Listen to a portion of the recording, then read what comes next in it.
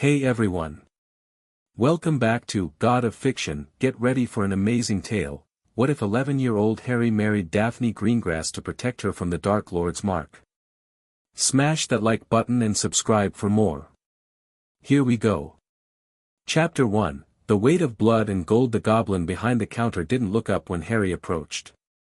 Its quill scratched across parchment with mechanical precision, and the creature's long fingers moved with the kind of practiced indifference that said, "You are not worth my time," louder than words ever could. Harry waited. Behind him, Hagrid shifted his enormous weight from foot to foot, the floorboards groaning in protest. "Go on, Harry," Hagrid whispered, which for Hagrid meant half the lobby could hear. "Tell him you're here, fair your vault." Harry didn't move immediately.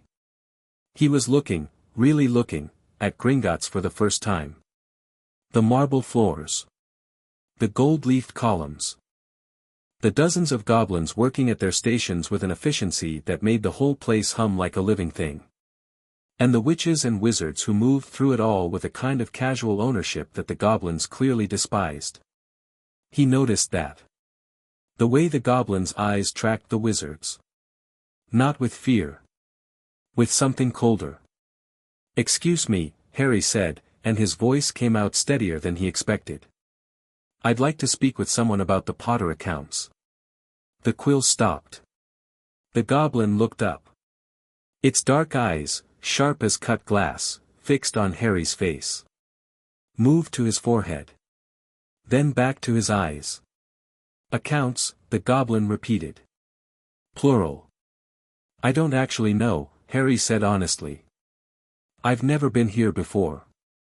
But my parents were James and Lily Potter, and I'd like to know what they left me. All of it." Something shifted in the goblin's expression. It wasn't warmth, Harry didn't think goblins did warmth, but it was something like interest. Maybe respect. "You've never received your annual statements?" "I didn't know I was a wizard until about 4 hours ago." The goblin set down its quill.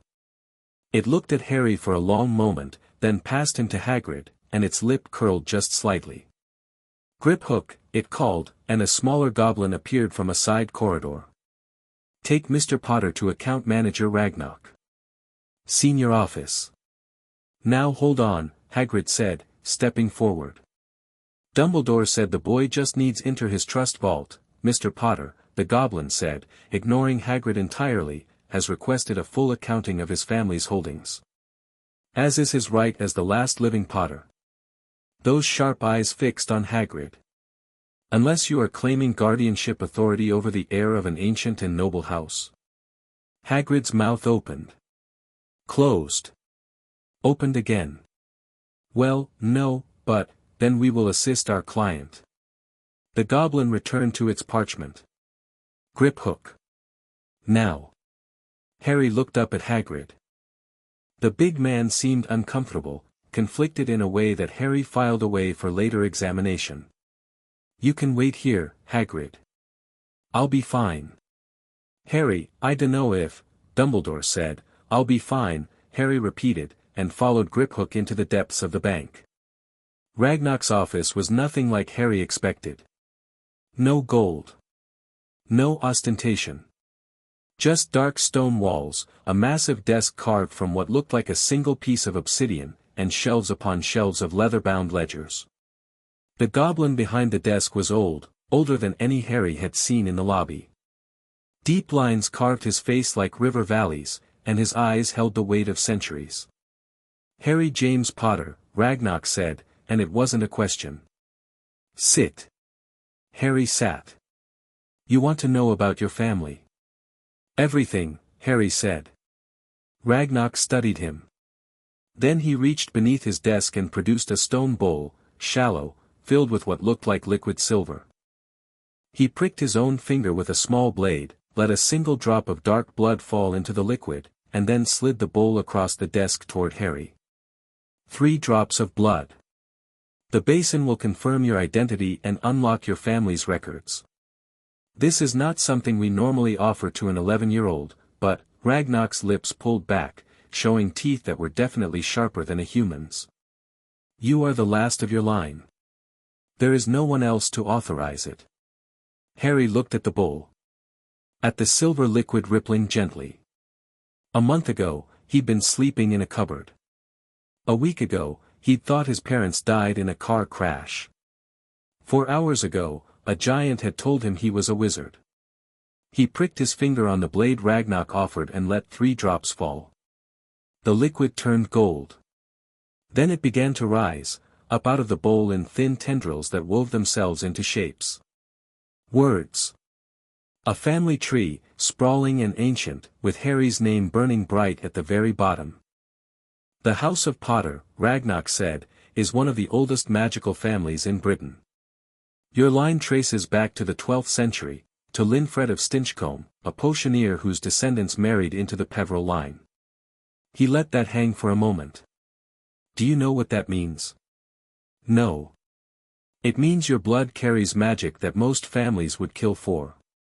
It means the Potter family vault, not the trust vault Dumbledore's man was steering you toward, contains artifacts, texts, and wealth accumulated over 800 years. Ragnarok pulled a ledger from his shelf and opened it on the desk. It also means you hold a seat on the Wisengamot, Britain's magical parliament. An ancient and noble house, with all the rights and protections that entails. Harry stared at the family tree still floating above the bowl. All those names. All those people who'd lived and loved and died, and it all came down to him. A skinny kid in oversized clothes who'd been sleeping in a cupboard under the stairs. Why didn't I know any of this? Harry asked. His voice was quiet, but something in it made Ragnarok look at him sharply. Your magical guardian, Albus Dumbledore, has managed your trust vault since your parents' death. Annual withdrawals for your care and maintenance. Ragnarok turned the ledger toward Harry. The full family vault, however, requires blood access. He could not touch it. Harry looked at the numbers in the trust vault column. Withdrawals. Annual. For 10 years. Those withdrawals, Harry said. Where did the money go? We are a bank, Mr. Potter. Not an auditing firm. We release funds as authorized. Where they go after, Ragnarok spread his hands. Harry felt something cold settle in his chest. The Dursleys. The cupboard. The second-hand everything. If money had been taken out for his care, it certainly hadn't been spent on him. He put that away. Filed it in the same place he'd filed Hagrid's discomfort. Things to deal with later. What are my rights? Harry asked. As head of the Potter family, you cannot claim your full lordship until 17. However, as the last living member of an ancient and noble house, with no guardian of magical blood, you have certain emergency provisions. You may access your family vault. You may authorize or reject contracts made in your family's name. You may, Ragnarok paused, looking at Harry with something that might have been amusement. You are taking this remarkably well for a child who learned magic exists this morning. I've had a weird day, Harry said. Keep going. Ragnarok made a sound that might have been a laugh. It was hard to tell with goblins. You may invoke house protections for yourself and any member of your household. And you may enter into binding magical agreements, including marriage contracts, that carry the full weight of the Potter name. I'm 11. Magical contracts of this nature are not, Ragnarok waved a hand. What muggles think of when they hear the word marriage. A contract between ancient houses is a binding of bloodlines. A magical alliance. Personal aspects are irrelevant until both parties reach majority. Harry nodded slowly. He didn't know why the goblin was explaining this specifically, but he stored the information away. Everything was useful. Everything was a tool. Growing up the way he had, you learned that fast, or you didn't survive. I want to see the family vault, Harry said. And I want copies of everything, every transaction, every document, every contract that has my family's name on it. Ragnarok's smile was all teeth. It will be our genuine pleasure, Mr. Potter. The cart ride to the Potter family vault went deeper than Harry thought the bank could possibly go. The air grew cold, then warm, then cold again. Strange sounds echoed from side passages, growls, the rush of water, once a distant roar that made Griphook grin with unsettling pride. The vault door was enormous. Not the small circular hatch that Hagrid's key would have opened at the Trust Vault, this was a gateway. 15 feet of burnished bronze inscribed with runes that seemed to shift when Harry looked at them directly. Blood and name, Griphook said. Harry pressed his still-pricked finger to the door. Harry James Potter. The runes flared gold. The door didn't swing open so much as melt away, folding into itself like liquid metal until a cavernous space lay before him. Harry had expected gold. There was gold, mountains of it, galleons piled so high they cast shadows on each other. But that wasn't what caught his eye. The vault was organized. Shelves lined the walls, filled with books, scrolls, small boxes, jewelry, and objects that hummed with magic so strong Harry could feel it on his skin like static electricity. He walked in slowly. His trainers, two big, Dudley's hand-me-downs, scuffed against a floor inlaid with the Potter crest. A rearing stag. Your family was not merely wealthy, Griphook said from the doorway. They were collectors. Researchers. Every generation added to this vault. Potions. Defensive artifacts. Spell journals. Harry ran his fingers along the spine of a book. Advanced Protective Magics, a Potter Family Grimoire. Next to it, Blood Wards and their applications. Next to that, the Peveril Legacy, Mastering Death's Gifts. Can I take things from here? It is yours, Mr. Potter. Every grain of dust. Harry grabbed the family grimoire. Then he grabbed two more books that seemed important, one on wizarding law, one on magical theory. He'd have time to come back for more. But as he turned to leave, something caught his eye. A small glass case on a pedestal near the back of the vault. Inside, a ring, gold, with a flat black stone set into it. The stone had a symbol etched into its surface. A triangle, a circle, a line. Harry reached for it and the glass case dissolved at his touch. The ring felt warm, almost alive, when he slipped it onto his right hand. It resized itself instantly, fitting his finger perfectly. The Potter signet, Griphook said, and his voice held a note Harry hadn't heard from a goblin before. Something close to reverence. It has not been worn in 10 years. Harry looked at the ring on his finger. The weight of it. The warmth. Let's go back up, he said. I think I have a lot to learn. When Harry emerged from the corridor into the Gringotts lobby, Hagrid was pacing. The half-giant looked relieved, then confused when he saw the books under Harry's arm and the ring on his finger. Harry. What, where'd ye get, my family vault, Harry said simply. I had a good talk with my account manager. Hagrid, did you know I was the head of an ancient and noble house? Hagrid's face went through several colors.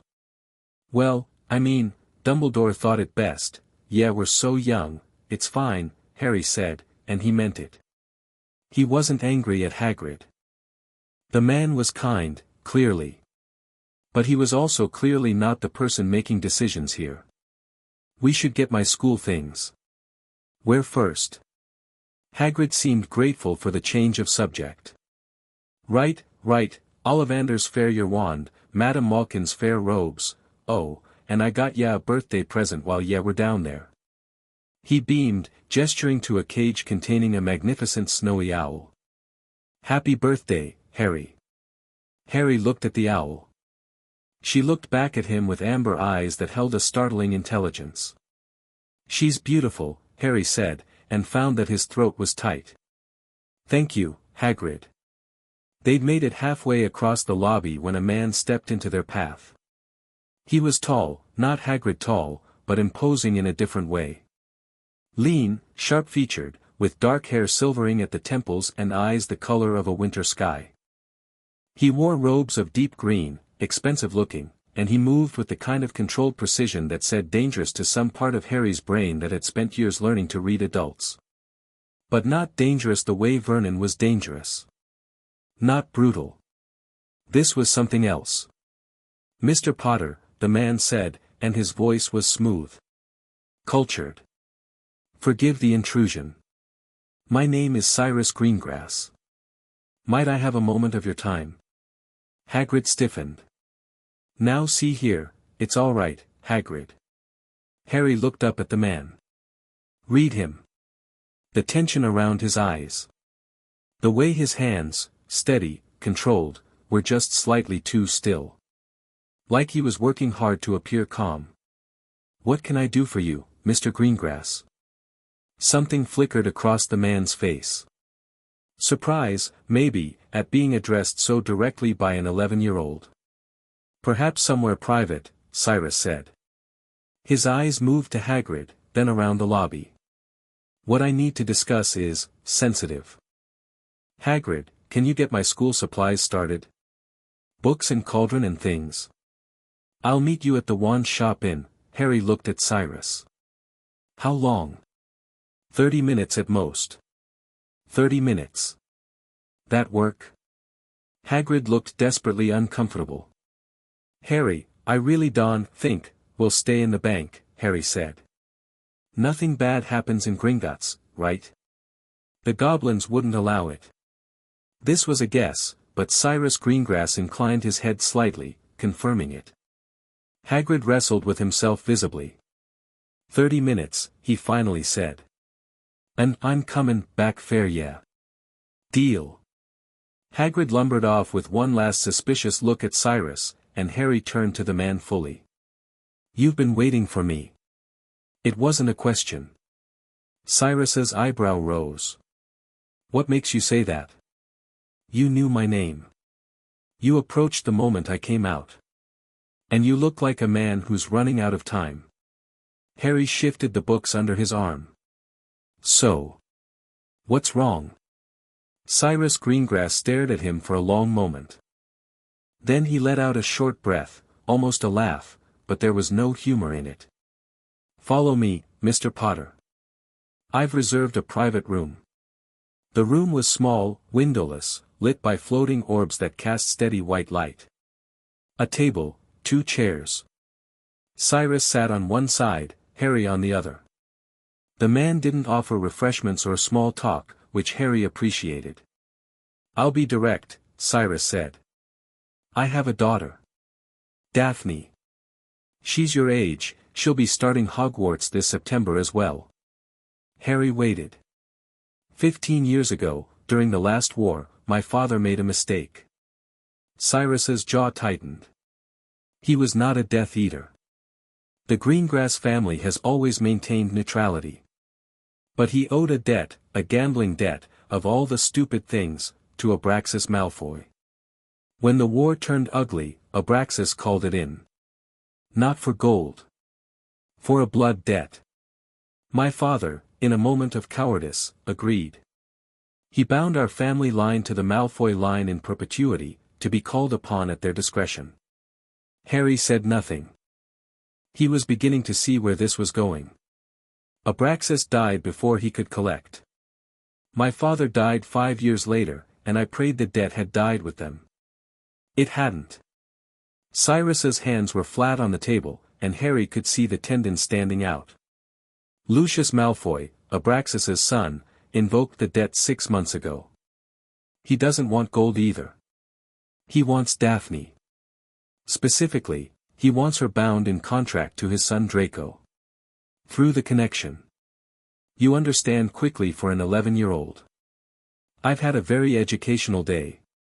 Keep going. Cyrus leaned forward. There is one way to nullify a blood debt. Only one. A superior claim.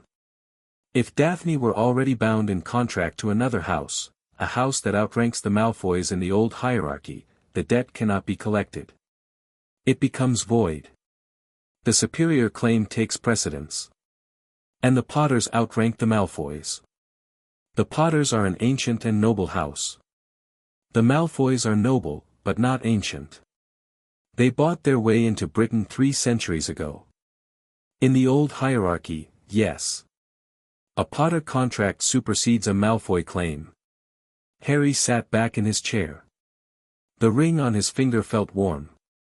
You want me to marry your daughter? Cyrus closed his eyes. When he opened them, there was something raw there, something that looked like shame, and desperation, and a father's fear all tangled together. I want you to save her. I have exhausted every other option.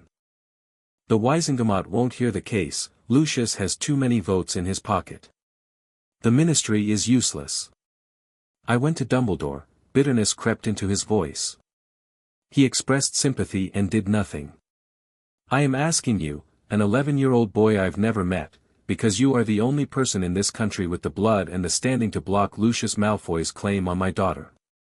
Harry looked at the table. Thought about it. He thought about cupboards and locked doors and adults who should have helped and didn't. He thought about money withdrawn from his vault for care he never received. He thought about Dumbledore expressing sympathy and doing nothing. He thought about an 11-year-old girl who'd never done anything wrong, and a man like Lucius Malfoy. He didn't know the man, but he knew the type, oh he knew the type, reaching out to take her because he could. Because the law said he was allowed. Because no one with power cared enough to stop it. What does Daphne think about this? Harry asked. Cyrus blinked. I haven't told her. I was hoping, you should tell her. It's her life. She's 11. So am I. And you're asking me to make this decision. Harry held the man's gaze. I'll do it. But I have conditions. The relief that broke across Cyrus Greengrass's face was almost painful to look at. His composure cracked, just for a second, and Harry saw the father underneath. Terrified. Desperate. Grateful. Name them. First, Daphne knows everything. The debt, the contract, why it's happening. No secrets from her. If I'm going to be bound to someone, I want a partner, not a pawn. Agreed. Second, this is an alliance, not a... I'm not, we're 11. Harry felt heat creep up his neck. The contract doesn't require anything, personal, until we're adults and both agree to it. Either of us can dissolve it when we're 17 if we want to. The standard protective clauses, yes. I would insist on those myself. Third. Harry leaned forward. When Lucius Malfoy comes for you, and he will, you stand with me. Not behind me. I'm not interested in being used as a shield and then discarded when the danger passes. This is a real alliance. Your family and mine. Cyrus studied him for a long, quiet moment. Mr. Potter, Harry. You are not what I expected. I'm not what anyone expects. Harry stood. Let's get a goblin in here. I want this done properly, ironclad, legally unbreakable.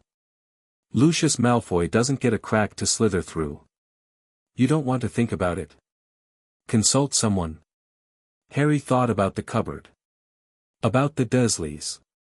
About growing up alone, with no one to stand between him and the people who wanted to use him. I've already thought about it, he said. Let's go. The contract took 40 minutes to draft. Ragnarok handled it personally. The old goblin seemed genuinely pleased to be involved in something so politically explosive. The document was written in 3 languages, English, gobbledygook, and something Ragnarok called ritual Latin, and bound with both their blood. Harry read every word. Some of it he didn't fully understand, but the meaning was clear. Harry James Potter, heir of the ancient and noble house of Potter, entered into a binding alliance with Daphne Greengrass of the noble house of Greengrass. The contract carried full protective provisions. Any magical binding, mark, or claim upon Daphne Greengrass was hereby superseded by the Potter contract. No other claim could touch her while the contract stood. It was, Ragnarok explained with obvious satisfaction, the magical equivalent of a fortress wall. Harry signed. Pressed his ring into the wax seal. Felt the magic pulse through him, warm, golden, settling into his bones like sunlight. Cyrus signed as proxy for his daughter, his hand trembling just slightly. "It is done," Ragnarok said, rolling the contract with practiced hands.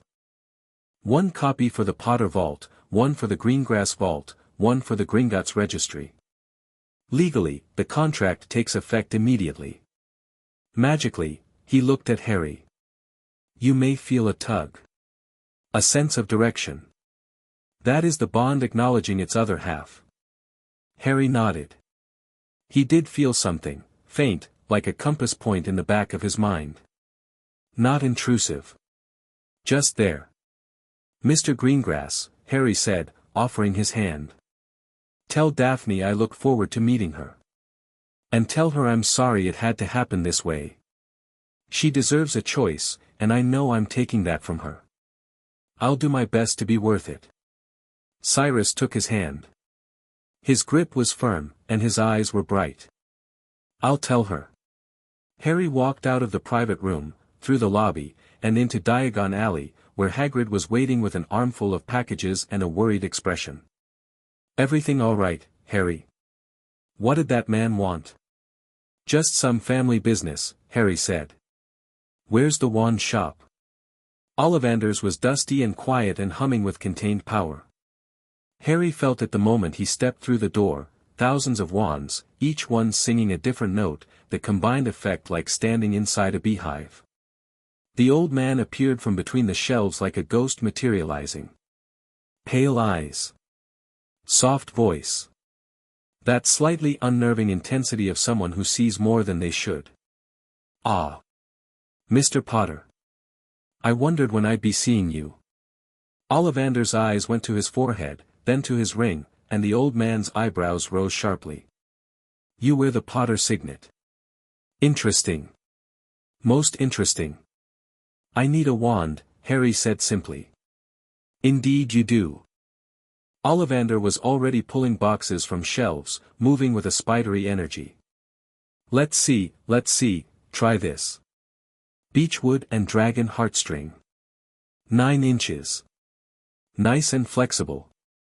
Harry took it. Waved it. Nothing happened. Ollivander snatched it back. No. Try this, ebony and unicorn hair, 10 1/4, springy." Nothing. "No, here, maple and phoenix feather, 7 inches, they went through a dozen wands." 2 dozen. Harry was starting to feel like something was wrong when Ollivander stopped mid-reach and turned to look at him with those unsettling pale eyes. "I wonder," the old man murmured. He disappeared into the back of the shop and returned with a single box, held carefully, as if it contained something volatile. Holly and phoenix feather. 11 inches. Nice and supple. Harry took the wand. And the world changed. Warmth flooded up his arm, not the gentle warmth of the contract signing, but a wildfire. Gold and red sparks erupted from the wand tip, swirling around him like living things, and Harry felt something inside him, something vast and coiled and waiting, unfurl.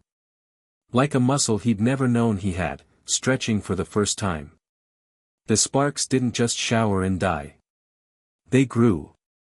The light intensified until Ollivander raised a hand to shield his eyes, and the shelves rattled, and somewhere in the back of the shop glass shattered. Harry closed his hand around the wand and it stopped. Instantly. Total control. Ollivander was staring at him. Not with his usual mild curiosity, but with something that looked very much like awe. "Curious," the old man whispered. "Very curious." "What's curious?" "The phoenix whose tail feather resides in your wand gave another feather. Just one other. It is curious that you should be destined for this wand, when its brother gave you that scar." Harry looked at the wand in his hand. Brother to Voldemort's wand. Of course. Because nothing about his life was ever going to be simple. "I think," Ollivander said slowly, "that we can expect great things from you, Mr. Potter." Great things.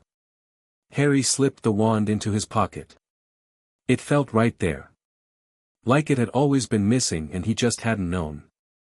7 galleons, Ollivander said faintly. Harry paid and left.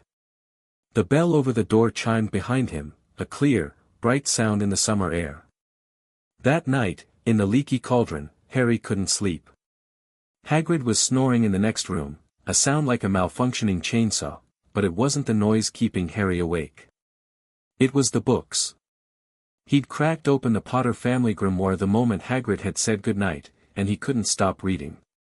The magic in these pages was nothing like what the Hogwarts textbook described. Standard Book of Spells, Grade 1 was, well, standard. Basic. Designed to be safe and simple and accessible to any magical child. The grimoire was something else entirely. Protective wards that could cover entire properties. Offensive spells refined over generations. Magical theory that treated a wizard's power like a muscle to be trained, pushed, expanded. And notes in different handwriting, dozens of hands, centuries of Potters adding their discoveries, their innovations, their warnings. One passage caught Harry's eye. Written in a tight, precise hand he somehow knew was recent, his father's, maybe, or his grandfather's. The Potter bloodline carries an unusual magical density. Our cores run deep. The Peveril inheritance is not merely in artifacts or name, it is in the blood itself. Train early. Train hard. The power is there. It simply needs permission to awaken. Harry looked at his hands. Thought about the wand selection, the explosion of light and power that had shaken Ollivander's shelves. Thought about the contract, and the magic that had surged through him when the seal was set. He wasn't just some orphan who happened to survive a curse. He was the heir of something ancient and powerful, and he'd been deliberately kept ignorant of it. That thought should have made him angry. It did, a little. But mostly it made him determined. He had a month before Hogwarts.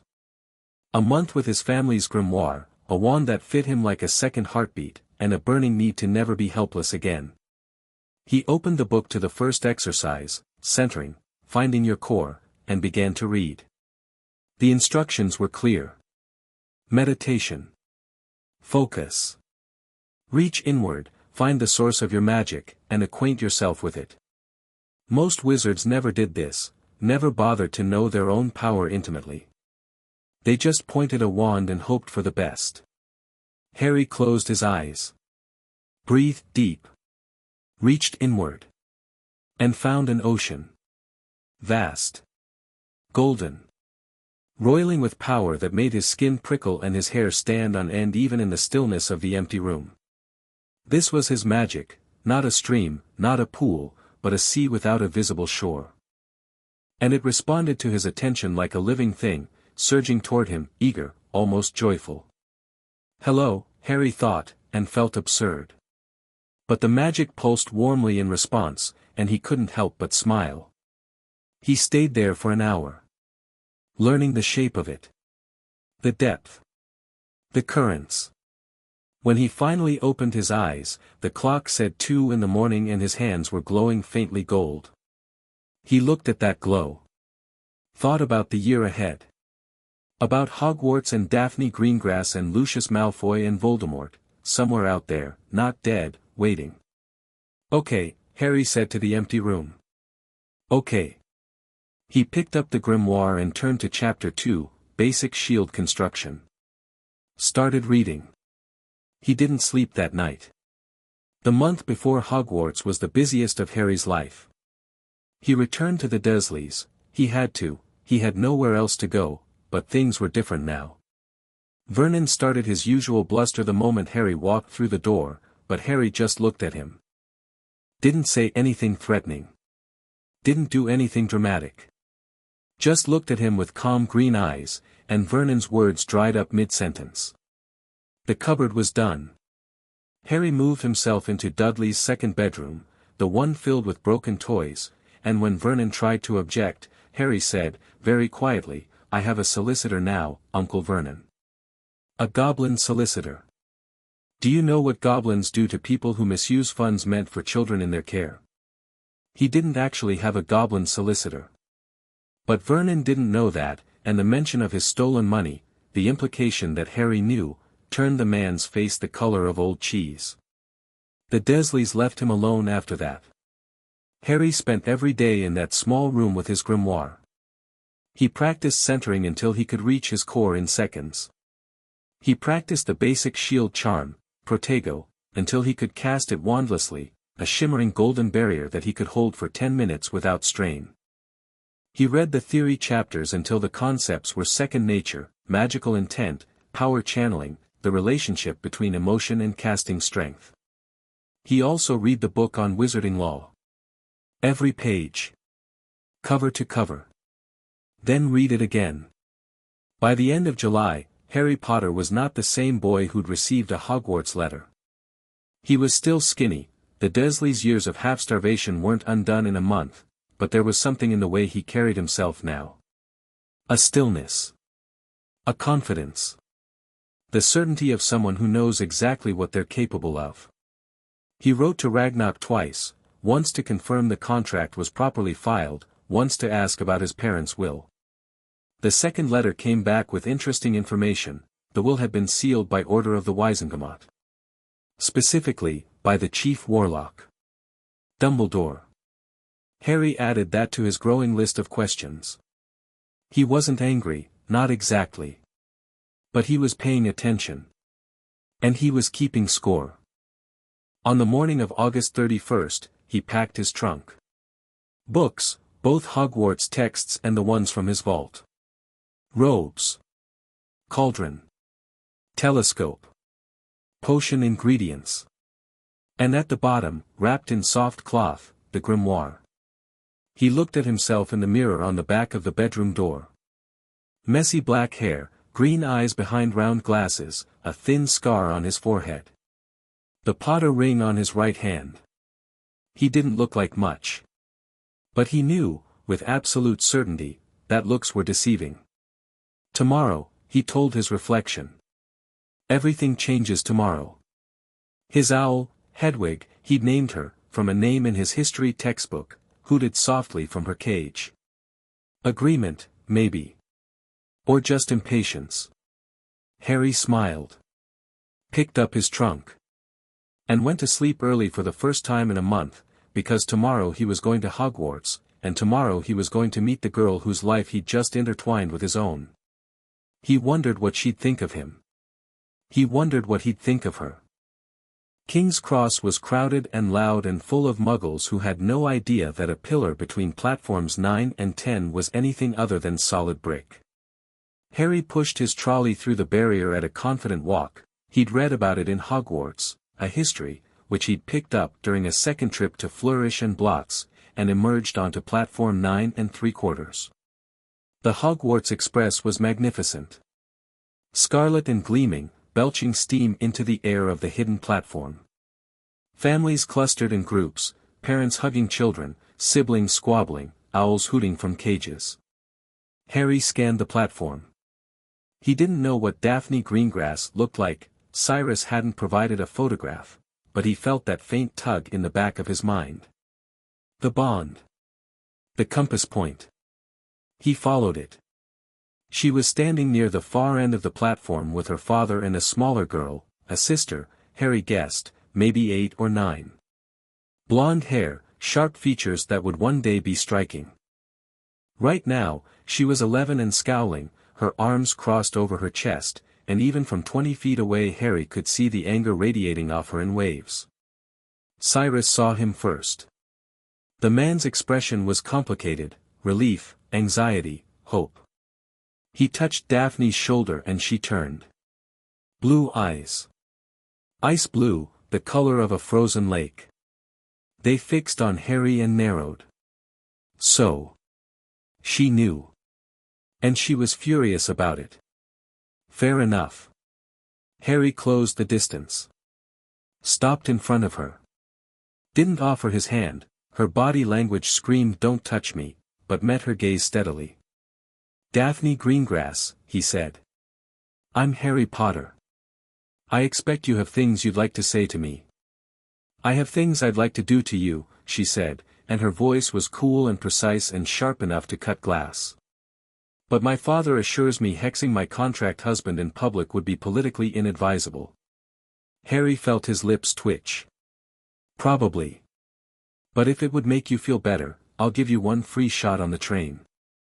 No retaliation. She stared at him. Something shifted behind those frozen eyes, surprise, maybe, that he wasn't what she'd expected.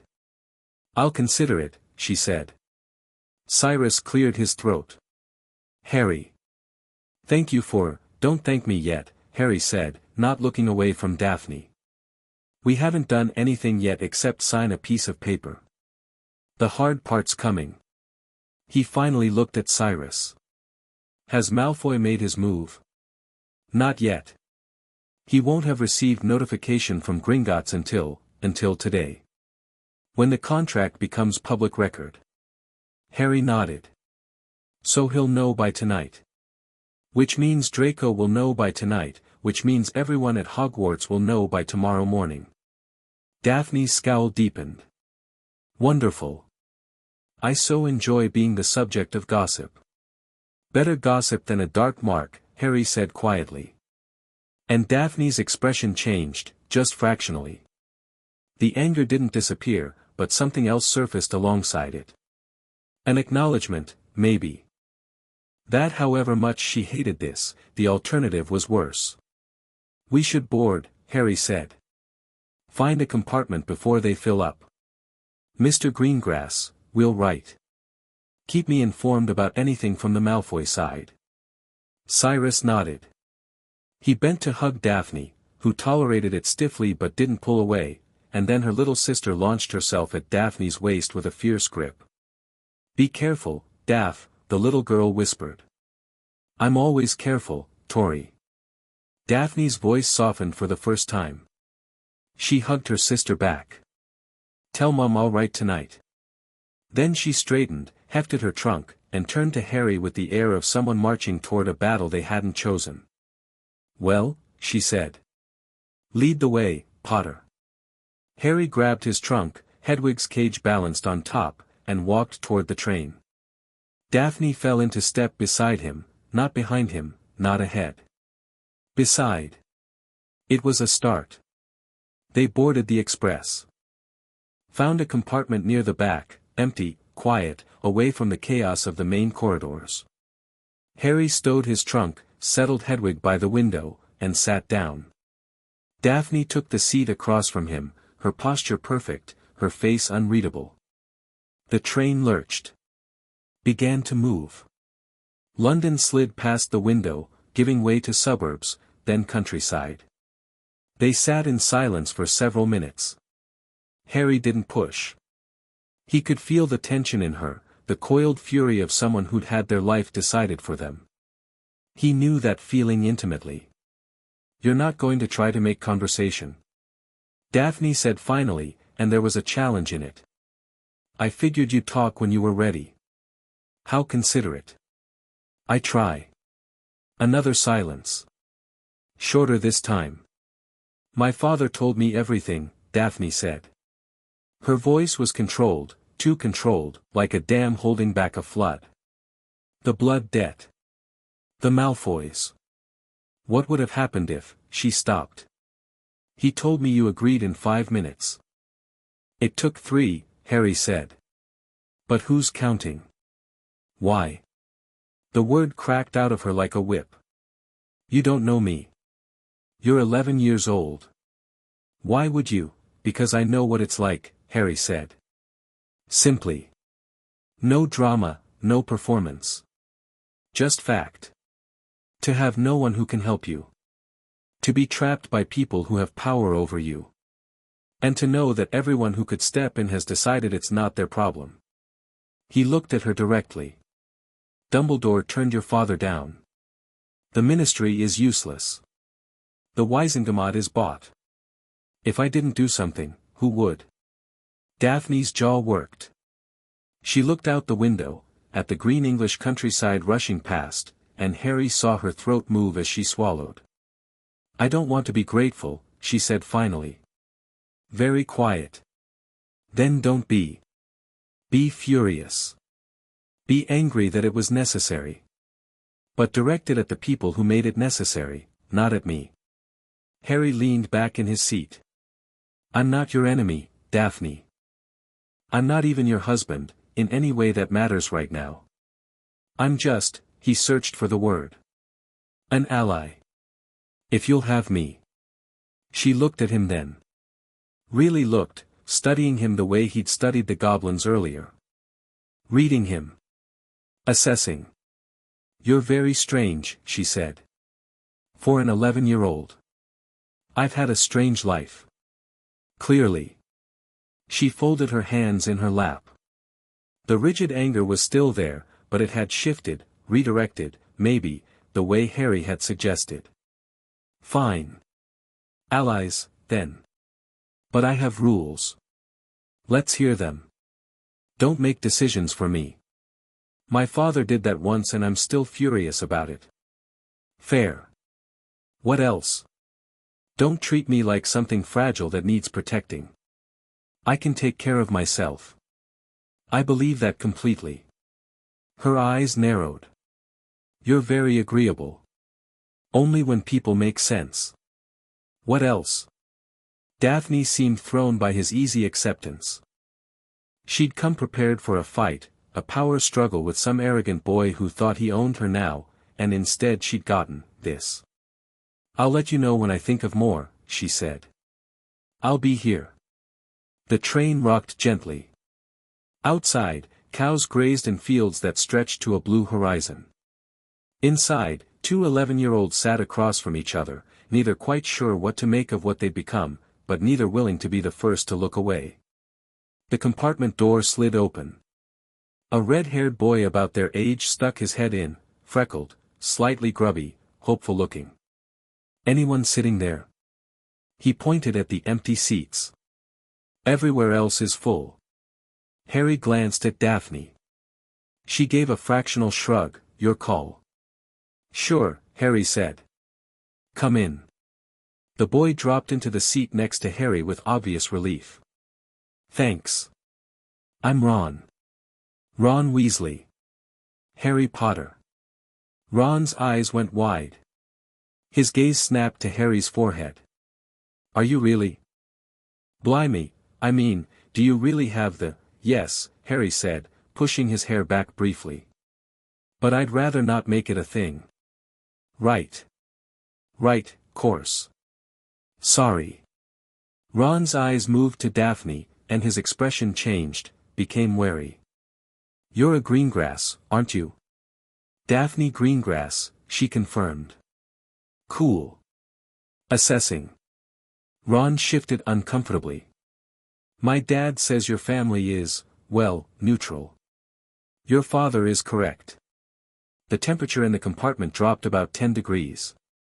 Harry looked between them, the Weasley boy's wariness, Daphne's ice, and filed it away. Blood politics.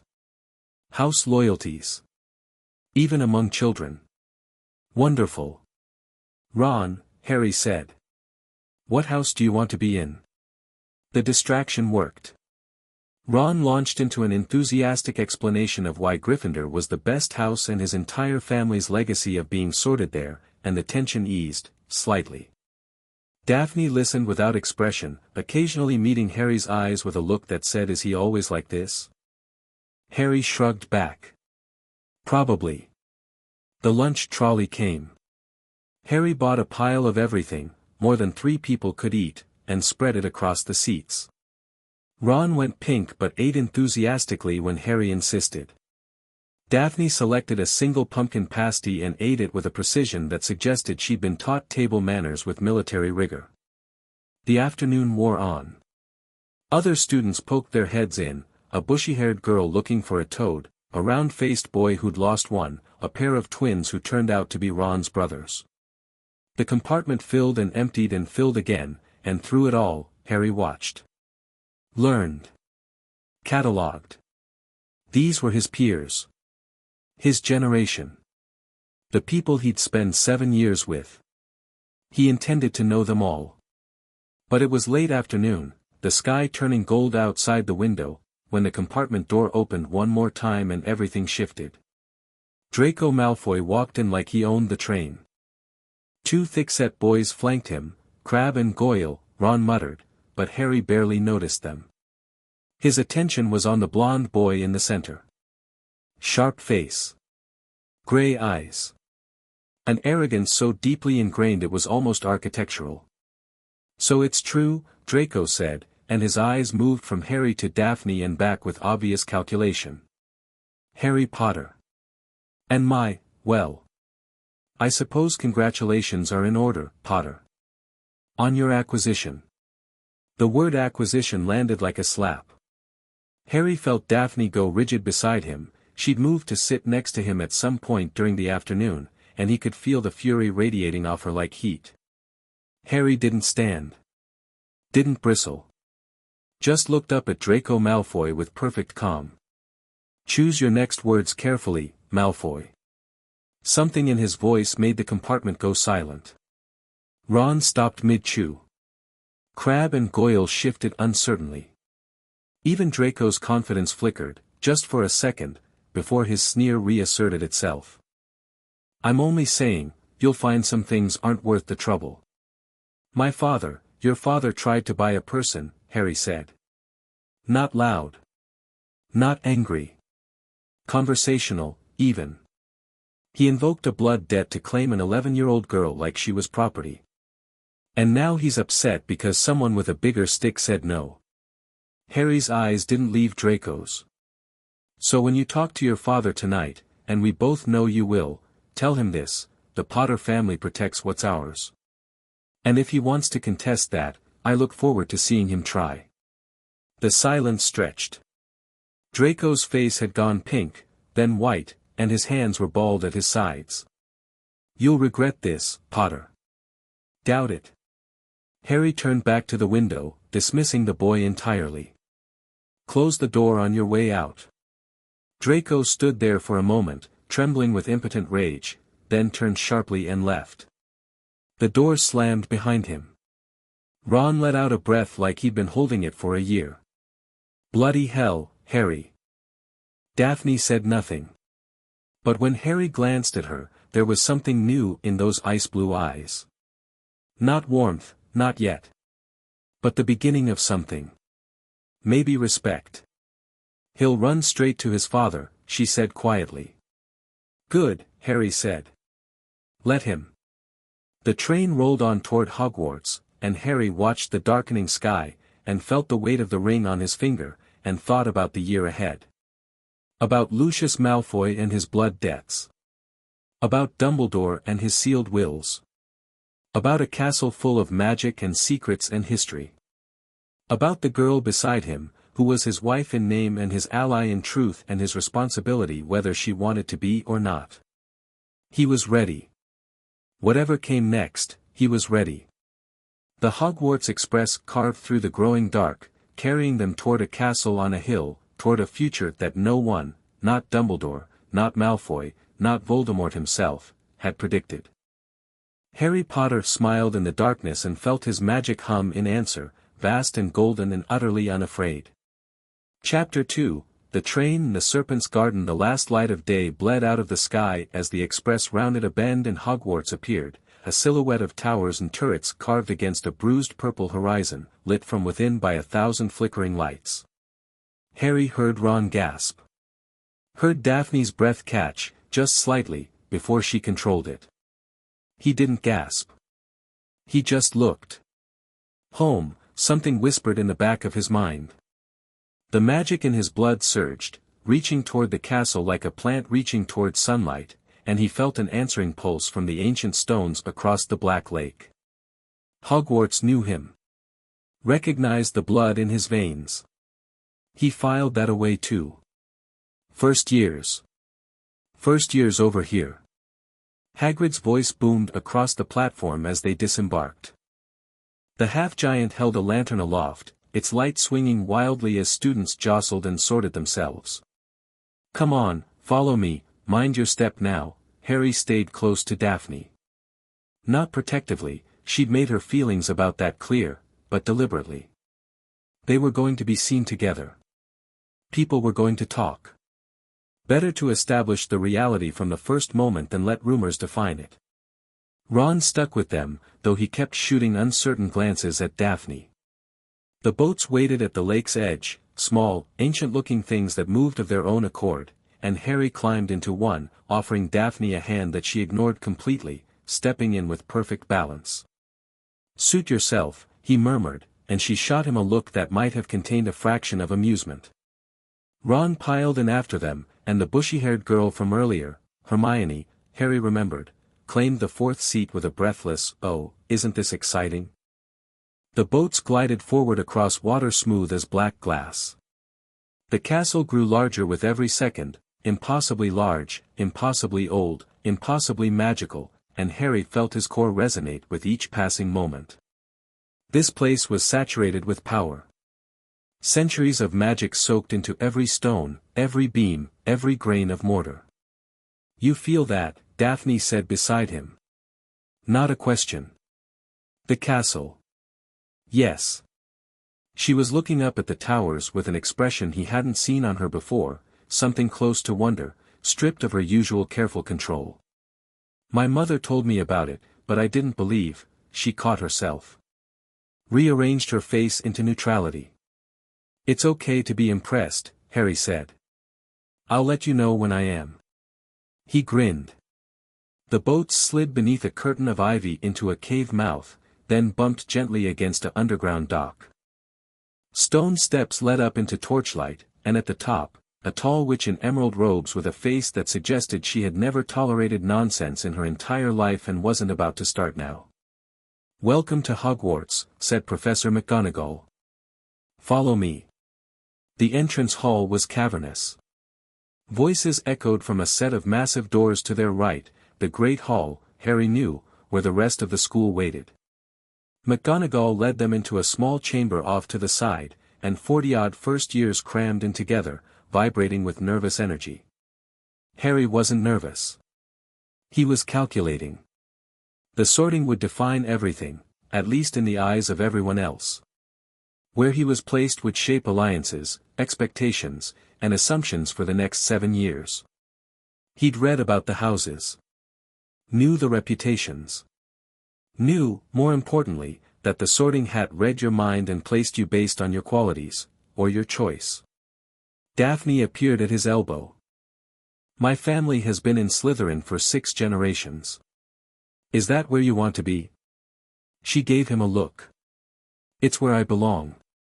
The question is where you'll end up. Does it matter?" "Of course it matters. If you're in Gryffindor and I'm in Slytherin, we'll be on opposite sides of a war that's been running for 1,000 years. Every interaction becomes political. Every moment together becomes ammunition for people like Malfoy." Harry considered this. She wasn't wrong. The house system wasn't just about dormitories, it was tribal. It shaped identity, loyalty, social structure. And the Gryffindor-Slytherin divide was the deepest fault line in Hogwarts. "What if I'm in Slytherin?" he said. Daphne's eyes widened, just fractionally. "You'd consider it?" "I'm considering everything." Harry looked around the chamber. Spotted Draco Malfoy holding court with a cluster of Slytherin legacy kids, Parkinson, not Zabini. "My parents were Gryffindors. Everyone expects me to follow." "Which is exactly why, it might be strategic not to," Daphne finished. Something like approval flickered across her face. "You're thinking like a Slytherin already." "I'm thinking like someone who wants to win." The chamber doors opened. McGonagall reappeared. "We're ready for you. Form a line." They filed into the Great Hall, and Harry felt the weight of 1,000 eyes land on him. The ceiling, enchanted to mirror the sky outside, Hermione whispered to no one in particular, showed a vast field of stars. 4 long tables stretched the length of the hall, each draped in house colors. At the far end, a raised platform held the staff table, and in the center of it all, on a wooden stool, sat a battered leather hat. It sang. Something about bravery and cunning and wisdom and loyalty, Harry listened with half an ear, more interested in the faces at the staff table. A hook-nosed man in black who stared at Harry with an intensity that felt personal. A turbaned professor whose eyes darted nervously. A tiny wizard who might have been standing on his chair. And at the center, Albus Dumbledore. White-bearded, half-moon spectacles, a grandfatherly smile that Harry met without returning. The song ended. Applause. McGonagall unrolled a scroll. Abbot, Hannah. A nervous girl stumbled forward. The hat dropped over her eyes. A moment's pause, Hufflepuff. The yellow table erupted. And so it went.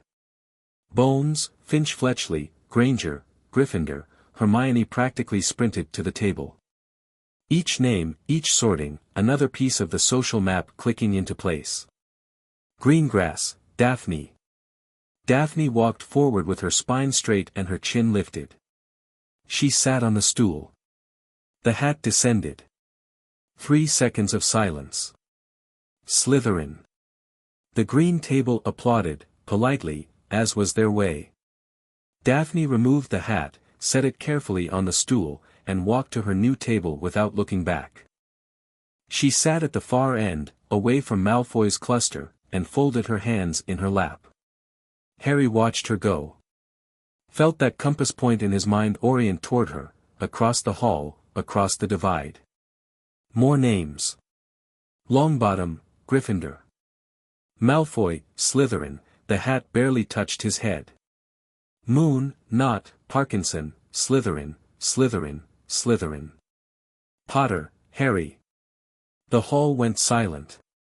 Then erupted into whispers, a wave of sound that crashed from one end to the other. Harry walked forward through it without hurrying. Sat on the stool. The hat descended over his eyes and everything went dark. Well, well, well. The voice was in his head. Old. Amused. Knowing. Harry Potter. I've been looking forward to this. Let me see, oh my. Oh, that's interesting. Harry waited. Remarkable mind.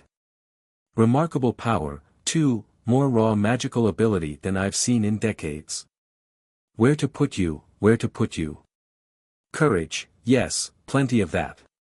But not reckless. Intelligent, certainly, but you don't seek knowledge for its own sake. Loyal, intensely so, to those who earn it. And cunning, oh yes. You're already playing a game most adults haven't figured out yet.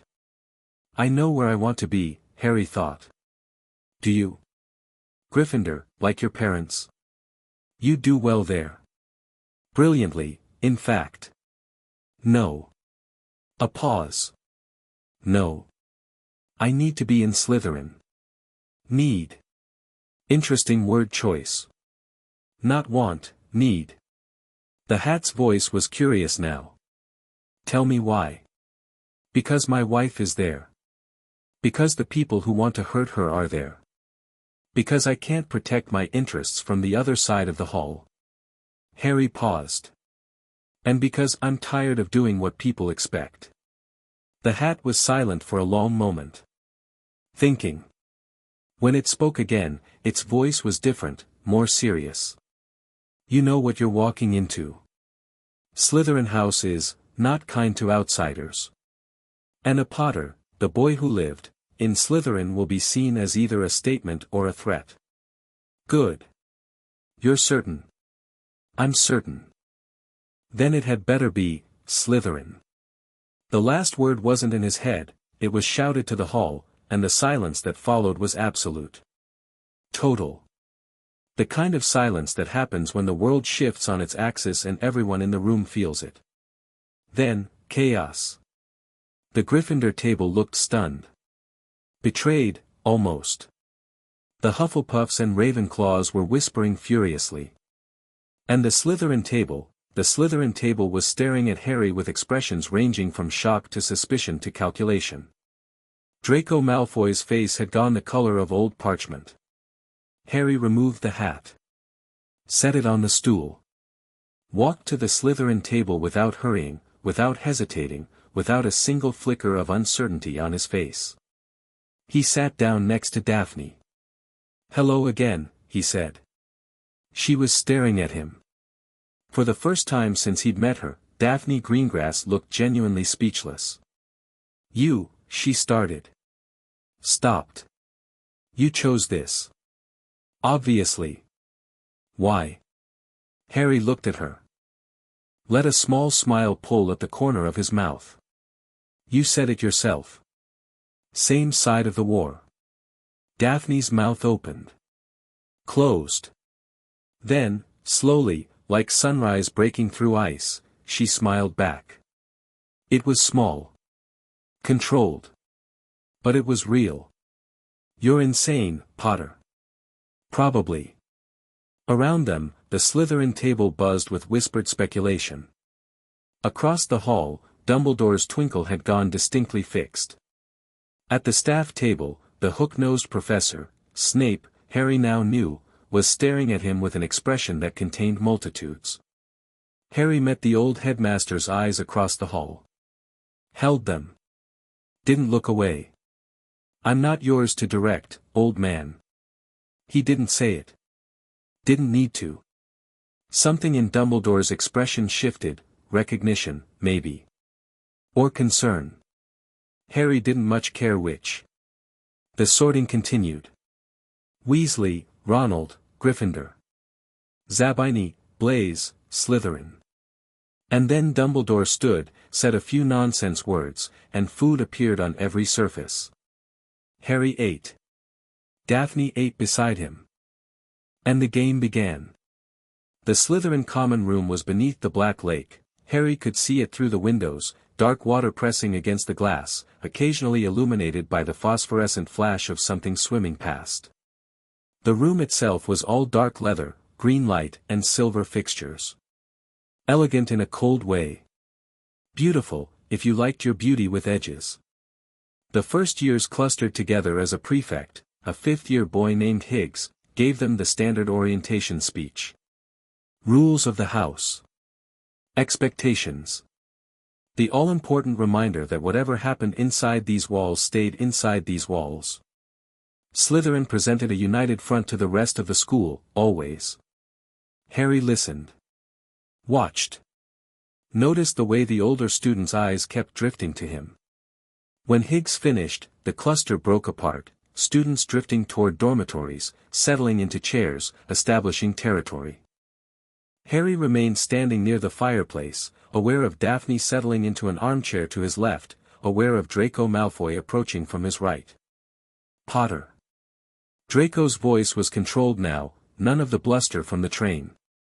He'd had time to think. To receive instructions, probably, from the look on his face. "I think we got off on the wrong foot earlier." Harry turned to face him fully. "Did we?" "I may have been hasty in my comments." Draco's gray eyes were calculating. "We're housemates now. Surely we can be civil." Civil. Harry tasted the word. "Sure. We can be civil. But let's be clear about something, Malfoy, because I want to start this off honestly." He took a step closer. Draco didn't back up, credit to him, but his throat moved. "The contract between my house and House Greengrass is signed, sealed, and magically binding. It is not a negotiation point. It is not something your father can challenge, buy, threaten, or manipulate away. If you, or he, make any move against Daphne, against her family, or against me, I will respond. Not with words. Not with complaints to teachers. Not with letters to the ministry." Harry smiled.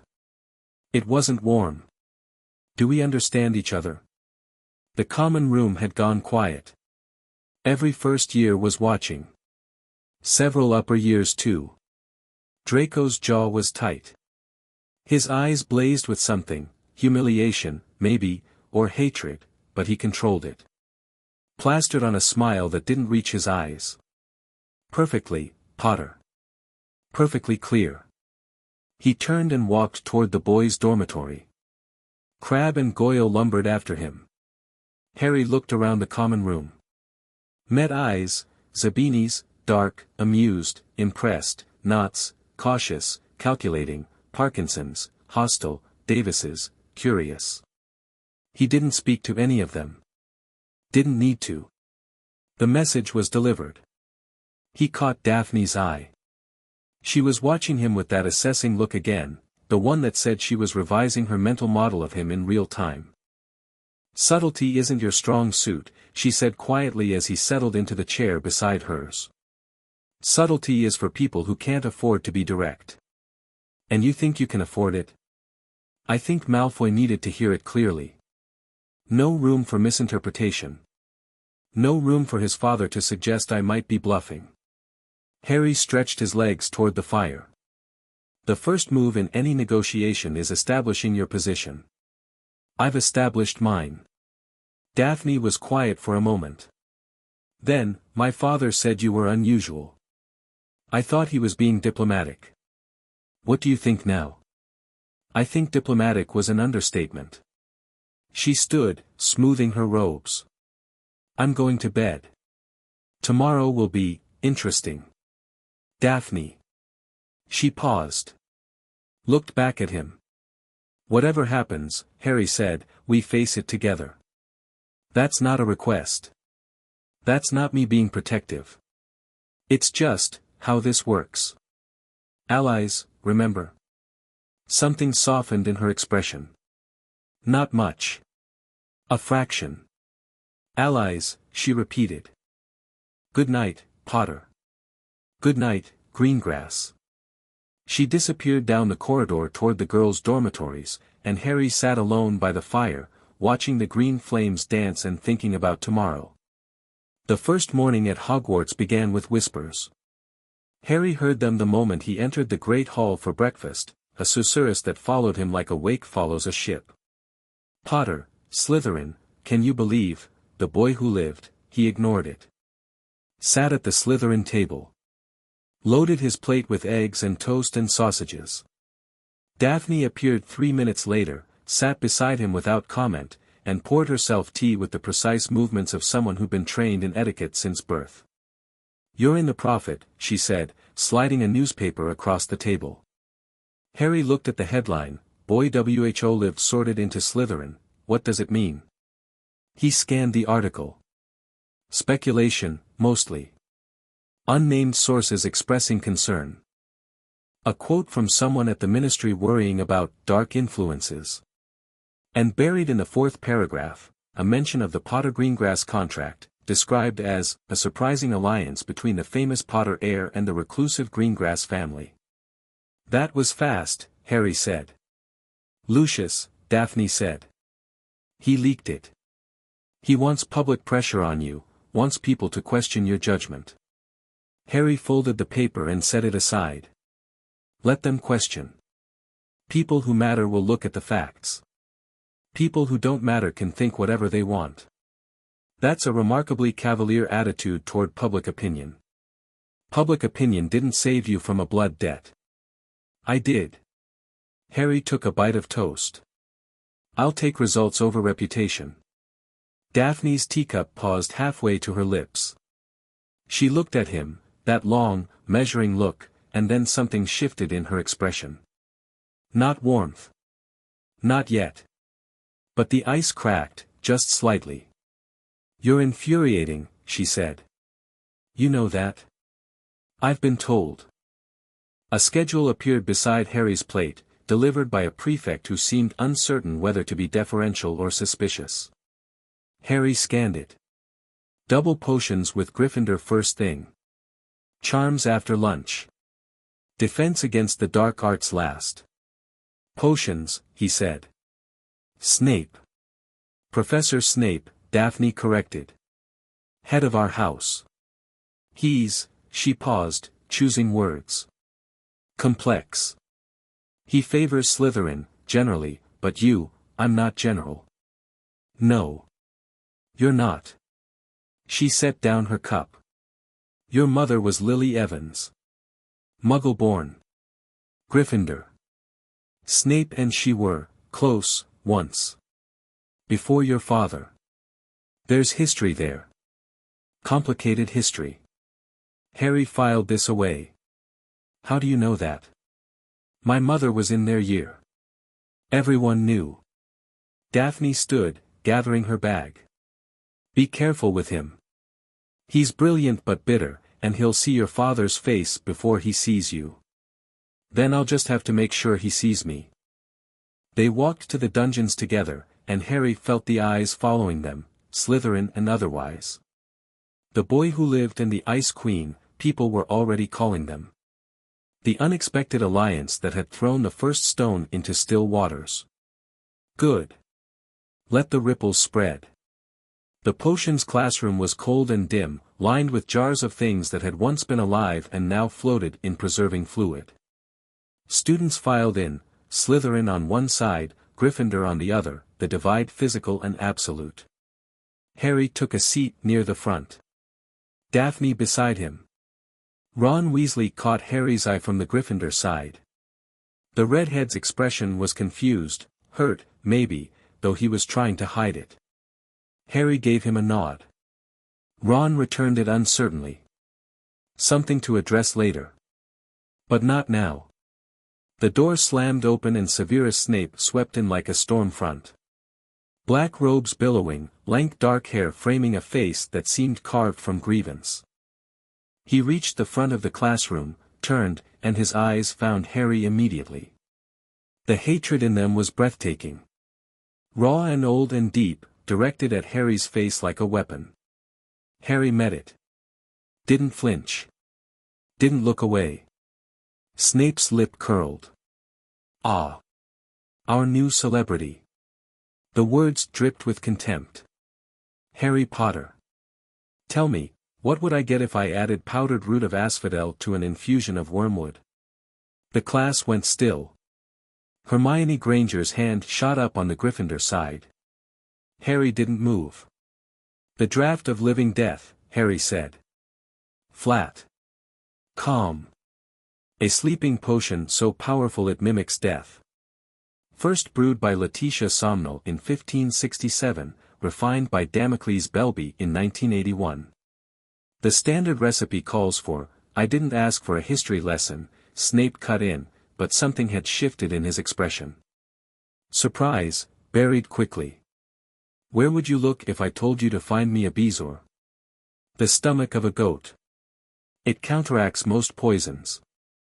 Though the Potter family grimoire suggests that bezoars from magical goats, particularly those raised on Alahatsi, are significantly more potent than the Potter family grimoire. Snape's voice was silky now. Dangerous. How impressive. Tell me, Potter, did your father leave you anything useful, or merely a collection of outdated notes? The room held its breath. Harry smiled. It was the kind of smile that made Daphne go still beside him, the kind that had nothing to do with warmth. My father left me quite a lot, Professor. Including the knowledge that you and my mother were once friends. Perhaps we could discuss it sometime, I'd love to hear your perspective. The silence was absolute. Snape's face went white. Then, slowly, dangerously, red. 10 points from Slytherin, he whispered. For impertinence. If you say so, sir. Harry's voice was still calm. Still steady. Still completely unafraid. Snape stared at him. The moment stretched, elastic, dangerous, and then the professor turned sharply on his heel. Open your books to page 47. Today we are brewing a simple boil cure potion. The instructions are on the board. If even one of you manages to produce something that isn't a toxic disaster, I will be impressed. Begin.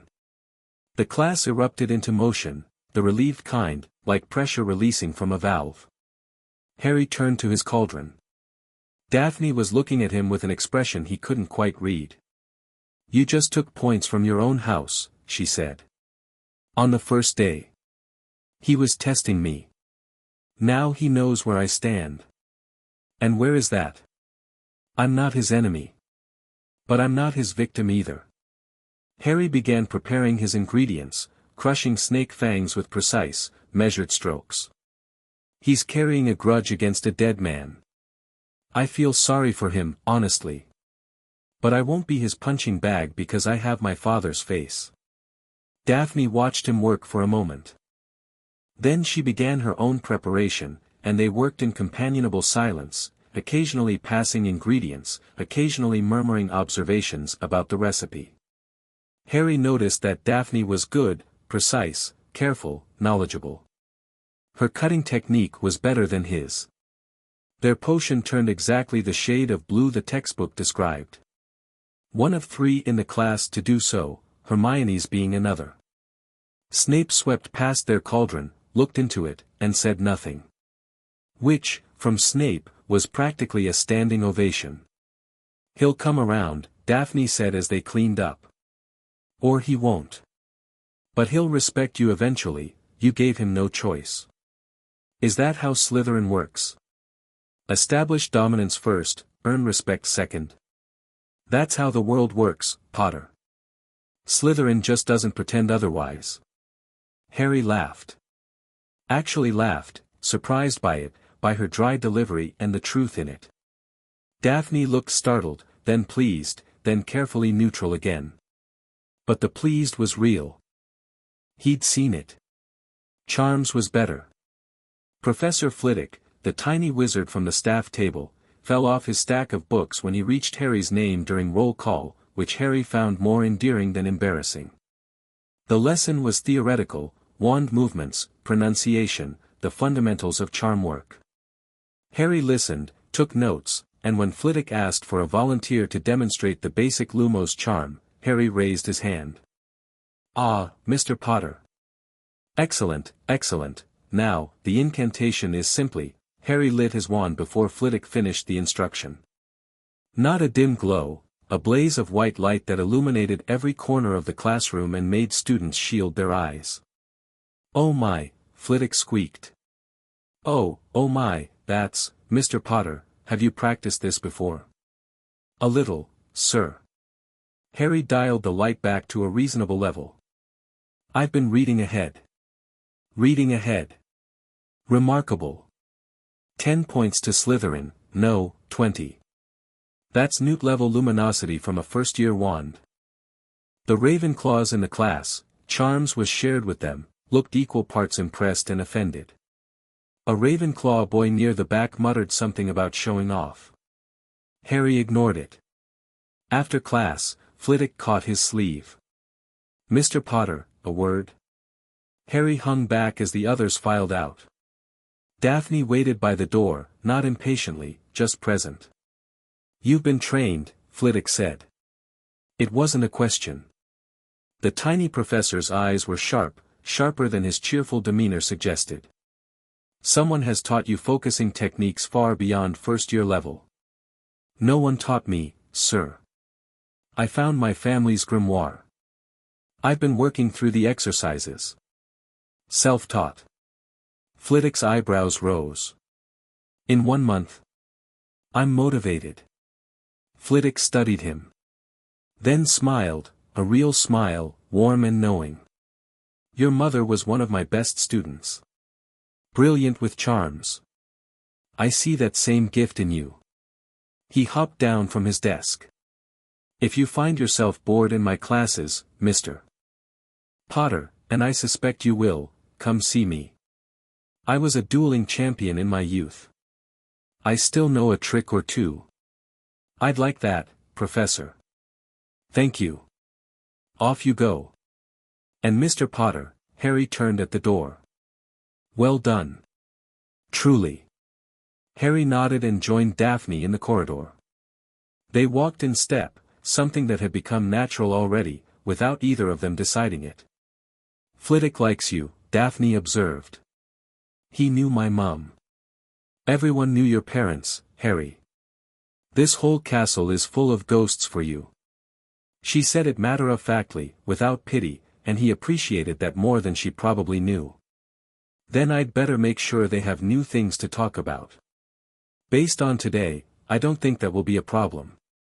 They turned a corner and nearly walked into a cluster of older Slytherins, fourth years, by the look of them. The group went quiet as Harry and Daphne approached.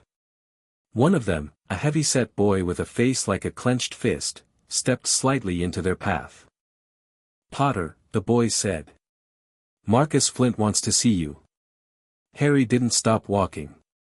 The boy had to step back or be walked through. "Who's Marcus Flint?" "Quidditch captain. 6th year." The boy was now walking beside them, slightly wrong-footed by Harry's refusal to stop. "He's in the common room. Then he can find me at dinner. I have defense next," he said now. Harry stopped. Turned to look at the older boy with the same calm, direct gaze he'd leveled at Snape, at Malfoy, at everyone who tried to push him today. "I appreciate the message," Harry said. "Tell Mr. Flint I'll be happy to talk after dinner. Right now, I'm going to class." The boy's face darkened. He was bigger than Harry, significantly, and clearly used to first years being intimidated by that. "Look, first high, when a 6th year tells you to," Harry's hand moved to his wand. He didn't draw it. Didn't need to. Just rested his fingers on the handle, casual as anything, and let a fraction, the barest fraction, of his power leak outward. The air between them warmed. Thickened. The torches on the walls flared. "After dinner," Harry repeated. Smiled. "I insist." The boy stared. Swallowed. Looked at his friends, who were all looking elsewhere, and then stepped back. "Fine. After dinner." Harry walked on. Daphne fell in beside him. She was quiet for a dozen steps, and then, "You just intimidated a 4th year.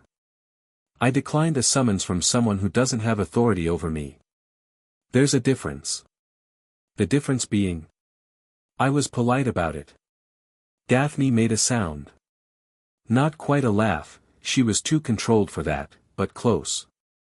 Something between a scoff and a chuckle that she turned into a cough. "You're going to have the entire house either respecting you or wanting to kill you within a week." "Ideally both," Harry said. "Keeps things interesting."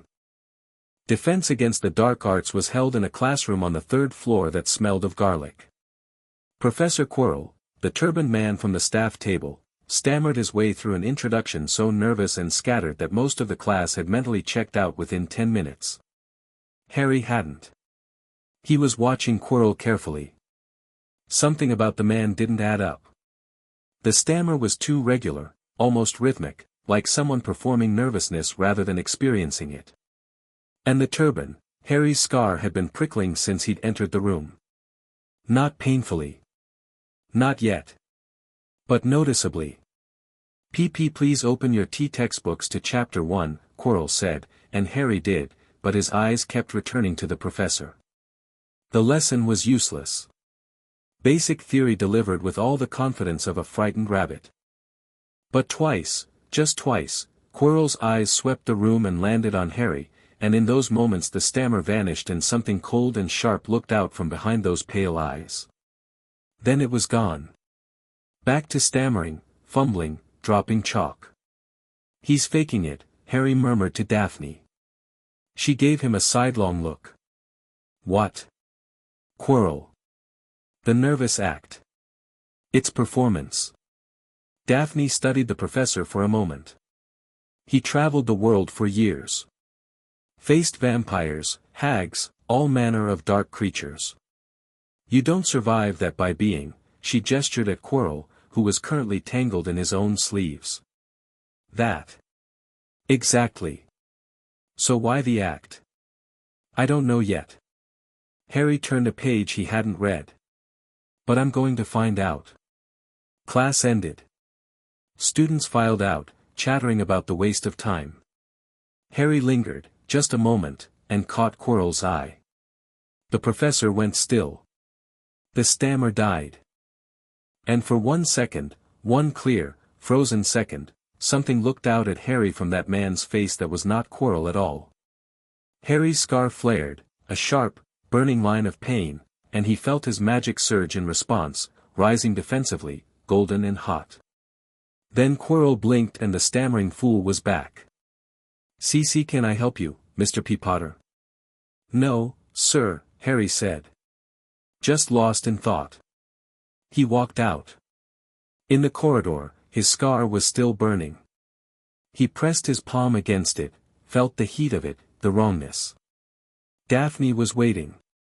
She took one look at his face and her expression sharpened. "What happened?" "Later." "Not here." She nodded. "Didn't push."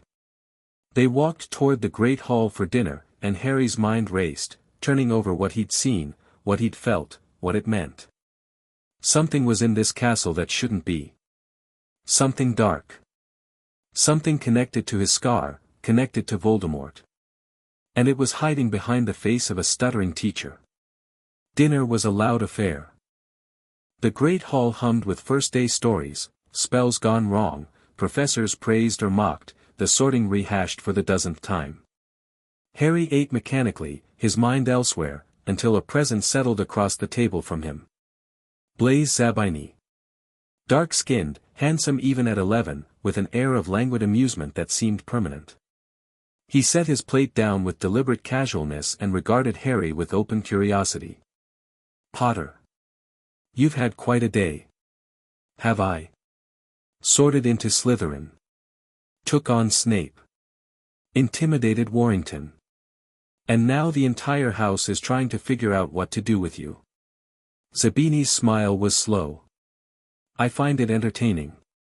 Glad to provide amusement." "I'm not looking for a patron or an enemy," Zabini said. "Just making myself known. My mother always says, it's better to know the people who are going to reshape the landscape before they do it. Smart woman. She survived 7 husbands." "I'd say so." Zabini speared a potato. "For what it's worth, I think your move with the Greengrass contract was clever. Not just strategically. The old families will notice. A Potter choosing alliance over isolation, choosing Slytherin over Gryffindor, that changes the conversation."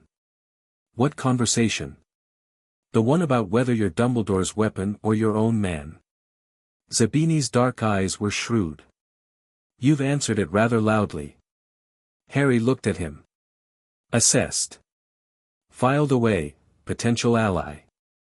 Intelligent. Independent. Not aligned with Malfoy's faction. "Good to know you, Zabini." "Blaise, please. We're housemates." He stood, taking his plate. "And Harry, watch yourself with Flint. He's not subtle, but he has Malfoy's ear. Thanks for the warning. Free of charge. The next one costs you." Blaise smiled and drifted away. Daphne, who'd been listening without appearing to, said quietly, "He's useful. But he doesn't pick sides. Everyone picks sides eventually. Better to be the side people want to pick." Spoken like a true Slytherin. I'll take that as a compliment. It was one. They finished dinner. True to his word, Harry sought out Marcus Flint in the common room after, a big, brutal-looking 6th year with teeth like a graveyard. Flint wanted to know if Harry could fly. Harry said he didn't know, he'd never tried. Flint looked disappointed, said first years couldn't have brooms anyway, and dismissed him. Harry filed it away. Another piece of the puzzle. Even Quidditch was politics in Slytherin. It was late, nearly curfew, when Harry found an empty corner of the common room and gestured Daphne over. She came without asking why, settling into the chair across from him with the ease of someone who'd already grown accustomed to their rhythm. "Quirrell," Harry said, keeping his voice low. My scar reacted to him. Daphne went very still. "Your scar? The one from Voldemort?" "Yes. It burned. And when I looked at him, just for a second, there was something behind his eyes. Something that wasn't him." Daphne's hands clasped in her lap. Her knuckles were white. "You think he's possessed?" I think something is wrong with him. I think it's connected to Voldemort. And I think whatever it is, it's here for a reason. Harry leaned forward. Third floor corridor. Dumbledore said it was out of bounds, anyone who goes there risks death. Why would a school have a corridor that kills students? Unless it's guarding something. Exactly. They looked at each other across the dim green light of the common room. Outside the windows, something vast and dark moved through the lake water, a tentacle, maybe, or something older. What are you going to do? Daphne asked. Learn everything I can. Train. Get stronger. And figure out what Quirrell, or whatever's wearing him, is after. Harry's jaw set. I'm not going to sit around waiting for someone else to handle it. Dumbledore clearly knows Quirrell is here and hasn't done anything. Just like he knows about your blood debt and didn't do anything. You don't trust him. I trust that he thinks he's doing the right thing. But his version of right and mine aren't the same. Harry met her eyes. I protect what's mine. I don't sacrifice people for the greater good. Daphne was quiet for a long time. The fire crackled. Students drifted past toward bed. And slowly, something in her posture changed. The last rigid edge of resistance, the final wall of I didn't choose this resentment, softened. Not gone. Maybe never fully gone. But, accepted. Redirected. Transformed into something that looked a lot like determination. Then we need a plan, she said. Not just for Quirrell. For all of it. Malfoy's father, the blood debt, the political game, and, whatever's hiding in this castle. Partners. Partners. She offered her hand. Small, pale, steady. Harry took it. Her grip was firm, stronger than he expected, and when their skin touched, the bond between them hummed. Not the dramatic pulse of the contract signing, but something quieter.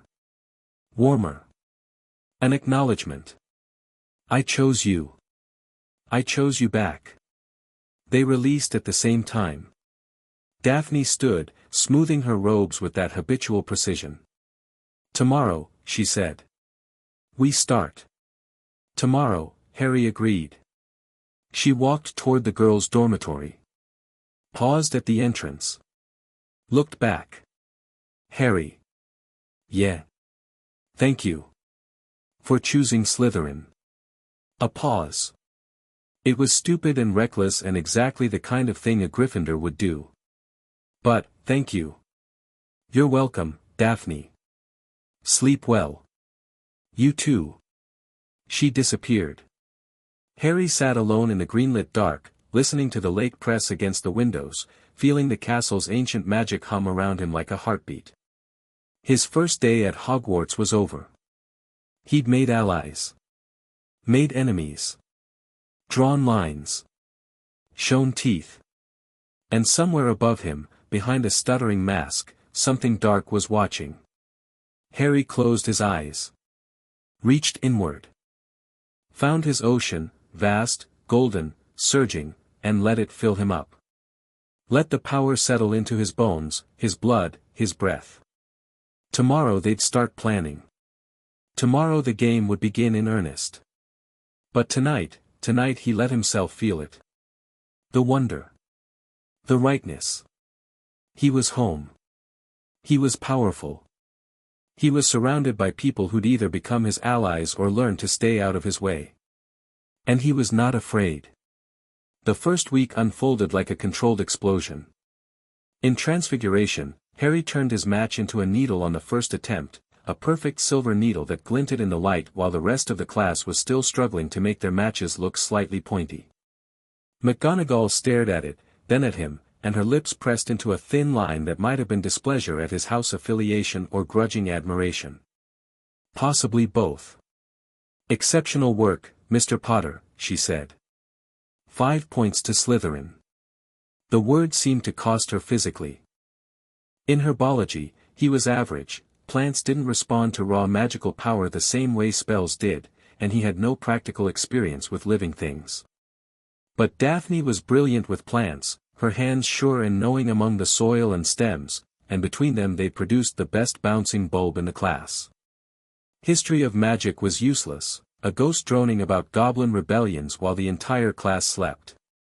Harry used the time to read ahead in his grimoire, shielding the pages from curious eyes with a minor notice-me-not charm he'd found in Chapter 4. Astronomy was interesting. Flying lessons were better. They came on Thursday, Slytherins and Gryffindors together on the training grounds, a row of ancient broomsticks laid out on the grass. Madam Hooch, yellow-eyed and sharp, barked instructions. Step up to the left side of your broomstick. Right hand over it. Say up. Harry held his hand over the broom. Up. It leapt into his hand like a living thing, so fast that Hooch's head snapped toward him. He could feel it vibrating under his fingers, eager, responsive. The magic in it recognized the magic in him. This, he thought, was going to be fun. Beside him, Daphne's broom rose smoothly into her hand. She caught his eye and the corner of her mouth twitched. Kick off, hover, touch down, Hooch called. That's all. No flying off, no showing off, no. Neville Longbottom's broom took off like a rocket. It happened fast, the round-faced Gryffindor boy shooting upward with a terrified shriek, his broom bucking and spinning. 20 feet. 30. 40. Hooch was shouting, students were screaming, and Neville was losing his grip. Harry was on his broom before he thought about it. Instinct. Pure, uncomplicated instinct, the kind that didn't bother with calculation or consequences. He kicked off hard and the broomstick responded like it was part of his body, rocketing upward in a blur of speed. Neville fell. Arms windmilling, scream tearing from his throat, the boy plummeted, and Harry was there. A diving catch that pulled 6 Gs and made his vision gray at the edges, one hand clamped on Neville's robes, the other on the broom, his magic flooding into the stick to keep them both aloft. He set Neville down on the grass, gently, carefully, and landed beside him. Hooch was running toward them. The class was dead silent. Mr. Potter, Hooch started, her face white. He's fine, Harry said. Might want to check that broom, though. It shouldn't buck like that. Hooch opened her mouth. Closed it. Opened it again. That was, I haven't seen flying like that since, she shook herself. Mr. Longbottom. Hospital wing. Someone escort him. And Mr. Potter, her yellow eyes fixed on him with an intensity that had nothing to do with discipline. Stay after class. Harry nodded. Walked back to his place in line. Around him, the reaction split, Gryffindors looking grudgingly impressed, Slytherins calculating, Malfoy's face a mask of fury. Daphne said nothing. But when he passed her, she caught his sleeve, just briefly, and squeezed once. After class, Hooch didn't give him detention. She gave him a note, sealed, and told him to deliver it to Professor Snape. Harry didn't open it. But he knew what it said.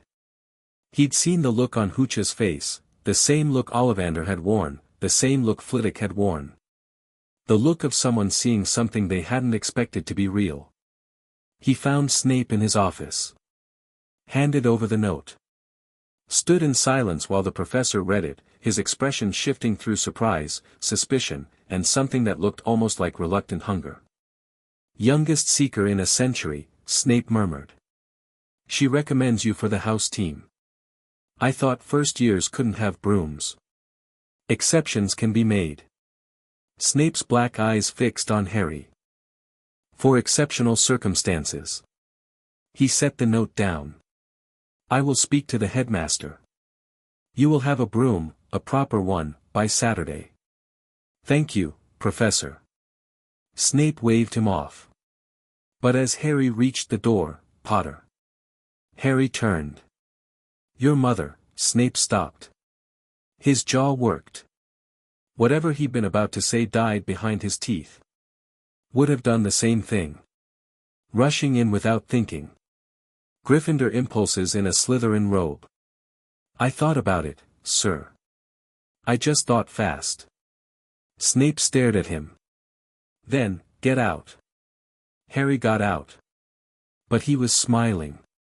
By Friday evening, the entire school knew 3 things about Harry Potter. He was in Slytherin, he was married, in the loosest possible sense, to Daphne Greengrass, and he was the most naturally talented student Hogwarts had seen in a generation. It was this last fact that drew the most attention, and the most danger. Harry was in the library, alone, for once, Daphne at an astronomy makeup session, when a shadow fell across his table. He looked up. Theodore Nott. Thin, dark-haired, with the watchful eyes of a boy who'd grown up in a house full of secrets. He slid into the chair across from Harry without asking. Potter. Nott. My father wants me to hate you. Nott's voice was conversational. Almost pleasant. The contract with Greengrass, it's upset certain plans among certain families. Your father is welcome to his feelings. He's also welcome to his mark. Nott's sleeve shifted, deliberate, revealing a pale forearm. Unmarked. I don't intend to follow in his footsteps. But I need to be careful about how I show that. Harry set down his quill. Gave Nott his full attention. What are you telling me? That not everyone in Slytherin is your enemy. That some of us, Nott paused. Chose his words. Would prefer a future that doesn't involve kneeling. Is this a pledge? It's an introduction. Nott stood. Be careful, Potter. The Owl Post tomorrow will bring interesting news. Lucius Malfoy doesn't take losses quietly.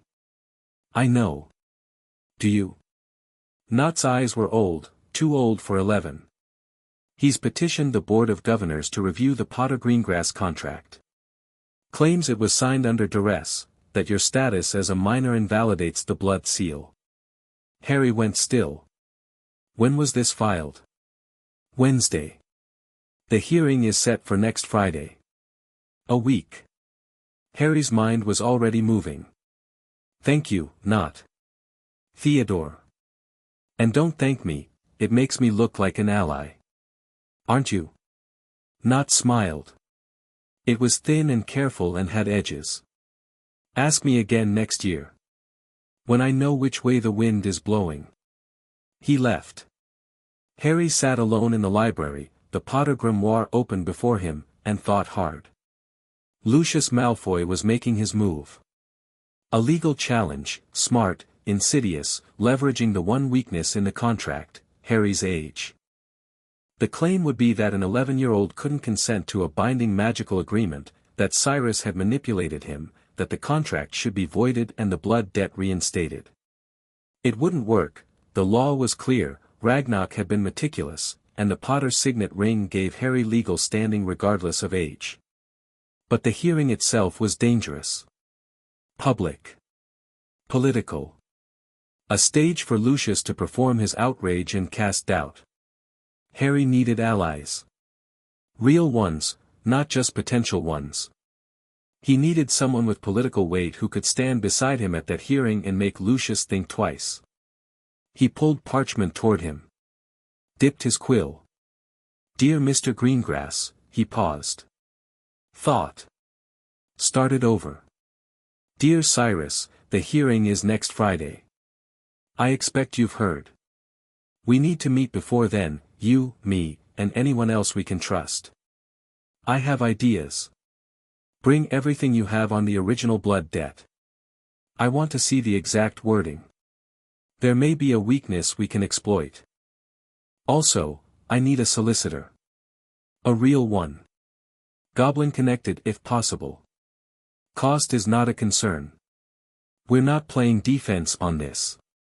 We're ending it. Harry he sealed the letter. Called Hedwig, she was never far, and sent her into the night. Then he closed his books, left the library, and went to find Daphne. She needed to know. They needed to plan. Because Lucius Malfoy was coming for them, and Harry Potter intended to be ready.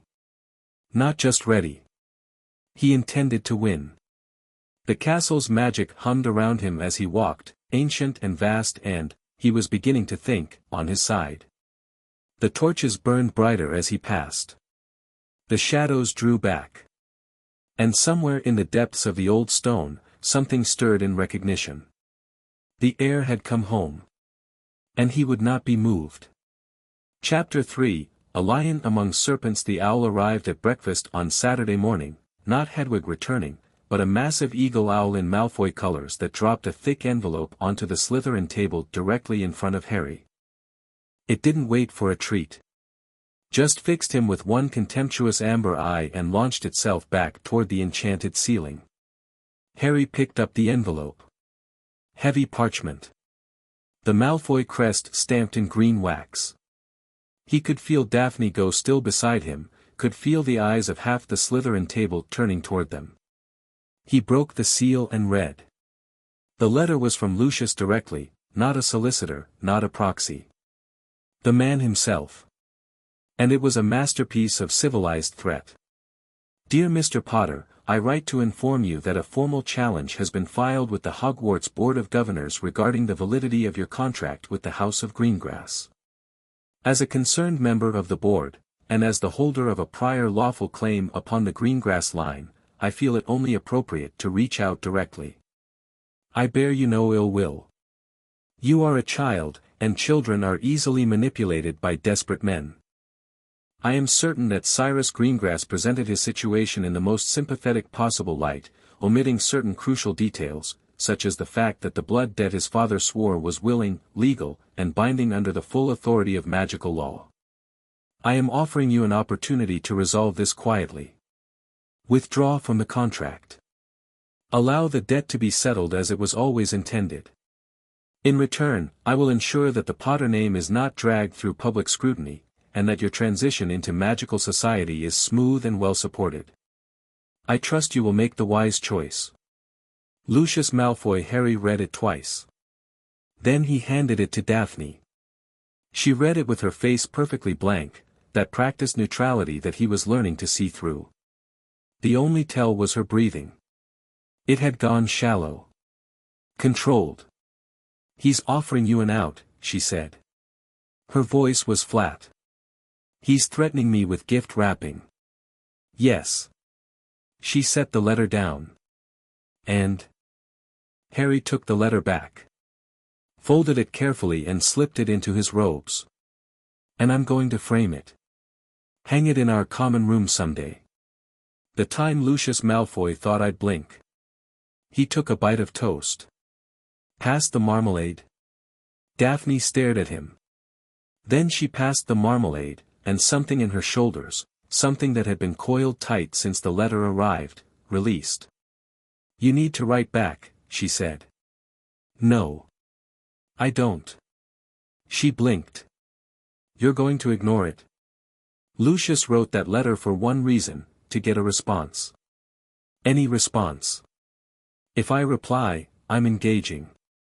I'm acknowledging his position has merit. I'm telling him I took the threat seriously.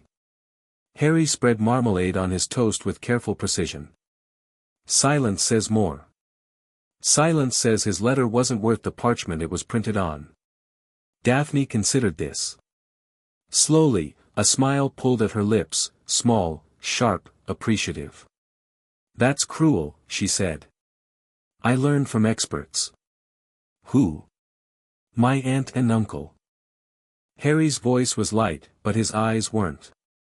They were masters of making people feel insignificant. I just learned to weaponize it. Daphne's expression shifted.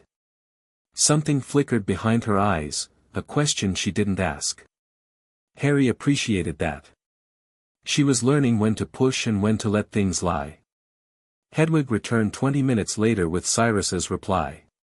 Short, urgent, confirming the hearing date and agreeing to everything Harry had proposed. A solicitor would be retained by Monday. Cyrus would arrive at Hogwarts Thursday evening with the original blood debt documentation. Harry pocketed the letter and stood. Come on. We have work to do. Where are we going? Library. I need to understand blood debts, the actual magical mechanics, not just the legal framework. If there's a way to break this permanently instead of just overriding it, I want to find it before Friday. They gathered their bags and left the great hall. In the corridor outside, a familiar figure was waiting, leaning against the wall with studied casualness. Ron Weasley, hands in his pockets, looking uncomfortable but determined. "Harry," Ron said.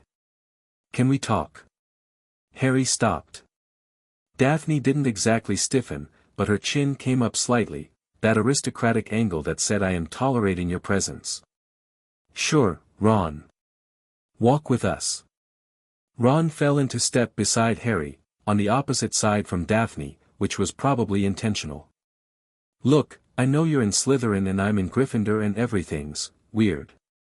But on the train, I thought we were," he struggled. "I dunno. Mates? And now I don't know if that's still, Ron." Harry stopped walking. Faced him directly. "I chose Slytherin for strategic reasons. It doesn't change who I am. And it doesn't mean I'm only going to associate with people who wear green." Relief washed over Ron's freckled face. "So we're still mates. If you want to be." Harry glanced at Daphne. "Both of us." Ron looked at Daphne. Daphne looked at Ron. The temperature between them could have frozen the lake. "Weasley," Daphne said. "Neutral. Acknowledging. Greengrass." Ron swallowed.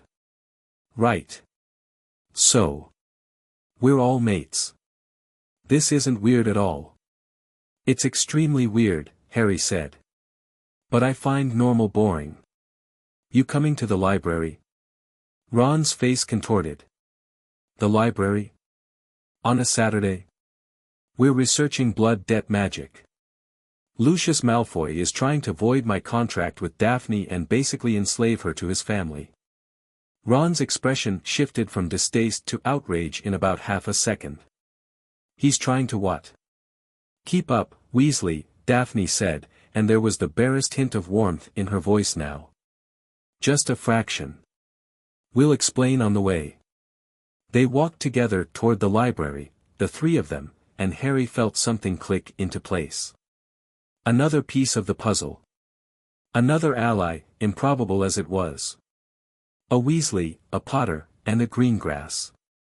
The old families would have apoplexy. Good. The library was vast. Rows upon rows of shelves stretching into shadowed depths, the smell of old parchment and binding glue thick in the air. Madame Pants, the librarian, a vulture-like woman who guarded her books like a dragon guards gold, watched them enter with suspicious eyes but said nothing. Harry led them to the legal section. Pulled 6 books from the shelves, he'd mapped the relevant titles during his first visit earlier in the week, and spread them across a table. "Blood debts," he said, opening the first volume. "Magical contracts formed through blood oath. The debtor pledges their family line to the creditor in exchange for something, usually the discharge of an obligation. The magical component makes it binding and inheritable." "I know what they are," Daphne said, settling into a chair and pulling a book toward her. "The question is how to break one without a superior claim." "What happens if the superior claim goes away?" Ron asked. He'd sat down too, reluctantly, like the library might bite him, but his expression was engaged. "If Malfoy wins on Friday and your contract gets voided, then the blood debt reinstates," Daphne said. "And I become property of the Malfoy family." She said it flatly. Without emotion. But her hand on the book's cover was rigid. "That's not going to happen," Harry said. "The hearing is theater, Lucius knows he can't actually void the contract legally. Ragnarok was thorough. But he can embarrass us, create doubt, apply political pressure. What I need is a way to end the blood debt itself, so that even if by some miracle he got the contract voided, there'd be nothing to reinstate." They researched for 3 hours. Harry read faster than both of them, something about the way his mind processed magical text, absorbing concepts and connections at a speed that surprised even him. Daphne was methodical, taking notes in a precise hand, building a logical framework. Ron, surprisingly, had an instinct for the gaps. Here, Ron said suddenly, jabbing a finger at a passage in a book that looked like it hadn't been opened in decades. Blood debts, termination conditions. A debt is considered discharged if, he squinted at the archaic language. If the creditor line acts in bad faith against the debtor line in a manner constituting breach of the original terms. Harry was at his shoulder in seconds. Read the passage. Read it again. Bad faith, he murmured. Cyrus, your grandfather made the blood debt willingly, right? It was a gambling debt that got converted into a blood oath. Yes, Daphne said, coming around to look. My grandfather owed Abraxas Malfoy 12,000 galleons. Instead of paying, he agreed to the blood oath, a debt of service, to be called at the Malfoy family's discretion. A debt of service, Harry repeated. Not a debt of persons. Ron, look at the original terms. He turned to Daphne. When your father was approached by Lucius, what exactly did Lucius demand? A marriage contract between me and Draco. Binding. Irrevocable. Is marriage a form of service? Daphne's eyes went wide. It's not, she breathed. A debt of service means labor. Assistance. Aid in times of need. It doesn't mean, you can't turn a service debt into a person transfer. That's bad faith, Harry finished. Lucius overreached. He tried to claim something the original debt didn't entitle him to. Under the termination conditions, he tapped the passage Ron had found. That constitutes breach. The debt should have been automatically voided the moment he demanded something outside its scope. Silence fell over the table. Then Daphne sat down hard, as if her legs had given out. 6 months, she whispered. 6 months my father has been terrified. 6 months I've been, she stopped. Pressed her lips together. When she spoke again, her voice was controlled but thin. Why didn't anyone catch this? Because the people your father consulted were afraid of Lucius, Harry said gently. Because the Wizengamot members he approached were in Malfoy's pocket. Because Dumbledore, he stopped himself. It doesn't matter why. What matters is we have it now. We need proof, Ron said. Both Harry and Daphne looked at him. He shrugged. What? I grew up with Fred and George. I know that having something and proving something are different things. We need the original oath wording and we need to show what Lucius actually demanded. Otherwise it's just our word against his. He's right, Daphne said. The original oath document will be in the Malfoy vault or the Greengrass vault. My father, your father is bringing the Greengrass copy on Thursday, Harry said. If it says what I think it says, debt of service, then we don't need the Malfoy copy. We just need to establish what Lucius demanded and demonstrate that it exceeds the oath's scope. How? Harry smiled. Your father went to the ministry before he came to me. He filed a complaint, it was rejected, but it was filed. There'll be a record. A written record of what Lucius demanded. Daphne stared at him. You're going to use Lucius's own rejection against him. The ministry dismissed your father's complaint because they were afraid of Malfoy. But in dismissing it, they created a paper trail, an official acknowledgement of what Lucius was claiming. They documented his overreach and then did nothing about it. Harry leaned back. We just have to pull that documentation into evidence at Friday's hearing. Ron let out a low whistle. Mate. That's brilliant. That's Slytherin, Daphne said. And she was looking at Harry with something new in her eyes, not just respect, not just appreciation, but genuine admiration. Reluctant, maybe. Fighting against her instinct to resist needing anyone. But real. We still need to prepare for the hearing itself, Harry said. Lucius will have arguments. He'll have supporters on the board. And he'll try to paint me as a manipulated child, or worse, as a dark wizard in training who belongs in Slytherin and is using the contract for my own ends. How do we counter that? Ron asked. By being better than him. More prepared. More knowledgeable. And by having something he doesn't expect. Harry's eyes found Daphne's. We go on offense. We don't just defend the contract, we challenge the blood debt directly. Present the termination argument. Put him on the defensive. Daphne nodded slowly. You want to end it. Not just survive the hearing, you want to kill the debt entirely. Right there, in front of the board. Why wait? A slow smile spread across Daphne's face. Real. Bright. The first one Harry had seen that reached her eyes. You really are insane, Potter. I keep hearing that.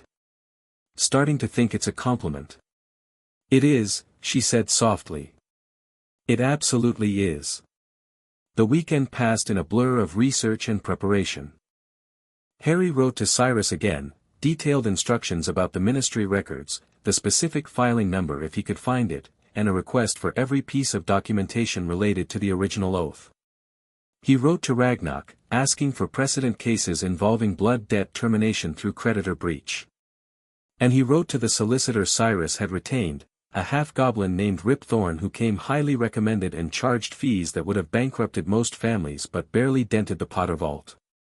Sunday evening, Harry was in the common room reviewing his notes when an unexpected visitor settled into the chair beside him. Tracy Davis. A Slytherin first-year he'd barely spoken to, brown-haired, sharp-faced, with a watchful quality that reminded him slightly of Nott. She was Daphne's dorm mate, he knew. And, based on occasional whispered conversations he'd observed, something like a friend. Potter, she said. Davis. Daphne told me. About the hearing. Harry looked up from his notes. Assessed. Did she? I'm her oldest friend. We've known each other since we were 5. Tracy's voice was steady, but there was an undercurrent in it, loyalty, fierce and protective. She tells me things. And you're telling me, what? That if this goes wrong, if Malfoy wins, Tracy's jaw tightened. I need you to know that I will burn this school to the ground before I let them take her. Harry studied her for a moment. Then he set down his quill. It's not going to go wrong, he said. But I appreciate the sentiment. And for the record, me too. Tracy held his gaze. Whatever she found there seemed to satisfy her, because she nodded once, sharp, decisive, and stood. Good. Then we're on the same side. She paused. She's different since you. You know that, right? Less, frozen. It's good. Don't mess it up. Wouldn't dream of it. Tracy left. Harry returned to his notes, but he was smiling. Allies were accumulating. Slowly, one by one, the people who mattered were choosing sides. And they were choosing his. Monday through Wednesday were a careful balance, classes during the day, preparation in the evenings. Harry continued to dominate in every subject that involved wand work. His transfiguration was flawless. His charms were years beyond first-year level. In potions, he and Daphne produced work so consistently perfect that Snape had run out of ways to find fault without looking petty. But it was Wednesday afternoon, in the corridor outside Charms, that things escalated beyond the academic. Harry was walking alone for once. Daphne had herbology while he had a free period, when he rounded a corner and found Draco Malfoy waiting with Crabbe and Goyle. Not an accidental meeting. Positioned. Planned. Potter. Draco's voice was steady this time. Controlled. He'd been practicing, or coached. My father's letter. You didn't respond. Didn't see the need. Draco's eyes narrowed. He's offering you a way out. You should take it. Should I? Harry kept walking. Didn't slow down. Draco had to step aside or be shouldered past. He chose to step aside, then fell into step beside Harry, Crabbe and Goyle trailing. You don't understand what you're dealing with. My father, the people he's connected to, Death Eaters. Harry said it casually. Like commenting on the weather. Convicted ones, too. Not Senior Crabbe Sr., he glanced at the two lumps flanking Draco. I'm aware of the company your father keeps. Draco's face went tight. He was cleared. Imperious, he bought his way out. Everyone knows it. 47 members of the Wizengamot voted for his acquittal, 39 of whom received charitable donations from the Malfoy family within 6 months of the trial. Harry stopped walking. Turned to face Draco fully. I read, Malfoy. I ask questions. I pay attention. Your father isn't a mystery. He's a bully with a title and a vault. Draco's hand was on his wand. Harry noticed but didn't react, didn't reach for his own, didn't tense, didn't change his posture at all. Draw it, Harry said. Quietly. Conversationally. If you want to. But understand what happens after. Draco's hand trembled on his wand. His face was flushed, anger and something else. Something that might have been fear, if he'd been old enough to recognize it. My father will destroy you, Draco said. At the hearing. In front of everyone. He'll prove the contract is invalid and then what? Harry took a step forward. One step. Draco took a step back, involuntary, instinctive. Crabbe and Goyle shifted uncertainly. Then Daphne becomes your property? Is that what you want, Draco? A wife who's forced to be with you? A partner who hates you? Something flickered in Draco's expression. Something young and uncertain, a boy underneath all the posturing. I didn't, Draco started. Stopped. It's not about what I know. Harry's voice softened. Just fractionally. It's about what your father wants. What your father decided. You're a piece on his board, same as Daphne was supposed to be. He held Draco's eyes. Think about whether that's what you want to be. Harry walked away. Left Draco standing in the corridor with his hand still on his wand and his certainties cracking around the edges. He didn't look back. Thursday came fast. Harry sat in his last class, defense, the useless hour with Quirrell, but his mind was on the evening. Cyrus was arriving at 6. They'd have until curfew to prepare. Quirrell's stammer was particularly bad today. The man could barely get through a sentence, and his eyes kept darting to the back of the room, to his turban, Harry thought, which was insane, except that every time Quirrell turned his back to write on the board, Harry's scar burned. He'd been watching. Researching. He knew about the third-floor corridor now. Hermione had mentioned a three-headed dog, overheard from the Weasley twins. Something was being guarded.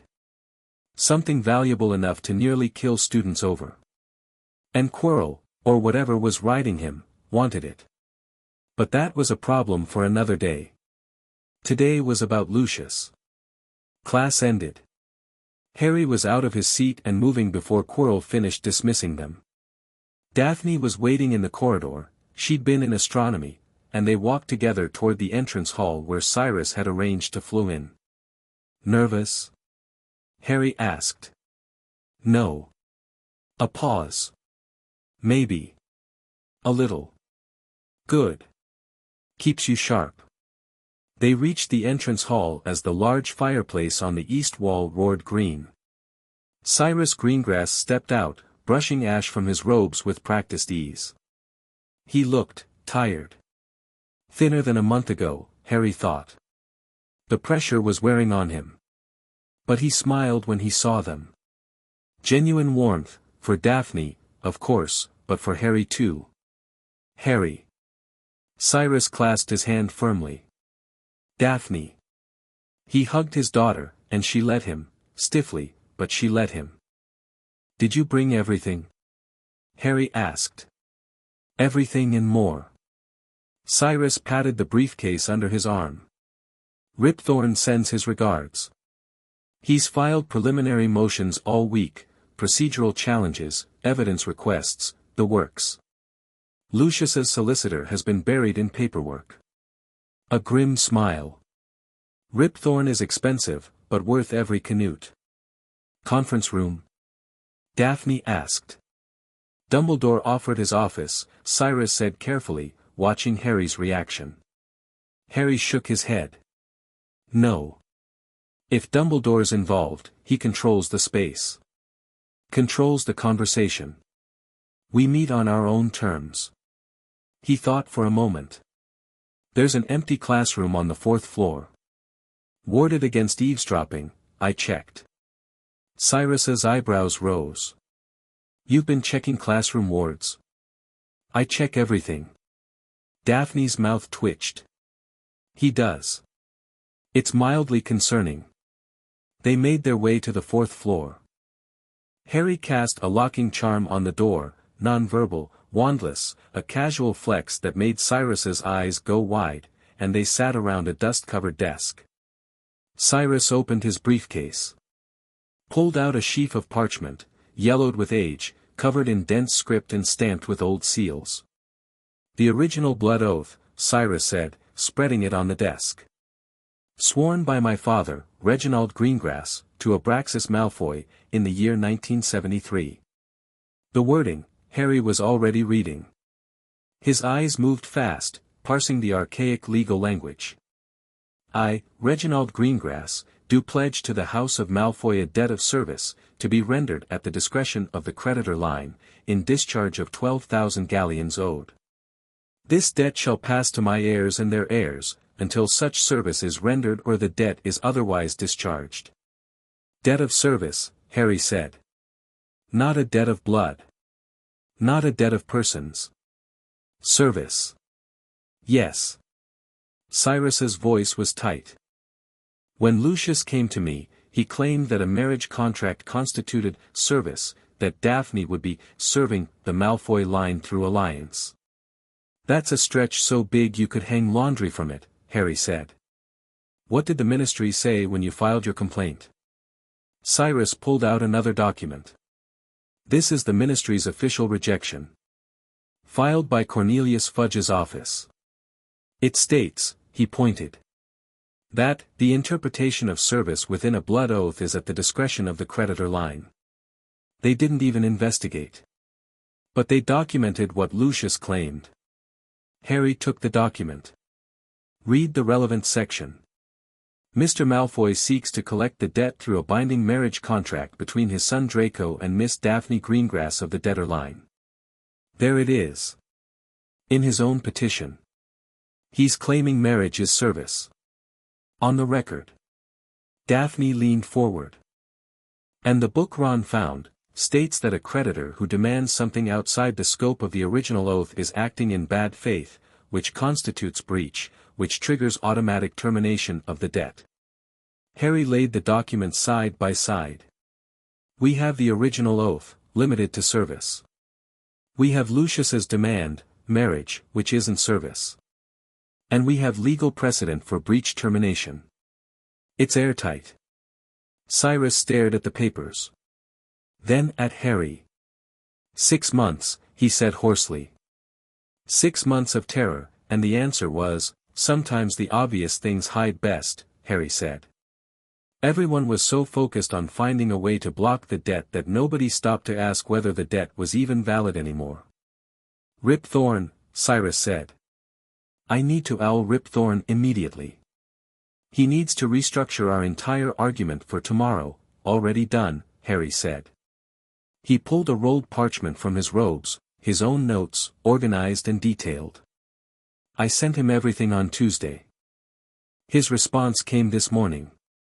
He agrees, the argument is strong. Better than strong. He called it elegant brutality. Harry smiled. I liked that. Cyrus took the parchment. Read it. His hands were shaking. Harry, he said. And his voice broke, just for a second. A father's voice, raw with relief and gratitude and something like awe. You've done more in a week than every solicitor and politician I've begged for 6 months. You came to the right person, Harry said. Not arrogant. Just fact. Now, let's talk about tomorrow. The hearing itself. What to expect. They worked for 2 hours. Mapped out the board members, who was Malfoy's, who was neutral, who might be swayed. Rehearsed arguments. Anticipated counterattacks. Cyrus was sharp, a capable strategist when he wasn't drowning in fear, and Daphne contributed observations about the board members that showed just how closely she'd been raised to observe wizarding politics. When they finished, it was nearly curfew. Cyrus hugged Daphne again, longer this time, tighter, and shook Harry's hand with a grip that conveyed everything he couldn't say. Tomorrow, Cyrus said. Tomorrow, Harry agreed. Bring your game face.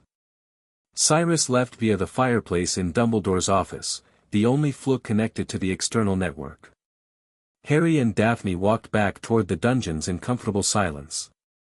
They were halfway there when Daphne spoke. My father cried, she said. Quietly. When he got home after signing the contract. My mother told me. He went into his study and cried for an hour. Harry didn't know what to say to that.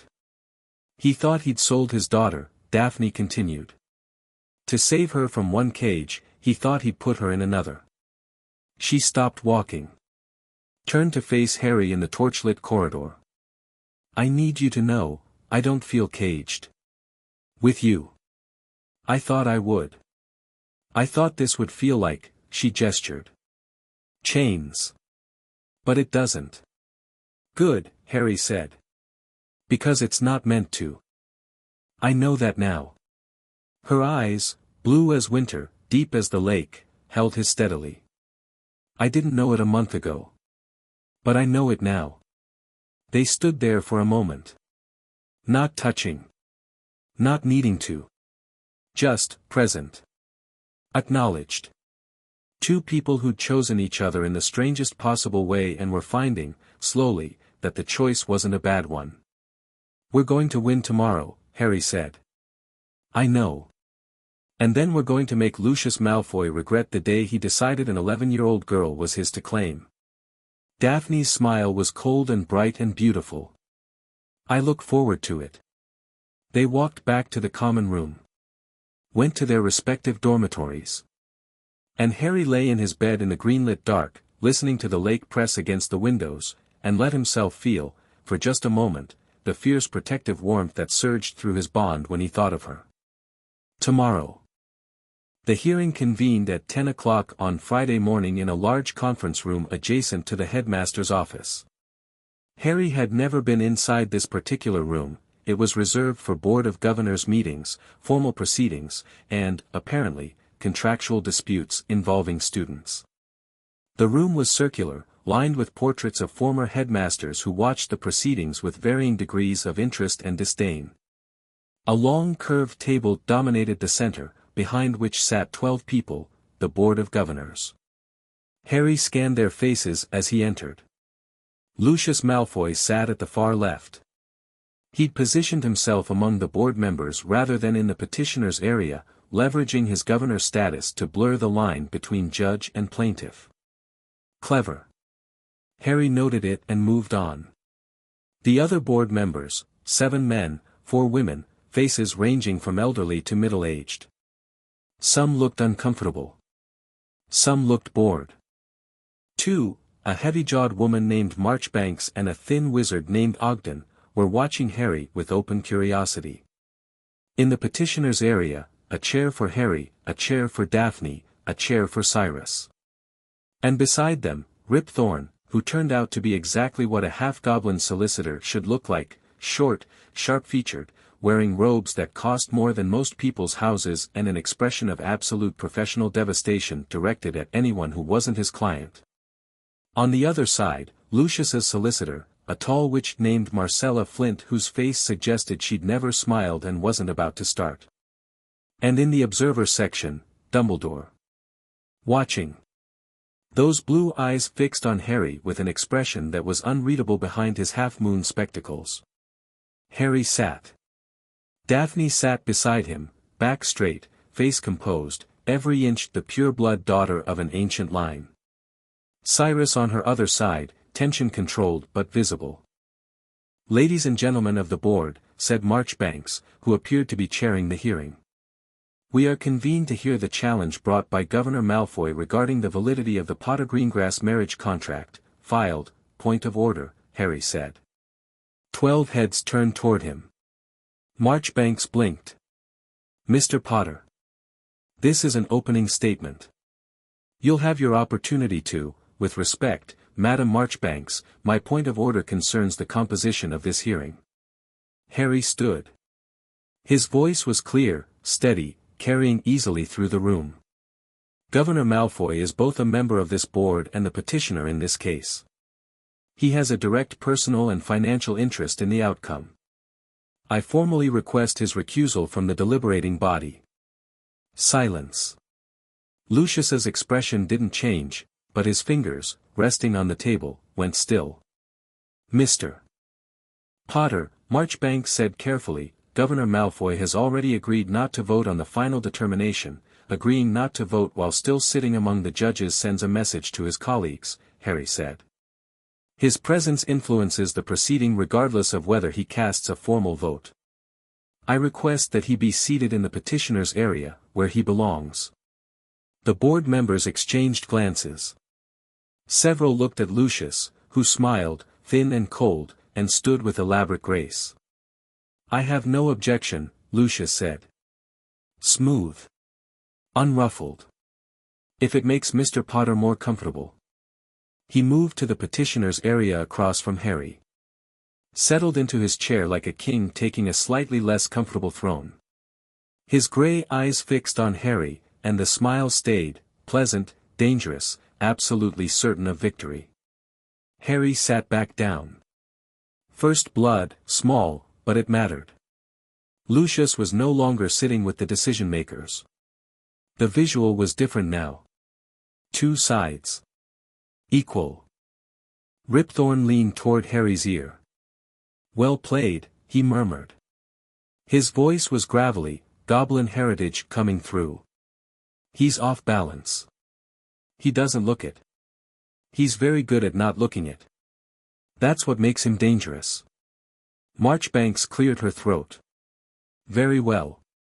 Governor Malfoy, now Petitioner Malfoy, you may present your challenge." Lucius stood. And Harry had to give the man credit, he was magnificent. The voice alone was a weapon. Rich, measured, authoritative. He spoke without notes, without hesitation, weaving a narrative that painted Harry as a manipulated child and Cyrus as a desperate schemer who'd preyed upon an orphan's ignorance.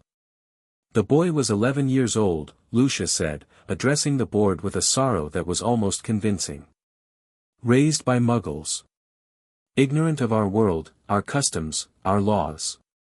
He'd been in our society for hours when Cyrus Greengrass cornered him in Gringotts and persuaded him to sign a binding magical contract. This is not informed consent. This is exploitation of a child." Murmurs from the board. Some sympathetic. "Furthermore," Lucius continued, "the contract directly interferes with a legal and binding blood oath between the Greengrass and Malfoy families, an oath sworn willingly by Reginald Greengrass nearly 20 years ago. The Potter contract did not nullify this oath through proper legal channels. It simply overrode it. Through a brute application of house hierarchy that makes a mockery of magical contract law." He sat down. Elegant. Controlled. The picture of a reasonable man seeking justice. Marcella Flint stood and presented the legal arguments, dry, technical, focused on precedent.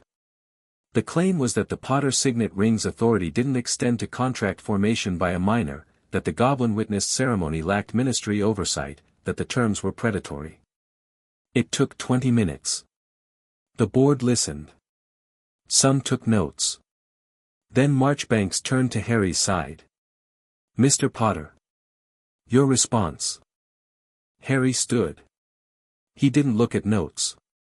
Didn't look at Rip Thorne for support. He looked at the board, each member in turn, meeting their eyes, and spoke. Governor Malfoy tells a good story, Harry said. Let me tell you a different one. A true one. He paused.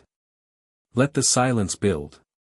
6 months ago, Lucius Malfoy invoked a blood oath, a debt of service, against Cyrus Greengrass. But he didn't ask for service. He demanded a person. He demanded an 11-year-old girl be contracted in marriage to his son. An irrevocable contract. No escape clause. No dissolution option. Harry let that sit. That's not service. That's ownership. Lucius's smile flickered. The original blood oath, Harry continued, sworn by Reginald Greengrass to Abraxas Malfoy in 1973, I have a copy here, verified by Gringotts, specifies a debt of service.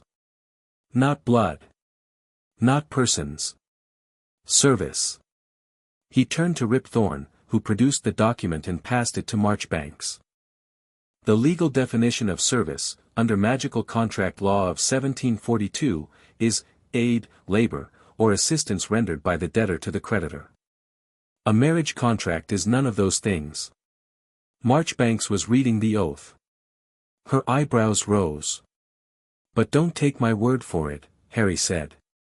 He reached into his robes and produced the second document, the ministry rejection letter.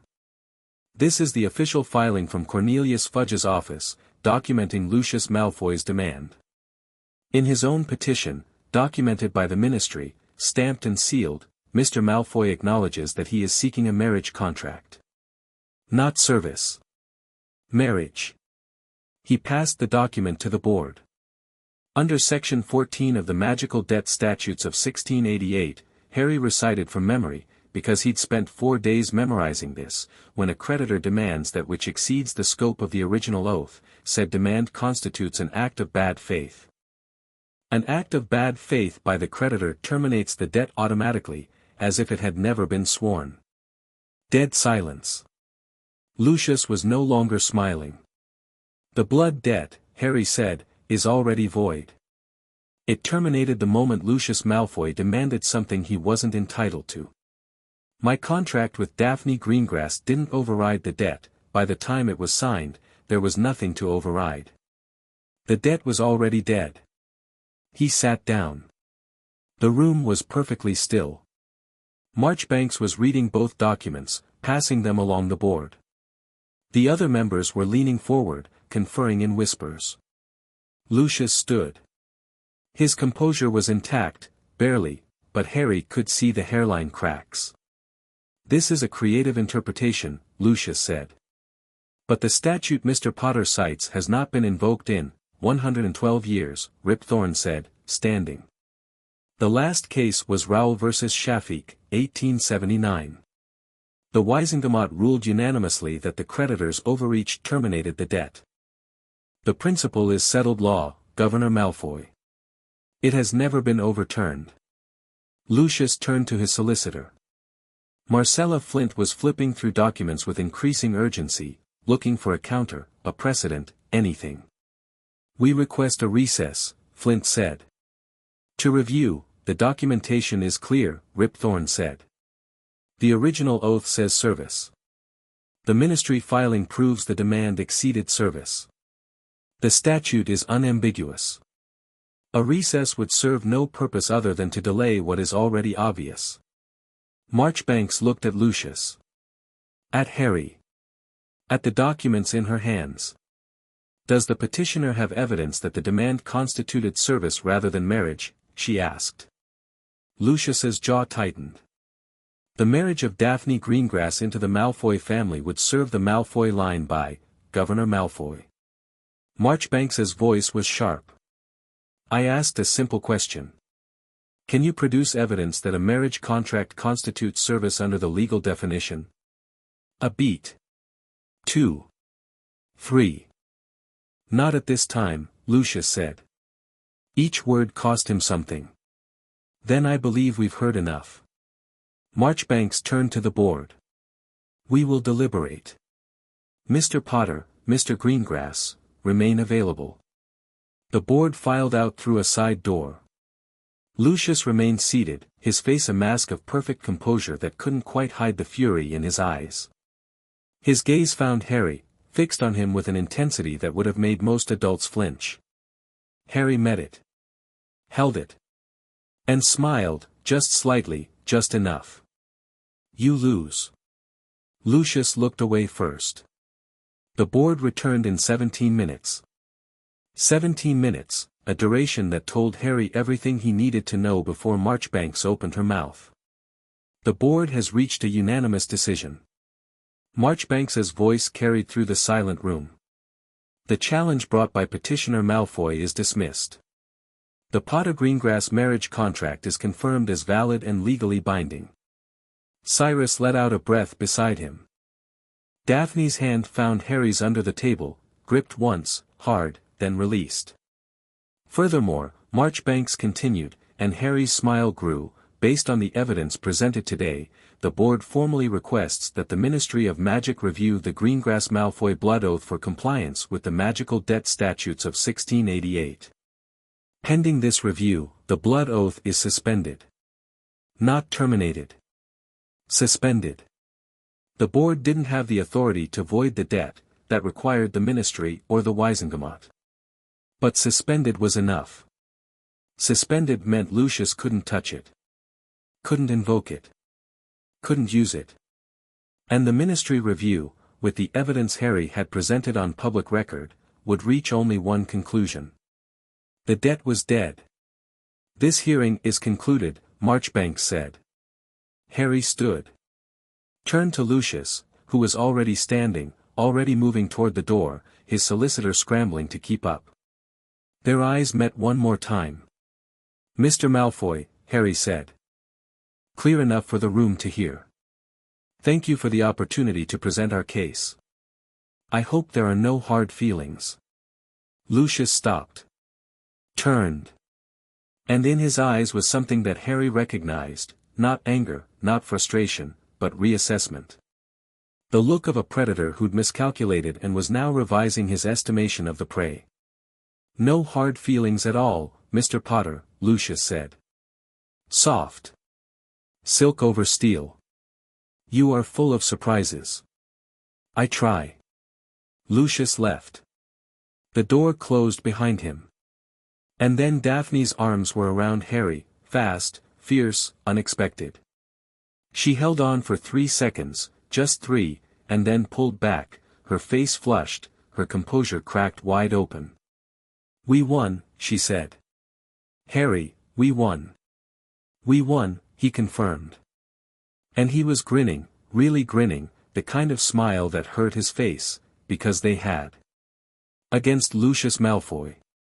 Against the system. Against everyone who'd said it couldn't be done. Cyrus was shaking Ripthorn's hand, pumping it up and down with a fervor that made the half-goblin wince. Then he turned to Harry and simply stood there, eyes bright, throat working. I know, Harry said. You don't have to say it. I'm going to say it anyway. Cyrus put his hands on Harry's shoulders. You are extraordinary, Harry Potter. My family owes you, your family owes me nothing. We're allies. This is what allies do. Harry held the man's gaze. But, you could buy me a better broom. I'm apparently the youngest seeker in a century and the school broom handles like a drunk troll. The laugh that broke from Cyrus was wet and startled and full of relief. Done. Anything. Name the model. Nimbus 2000. Done. Dumbledore appeared in Harry's peripheral vision. The headmaster had remained in the observer section throughout, and now he approached with his characteristic gentle stride. Harry. Those blue eyes were warm, but assessing. Always assessing. That was remarkable. Truly remarkable. Thank you, Professor. I wonder, might I have a word? In private? Harry looked at Daphne. At Cyrus. At the door Lucius had left through. Of course, Professor. But not right now. I have some celebrating to do. He smiled, polite, firm, final. Perhaps next week. Dumbledore's eyes flickered. The barest tell, surprise, maybe, at being deferred by an 11-year-old. But he recovered instantly, his grandfatherly smile returning. Of course, dear boy. Next week. My door is always open. I appreciate that, sir. Harry turned away. Collected Daphne and Cyrus. Walked out of the hearing room and into the corridor beyond, where, to his surprise, a small cluster of people waited. Ron. Red-faced and beaming. Tracy Davis, expression fierce with satisfaction. Theodore Knott, lurking at the edges with his thin careful smile. And Blaise Zabini, leaning against the wall with an expression of pure entertainment. Well? Ron demanded. Harry looked at Daphne. She looked at him. And then they both smiled, together, synchronized, like they'd been doing it for years. We won, Harry said. The corridor erupted. Ron whooped. Tracy grabbed Daphne in a hug that actually made the Ice Queen laugh. Blaise applauded slowly, sarcastically, beautifully. And Knott, quiet, careful Knott, simply nodded. The wind is blowing, that nod said. And I know which direction. Harry stood in the middle of it all, his people, his allies, his strange improbable family in progress, and felt something he hadn't felt in 11 years of cupboards and hand-me-downs and locked doors. He felt like he belonged. The castle hummed around him. The magic in the stones sang. And somewhere far away, a blond man in expensive robes was writing a letter to very dangerous people, reporting a failure and planning his next move. But that was tomorrow's problem. Today they'd won. And Harry Potter didn't intend to stop. Chapter 4, The Debt Collector. The victory lasted 3 days. 3 days of satisfaction, of congratulatory nods from unexpected quarters, of Draco Malfoy avoiding Harry's gaze in the common room. 3 days of Daphne walking through Slytherin with her chin high and her shoulders unburdened for the first time since Harry had known her. 3 days of normalcy, classes, meals, the simple rhythm of being 11 and learning magic. Then Thursday night happened. Harry was in the common room, working through Chapter 7 of the Grimoire, advanced shielding techniques, layered wards, when the pain hit. Not a gradual build. Not a warning throb. A spike of white-hot agony through his scar that doubled him over in his chair, books clattering to the floor, his vision whiting out. And in that white, a voice. Not words, exactly. More like intent pressed directly into his brain. Cold. Ancient. Furious. The boy. The Potter boy. He dares, then it was gone. Harry was gasping on the floor, his hand pressed to his forehead, blood trickling from beneath his fingers where the scar had split open. The common room had gone silent. Every eye on him. Daphne was kneeling beside him. He didn't know when she'd moved, she was just there, her hand on his shoulder, her face tight with controlled alarm. Harry. Harry, look at me. He looked at her. Blinked until her face resolved from the blur. I'm fine. You're bleeding from your forehead. That's not fine. Okay, I'm not fine. But I'm functional. He sat up, ignoring the wave of dizziness. The common room was still staring. He could see Malfoy in the corner, pale, wide-eyed, looking at Harry like he'd seen a ghost. Everyone out, Daphne said. Her voice cracked like a whip, not loud, but carrying an authority that had nothing to do with volume and everything to do with tone. Now. People moved. Not all of them. The older students gave her flat looks and stayed put, but the first years scattered, and even Zabini had the grace to relocate to the far end of the room. Harry got himself back into his chair. Pulled his hand from his forehead, the bleeding had already stopped, the scar sealing itself shut as if it had never opened. That wasn't a headache, Daphne said. She'd produced a handkerchief from somewhere and was pressing it to his forehead with clinical efficiency. No. Harry's voice was rough. That was Voldemort. Daphne's hand didn't tremble. But it went very still. He's angry, Harry said. About the hearing. About me. Harry closed his eyes. Tried to remember the exact shape of what he'd felt. He knows about me now. Before, I was just a name. A story. The baby who survived. But now I've done something he noticed. I've interfered with his people. Through Quirrell. It has to be. Whatever's in Quirrell, it's connected to Voldemort. And Voldemort is connected to my scar. Harry opened his eyes. This changes things. How? It means we're on a clock. Whatever Quirrell is doing in this castle, whatever he's after on the 3rd floor, he's going to move faster now. He knows I'm a threat. Harry's jaw set. And Lucius, he won't just file papers next time. He'll go to his master. And his master will give him something worse than legal challenges. Daphne's face was pale in the green light, but her eyes were steady. What do we do?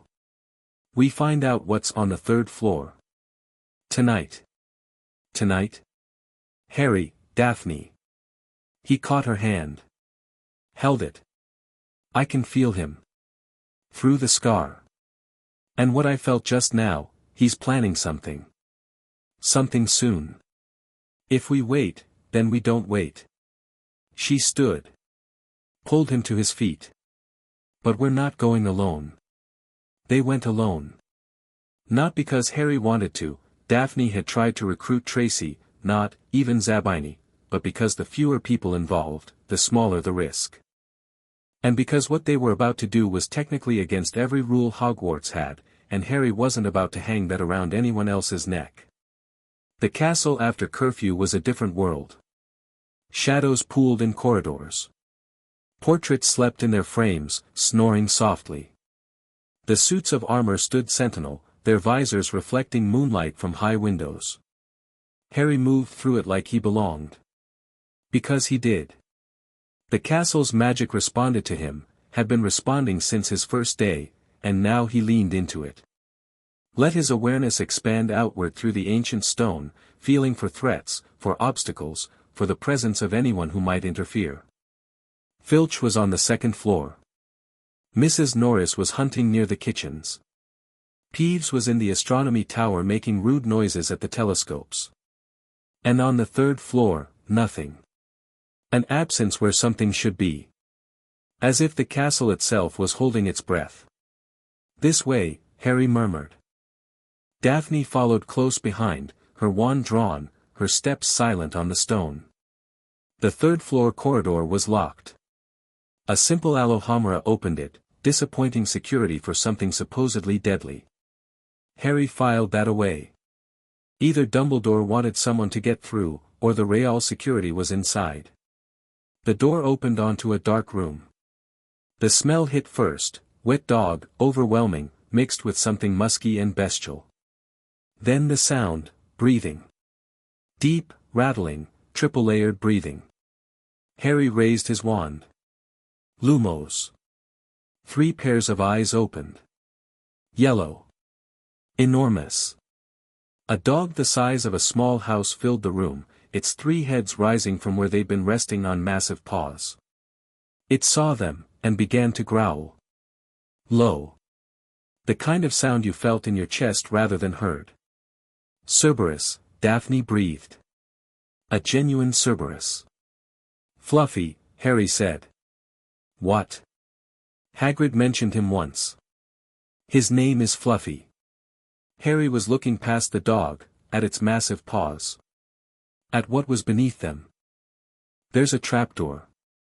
The dog was rising now. 3 heads, 3 sets of jaws, each one large enough to swallow them whole.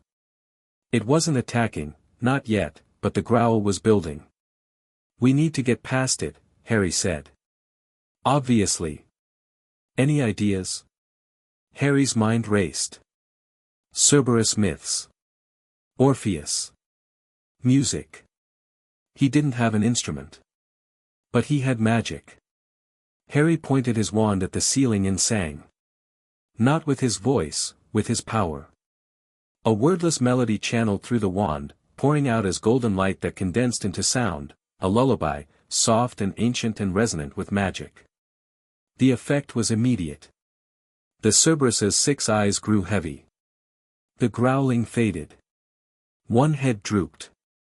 Then another. Then the third. The massive beast settled back to the floor, its breathing evening out into sleep within seconds. How did you? Daphne started. Grimoire. Chapter 3. Oral enchantments through channeled intent. Harry moved forward, his wand maintaining the melody. Help me with the trapdoor. They hauled it open. Below, darkness. Absolute and total. Harry dropped a lumos-lit pebble. It fell, 10 feet, 20, 30, and landed on something that looked soft. Green and tangled. Plant matter. Devil's snare, Daphne said immediately. I can see it moving. It'll grab anything that lands on it and crush it. Fire. Fire. She jumped. Harry watched her fall, his heart lurching despite himself, and then her wand blazed blue-white as she cast Incendio mid-drop. The devil's snare recoiled from the flames, shrinking back into the walls, and Daphne landed on cleared stone with the grace of a cat. Harry jumped after her. The snare reached for him, tendrils whipping toward his legs, but Daphne's sustained fire kept it at bay, and he hit the ground running. They were through. The next chamber was a hallway, long, high-ceilinged, filled with the sound of rustling. Harry looked up. Hundreds of winged keys fluttered near the ceiling, their wings catching light from no visible source. One of those opens the door, Daphne said, pointing to the heavy lock at the corridor's end. Which one? Old. Silver. Probably bent from use. She scanned the swarm. There, blue wings, slightly crooked. Harry didn't hesitate. He raised his wand and reached with his magic, not a spell, not a charm, but raw telekinetic will. The key shuddered. Resisted. The other keys swirled protectively around it. Harry pushed harder, golden light streaming from his wand, and the key tore free from the flock, shooting downward into his waiting hand. Daphne stared. That's not a spell, she said. No. It's just, me. Harry turned the key in the lock. The door opened. Come on. The next room was a chessboard. Life-sized pieces carved from black and white stone, a board spanning 50 feet. The white pieces turned toward them as they entered, expectant, ready. We have to play across, Daphne said. It's a challenge. Each room, a different protection. Each room designed by a different professor, Harry murmured. The dog, Hagrid. The plant, Sprout. The keys, Flitwick. Chess, McGonagall. You want to play? Harry studied the board. He was a decent chess player, the Dursleys had never let him play, but he'd watched Dudley lose to the computer enough times to understand the principles. But this would take time. Time they didn't have. No, he said. He walked forward onto the board. The white pawn in his path raised its sword. Harry raised his hand. Not his wand, his hand. Palm open, fingers spread. And he pushed. The power that left him was visible, a wave of golden force that hit the white piece like a battering ram. The stone pawn exploded into fragments. The piece behind it cracked and crumbled. And the next. And the next. A chain reaction of destruction that carved a path straight through the white army, pieces shattering, crumbling, dissolving under the pressure of raw magical force that Harry hadn't known he could produce until this moment. The room shook. Dust cascaded from the ceiling. And when it settled, a clear path ran straight from one side of the board to the other, littered with rubble. Daphne picked her way through the debris. Her eyes were wide, not frightened, but awed. "Harry Potter," she said. "What are you?" "Motivated," he said. And kept walking. The next room held a dead troll, already unconscious or killed, slumped against the wall. Someone had been here recently. Quirrell. "We're not the first tonight," Harry said, stepping past the troll's massive foot. "He's ahead of us." Then we move faster. The next challenge was logic, a table of potions, a riddle in verse, fire blocking both exits. Daphne solved it in 90 seconds flat, selecting the correct vial with a certainty that made Harry appreciate her mind in an entirely new way. "Smallest bottle. Forward passage," she said, and drank. Walked through the black flames without flinching. Harry followed. The fire licked over his skin, cold, not hot, and then he was through, and they were in the final chamber. And Quirrell was there. He stood before a massive mirror, gold-framed, ornate, with an inscription across the top that Harry couldn't read from this distance. The turban was still wrapped around his head, but his posture was different. No stammer in his stance. No nervousness in the set of his shoulders. He stood like a man who'd stopped pretending. "Ah," Quirrell said, and his voice was smooth, steady, completely devoid of his classroom performance. "Mr. Potter. I was wondering when you'd appear." He turned. His face was calm. Almost pleasant. "And Miss Greengrass. How unexpected." "Not really," Harry said. His wand was in his hand. His magic was rising, a tide, golden and hot, responding to the proximity of whatever lived in this room. His scar was burning, a constant, drilling pain, but he'd learned to push through pain years ago. "You're after whatever's in that mirror." "The Philosopher's Stone," Quirrell confirmed. "No reason to lie now. An object of immense power. Capable of producing the elixir of life, and gold, though that's rather less important to my master." "Your master," Harry said. "Voldemort." Quirrell smiled. "He prefers the Dark Lord. But yes. He is here. He has been here, with me, all year." His hand rose to the turban. "Would you like to meet him?" "I'd rather not." That wasn't really a question. Quirrell began unwinding the turban. "Harry," Daphne whispered.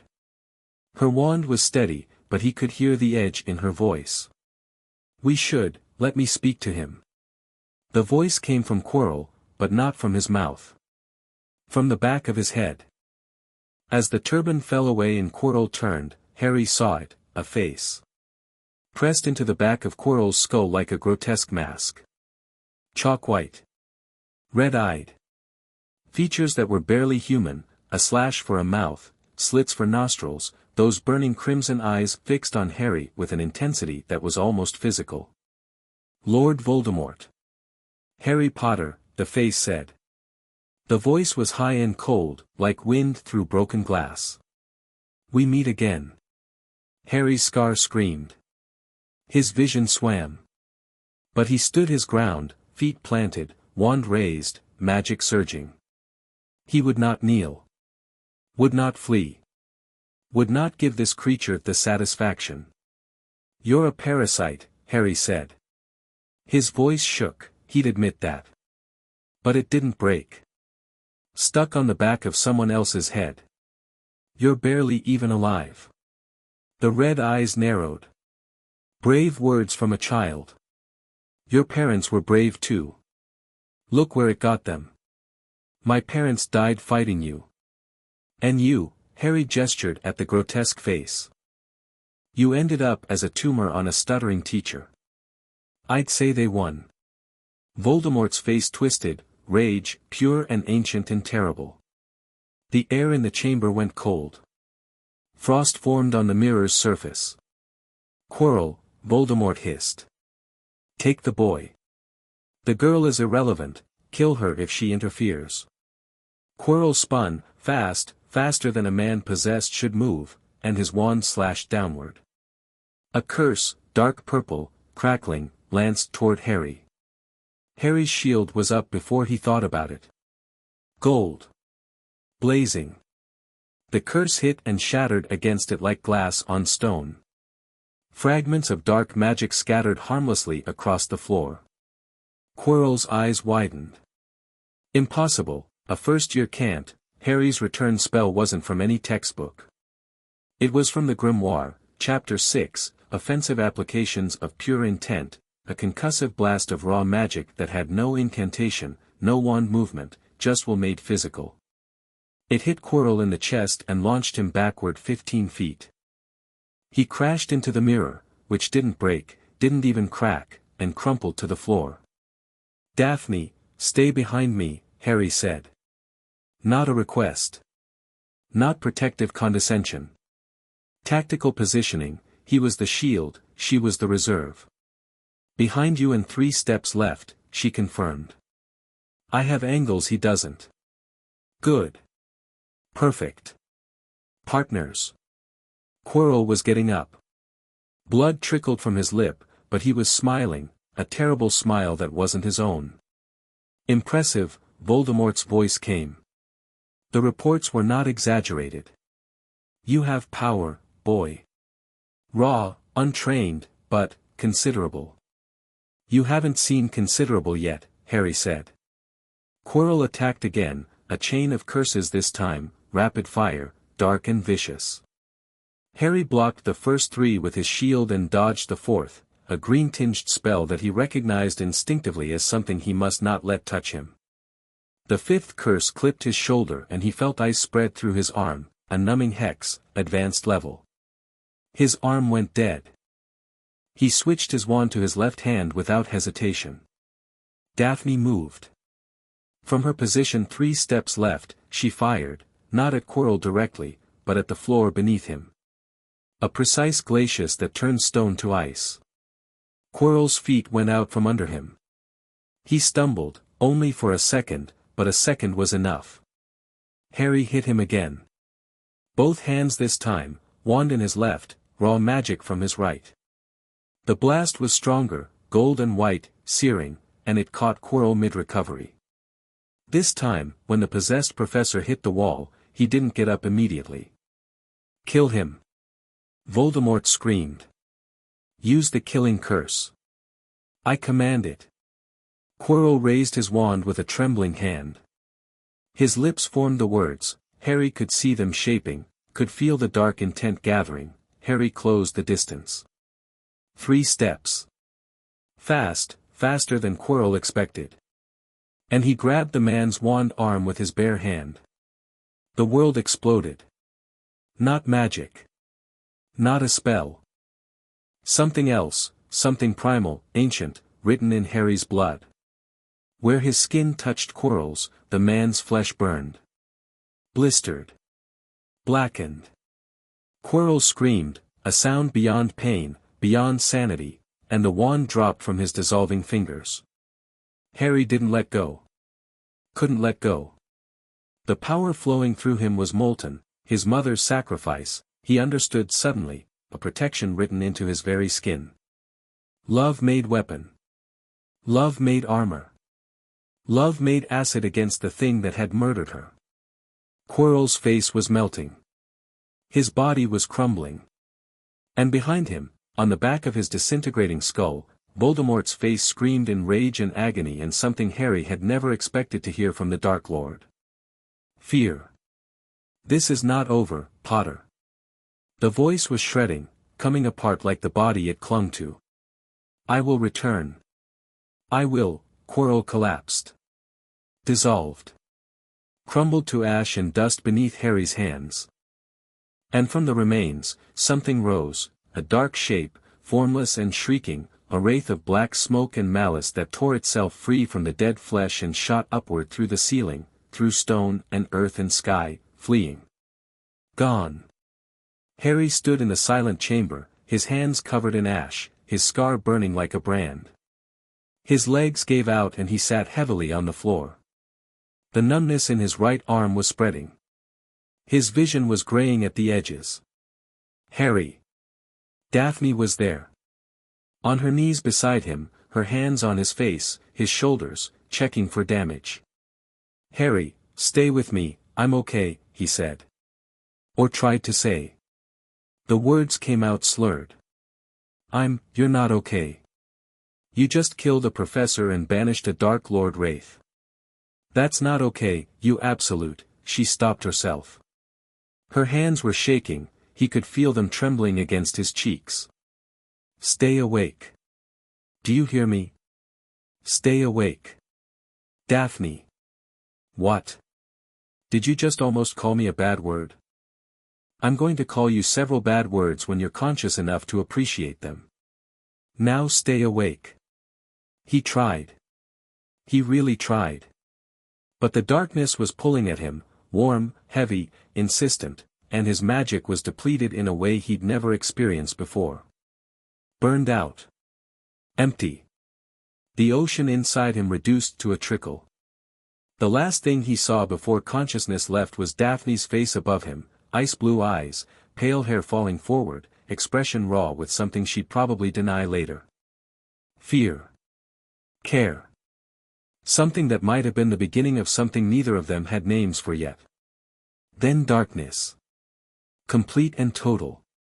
He woke in the hospital wing. Sunlight. White sheets. The smell of healing potions. And Daphne Greengrass asleep in the chair beside his bed, her head resting on the mattress near his hand, her hair fanned out like spun gold against the white linen. Harry lay still for a moment. Let himself look at her, the vulnerability of sleep softening all her sharp edges. She looked young. She was young. They both were. And yet, he moved his hand. Just slightly. Enough that his fingers brushed against hers. Her eyes opened instantly. Blue and sharp and awake in a heartbeat, the sleep falling away like a mask being replaced. You're awake, she said.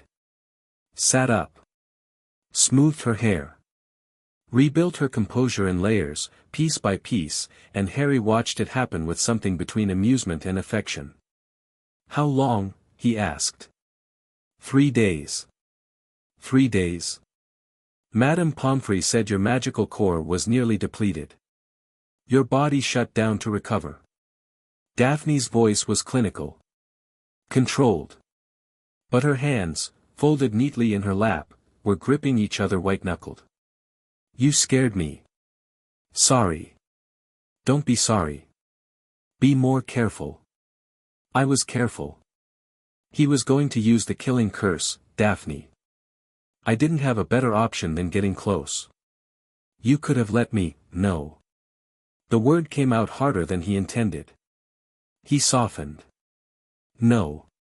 Not that curse. Not you. Never you. They looked at each other. Something passed between them, electric, unspoken, too big for 11-year-old words but felt all the same. Daphne broke first. Looked away. Fussed with the water jug on his bedside table. Dumbledore's been by 4 times, she said, pouring a glass and handing it to him. He wants to talk to you. I'm sure he does. He's the one who found us. After, she paused. I cast a Patronus. I didn't even know if I could, I'd read about it, but, it worked. A partial one. Enough to send a message. He came within minutes. A Patronus? Daphne, that's newt-level magic. Don't change the subject. Harry drank his water. Sat up, slowly, every muscle protesting, and looked around the hospital wing. Empty, aside from them. What's the official story? Quirrell was a follower of you-know-who. He was attempting to steal the Philosopher's Stone. You confronted him and he died. Daphne's lips thinned. The details are vague. Dumbledore has been controlling the narrative. Of course he has.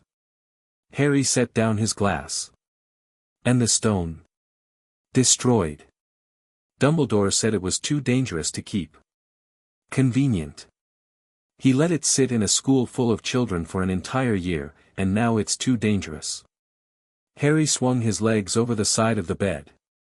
His body ached, deep, bone-level exhaustion, but his magic was there. Diminished. Recovering slowly. But there. Harry. Daphne's hand caught his arm.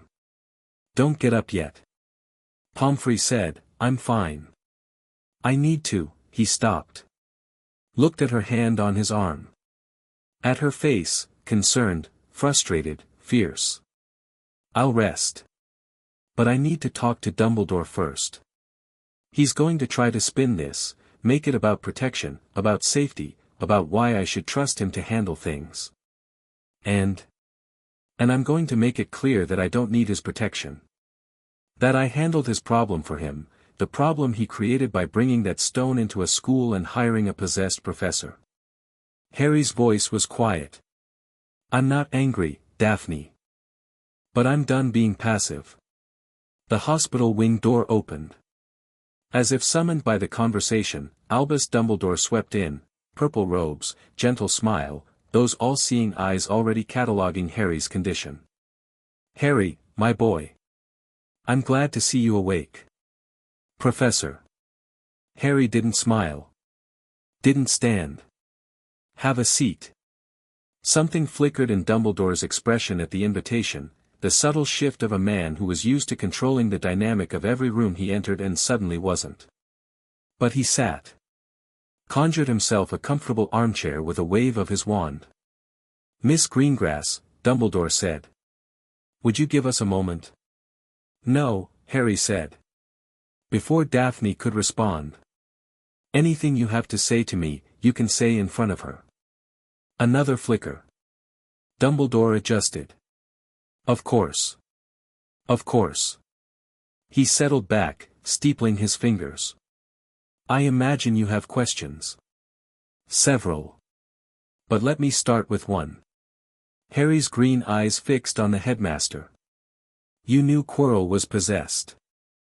You knew Voldemort was in this castle. You knew it from the beginning. Not a question. Dumbledore didn't insult him by denying it. I suspected from early in the term. I confirmed it in December. December. Harry let the word sit. 5 months ago. You confirmed a Dark Lord was living in a school full of children and you did nothing. I monitored the situation. I had protections in place, the protections that I, an 11-year-old, got through in 40 minutes. Silence. Those protections were designed, Dumbledore began. To be gotten through, Harry finished. I know. I worked that out. They're a gauntlet, not a barrier. You wanted someone to reach the mirror, you wanted him to reach the mirror, because the mirror wouldn't give him the stone. It would only give it to someone who didn't want to use it. Dumbledore's eyes widened. Just slightly. You are remarkably perceptive. You used the stone as bait. You used the school as a trap. And you used the students, every child in this building, as collateral.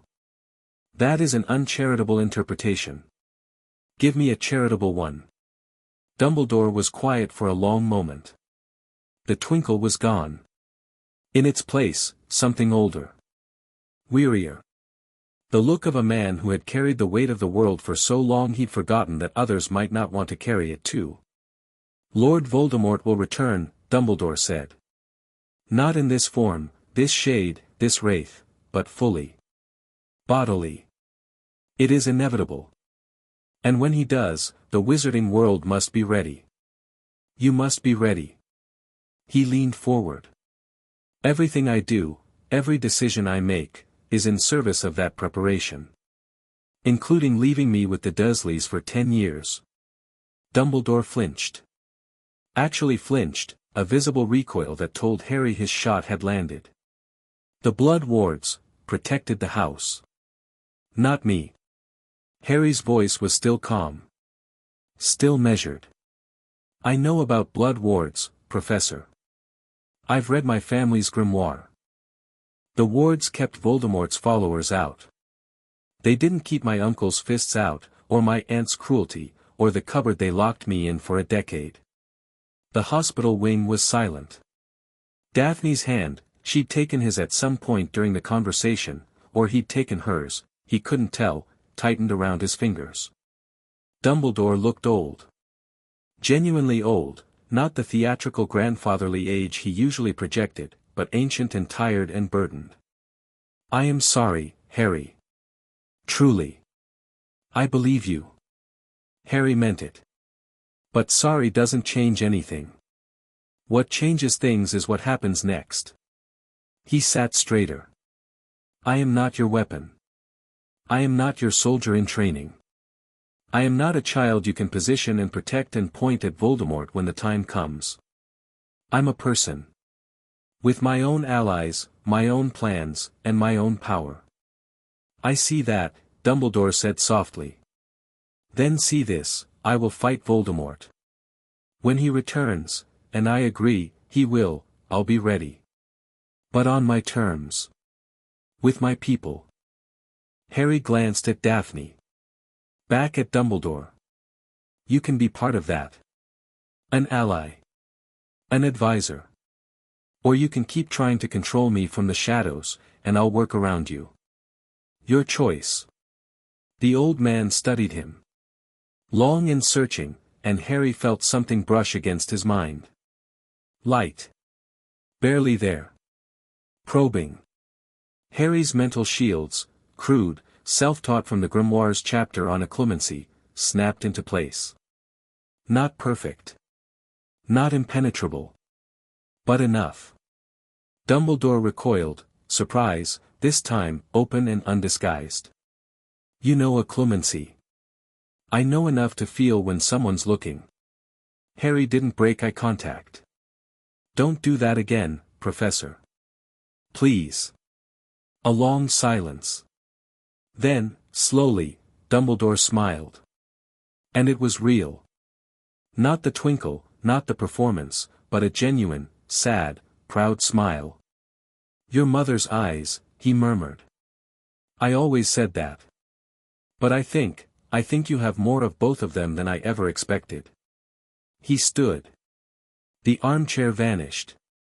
"You have my word, Harry. I will not attempt to control you. And I will be transparent, more transparent than I have been, about what I know and what I suspect. That's all I ask. One thing." Dumbledore paused at the door. "Voldemort's shade, where it went, what it will do next, I cannot say. But Lucius Malfoy will have felt his master's rage. And Lucius is not a man who handles his master's displeasure well. I know. Be careful." "I'm always careful."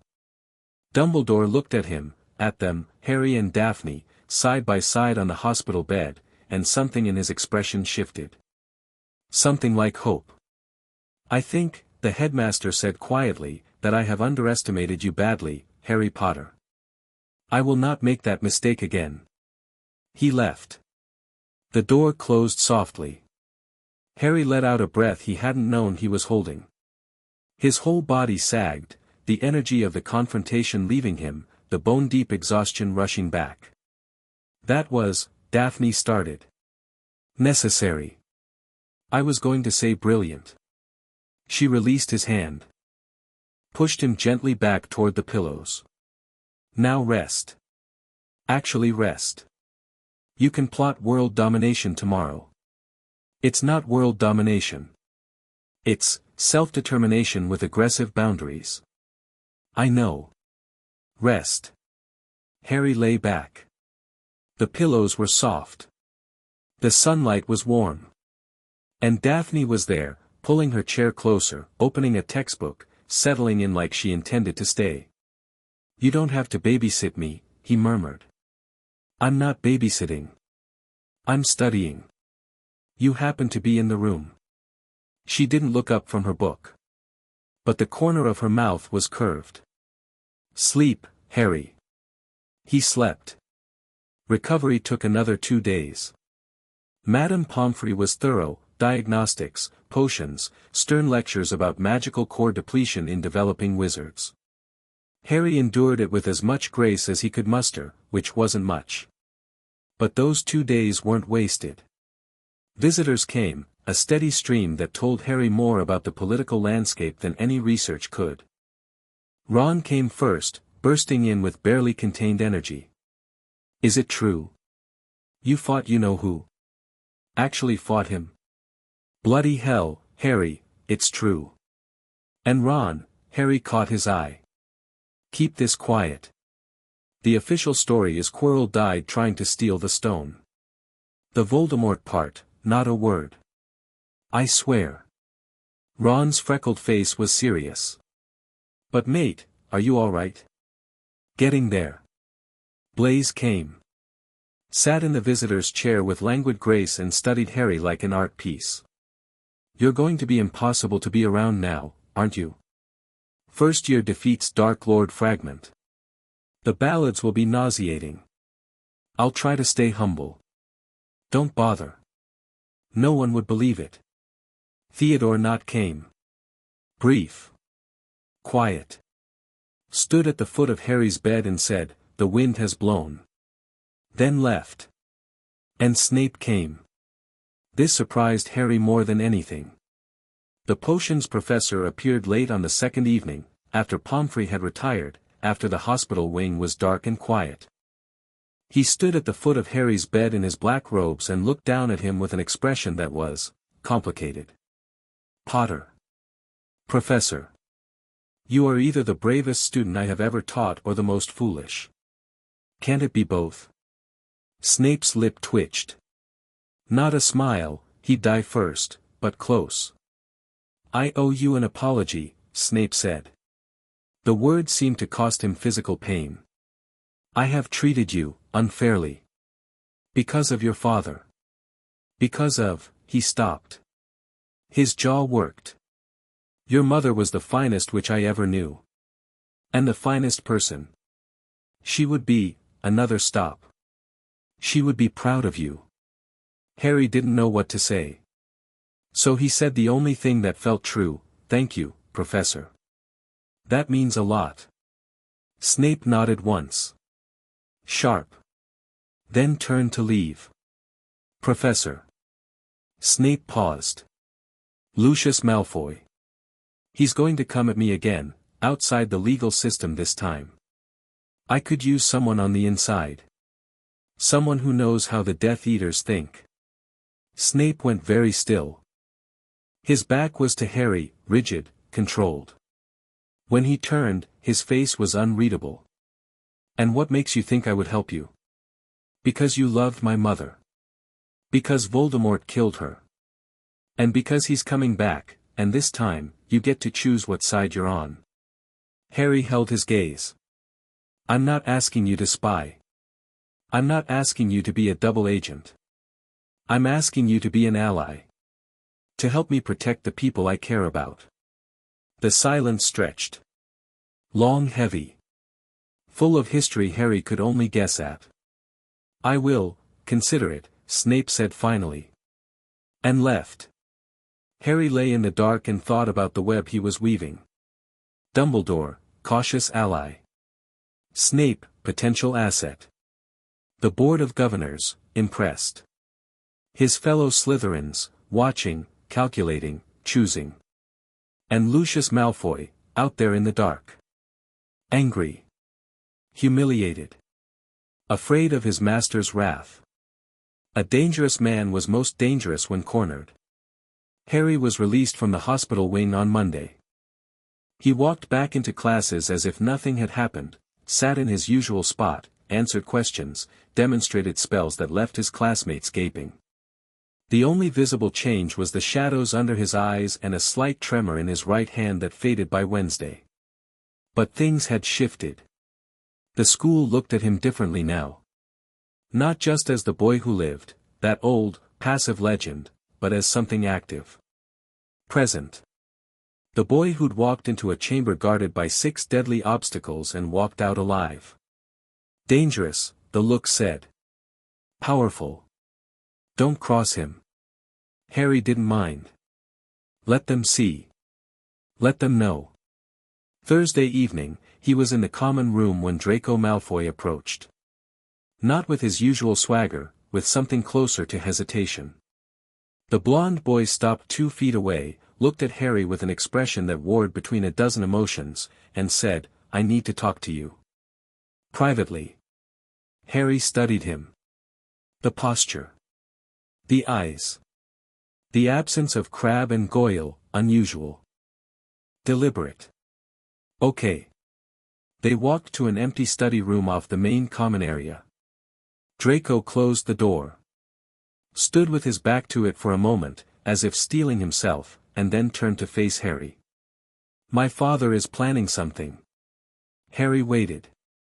He received a message. From someone.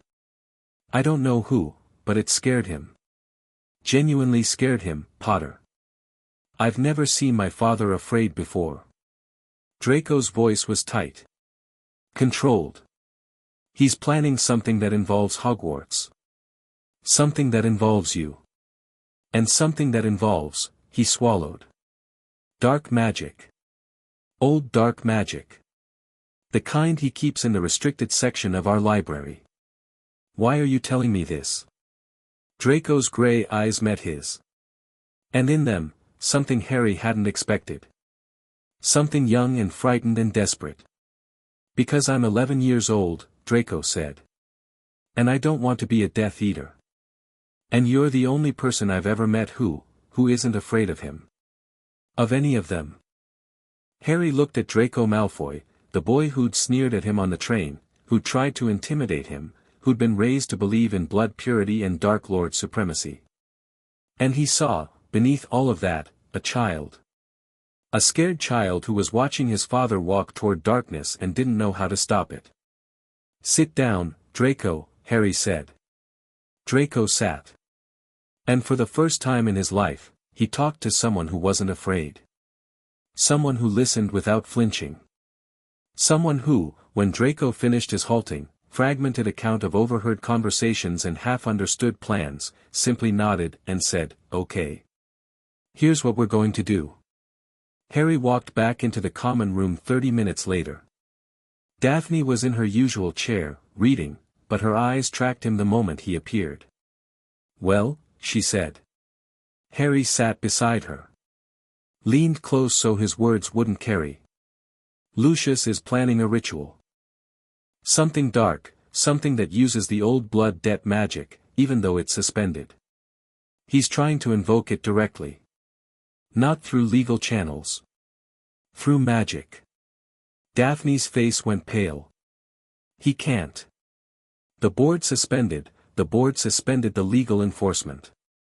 But the magic itself, the oath, the blood, that's still there. Still woven into your family's line. A skilled enough dark wizard could potentially reach through the magical bonds directly and," Harry paused. Chose his words carefully. "Activate the debt. Force compliance. Bypass the law entirely. That's," Daphne's voice dropped. "That's blood magic. That's illegal. That's what Lucius does when he can't win within the system." Harry took her hand. "But listen, Draco told me. He doesn't have details, but he knows his father is gathering materials. Ritual components. And Voldemort's wraith, before it fled, gave Lucius instructions. This is what Voldemort wants. This is his punishment for Lucius's failure at the hearing. Voldemort wants me. Voldemort wants to hurt me. You're the lever." Harry's jaw set. "But he's miscalculated. Because now we know it's coming. And we have time to prepare." "How much time?" "Draco thinks his father is waiting for the solstice. 3 weeks. 3 weeks. 21 days until Lucius Malfoy attempted to reach across space and law and bind Daphne Greengrass through dark ritual. We need to find the counter," Harry said. "There has to be one. Blood magic is powerful, but it's symmetrical, every working has an unworking. It's in the grimoire somewhere, and if it's not, it's in this castle." Daphne's fear was visible, she was pale, her breathing quick, but she controlled it. Forced it down. Rebuilt her walls with the same deliberate precision Harry had seen that first day on the platform. "The room of hidden things," she said. "What?" "7th floor. There's a room, I've heard the upper years talk about it. A room that appears when you need it. Filled with centuries of hidden objects, books, artifacts, things people have lost or abandoned. If there's an answer anywhere in this castle, it's there." Harry stood. "Show me. Now. It's nearly curfew, Daphne. 3 weeks." She stood. "Follow me." They left the common room together, past the questioning looks, past Zabini's raised eyebrow, past the 7th-year prefect who opened his mouth to say something about curfew and then thought better of it. The 7th floor. A blank stretch of wall across from a tapestry of trolls in tutus. Daphne paced before it, 3 times, concentrating. "I need a place where hidden things are kept. I need knowledge of blood magic and its counters." A door materialized in the wall. Solid oak, heavy, ancient. They pushed it open. The room beyond was vast. Cathedral vast, impossible, bigger than it should be, stretching in every direction. Towers of objects piled high as houses. Broken furniture. Forgotten trunks. And books, thousands of books, stacked in precarious columns, scattered across surfaces, some floating gently in midair as if waiting to be found. "Merlin," Harry breathed. "Start looking," Daphne said. And together, they walked into the maze. They searched for 3 hours. Harry's magic, still recovering, but growing stronger daily, helped. He could feel the books that held dark knowledge. They vibrated at a different frequency, cold where normal books were warm, sharp where they should be smooth. He followed those sensations through the labyrinth while Daphne catalogued, organized, searched with methodical precision. It was nearly 2 in the morning when Daphne called out from 3 aisles over. "Harry. Here." He found her kneeling beside a crumbling chest, a book open in her lap. Old, ancient, bound in leather so dark it was almost black. The pages within were covered in handwriting that shifted and changed as she read, as if the text were alive. "Counterrights to blood magics of the old tradition," she read. Chapter 7, Nullification of Blood Debt Through Harmonized Will. Harry knelt beside her. Read over her shoulder. The text was dense, archaic, complex, full of references to magical theory that pushed beyond anything in his grimoire. But the core concept was clear: a blood debt could be permanently nullified if both parties bound by a superior contract, in this case, Harry and Daphne, performed a harmonized ritual at the moment of the debt's attempted invocation. The attacking magic would be met with united will, and the clash would destroy the debt at its root. "We don't just block it," Harry said, understanding blooming. "We let him try. And when he does, when the magic reaches for you, we're ready. We channel our bond into the attack. Turn his own magic against the debt itself." "It's a trap," Daphne said. "We turn ourselves into a trap. A beautiful one." She looked at him. Lamplight from the floating candles above caught her features, sharp and pale and fierce. "This is incredibly dangerous," she said. "If our harmonization isn't perfect, if our wills aren't aligned at the moment of invocation, then we have 3 weeks to get perfect. Harry, we can do this." He took her hands. Both of them. Held them in his. "You and me. Together. We've been building toward this since the day I signed that contract. Everything, the bond, the trust, the partnership, it's been preparation for exactly this moment." Daphne looked at their joined hands. At his face. At the determination in his eyes, the absolute refusal to be afraid, to be beaten, to let anyone take from him what was his to protect. "Together," she said. "Together."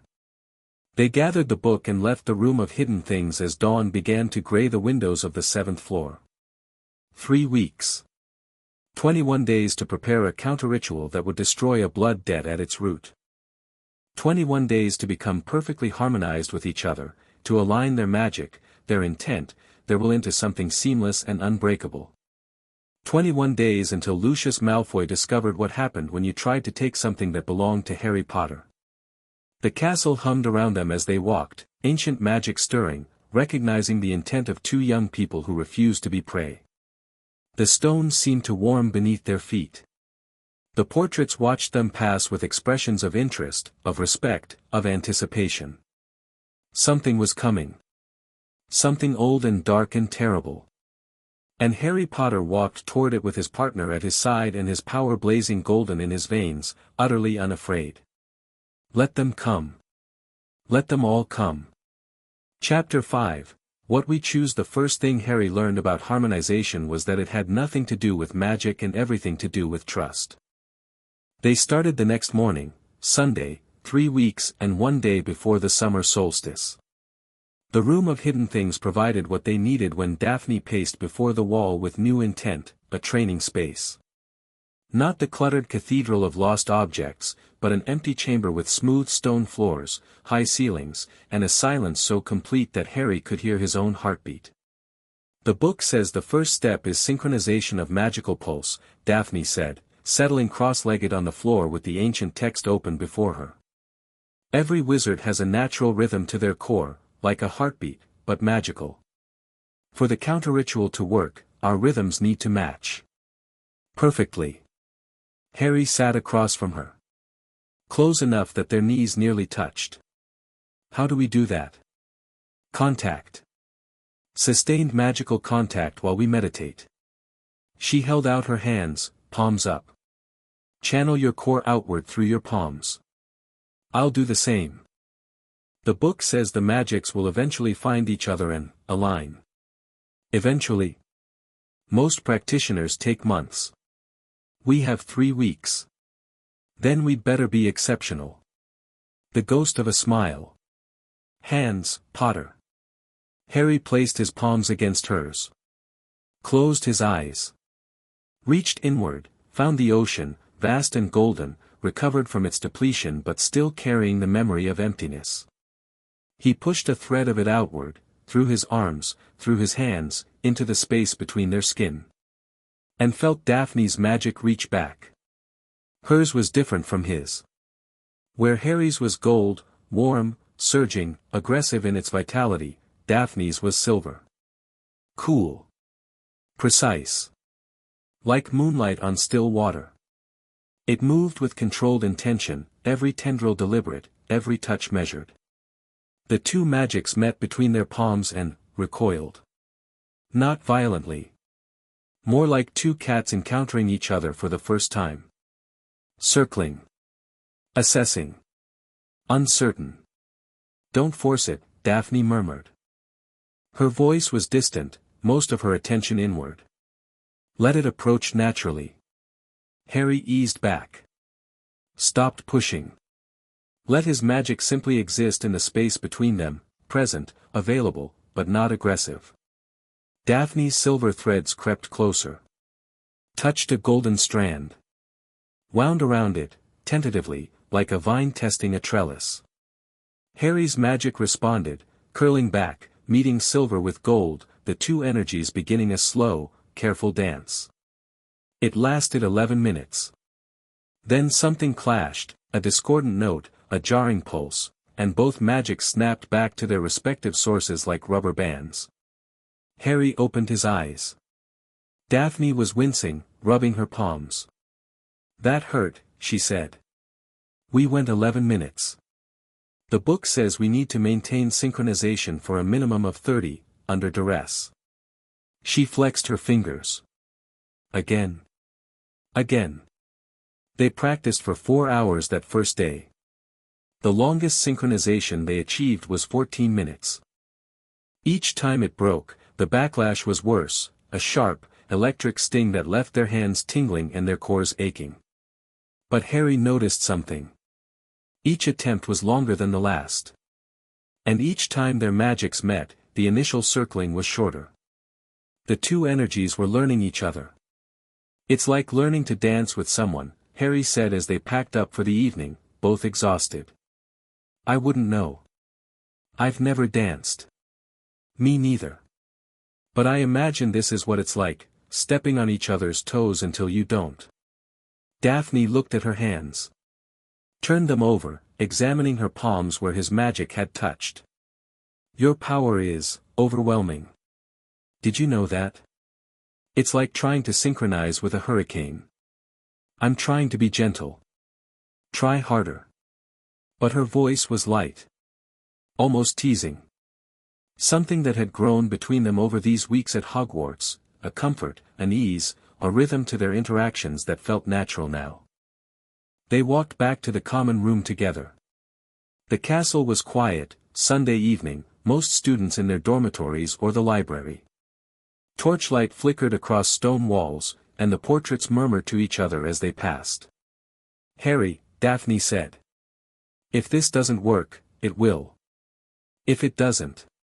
She stopped walking. Faced him in the corridor, and her expression was open. Unguarded in a way she almost never allowed. I need you to know that this year, it's been, she struggled. Daphne Greengrass, who always had the right words, searching for them. I was so angry when my father told me about the contract. I thought my life was over. That I'd been sold. And instead you got a messy-haired idiot who picks fights with Dark Lords.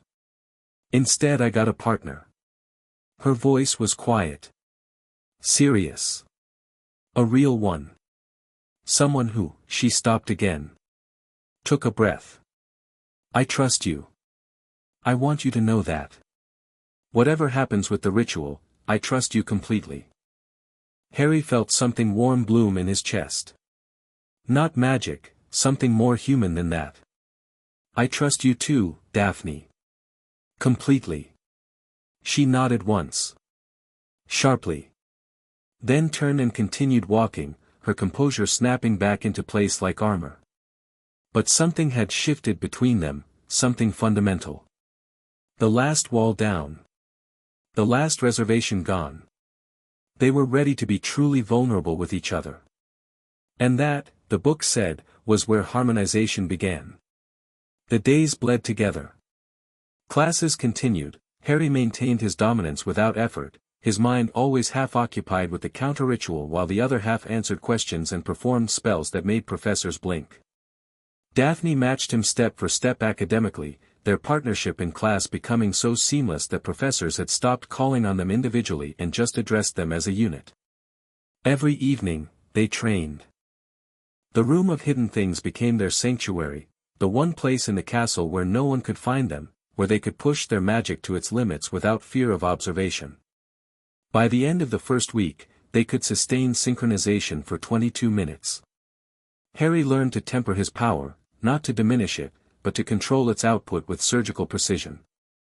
And Daphne learned to expand, to let her cool silver magic swell beyond its usual tight boundaries, to meet his golden tide without being overwhelmed. The bond between them, the marriage contract's magical thread, became something more. Harry could feel her now, not just as a compass point but as a presence. He knew when she was happy without seeing her face. Knew when she was stressed.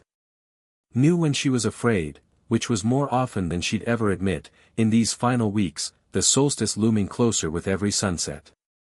17 minutes today, she reported on Wednesday of the second week.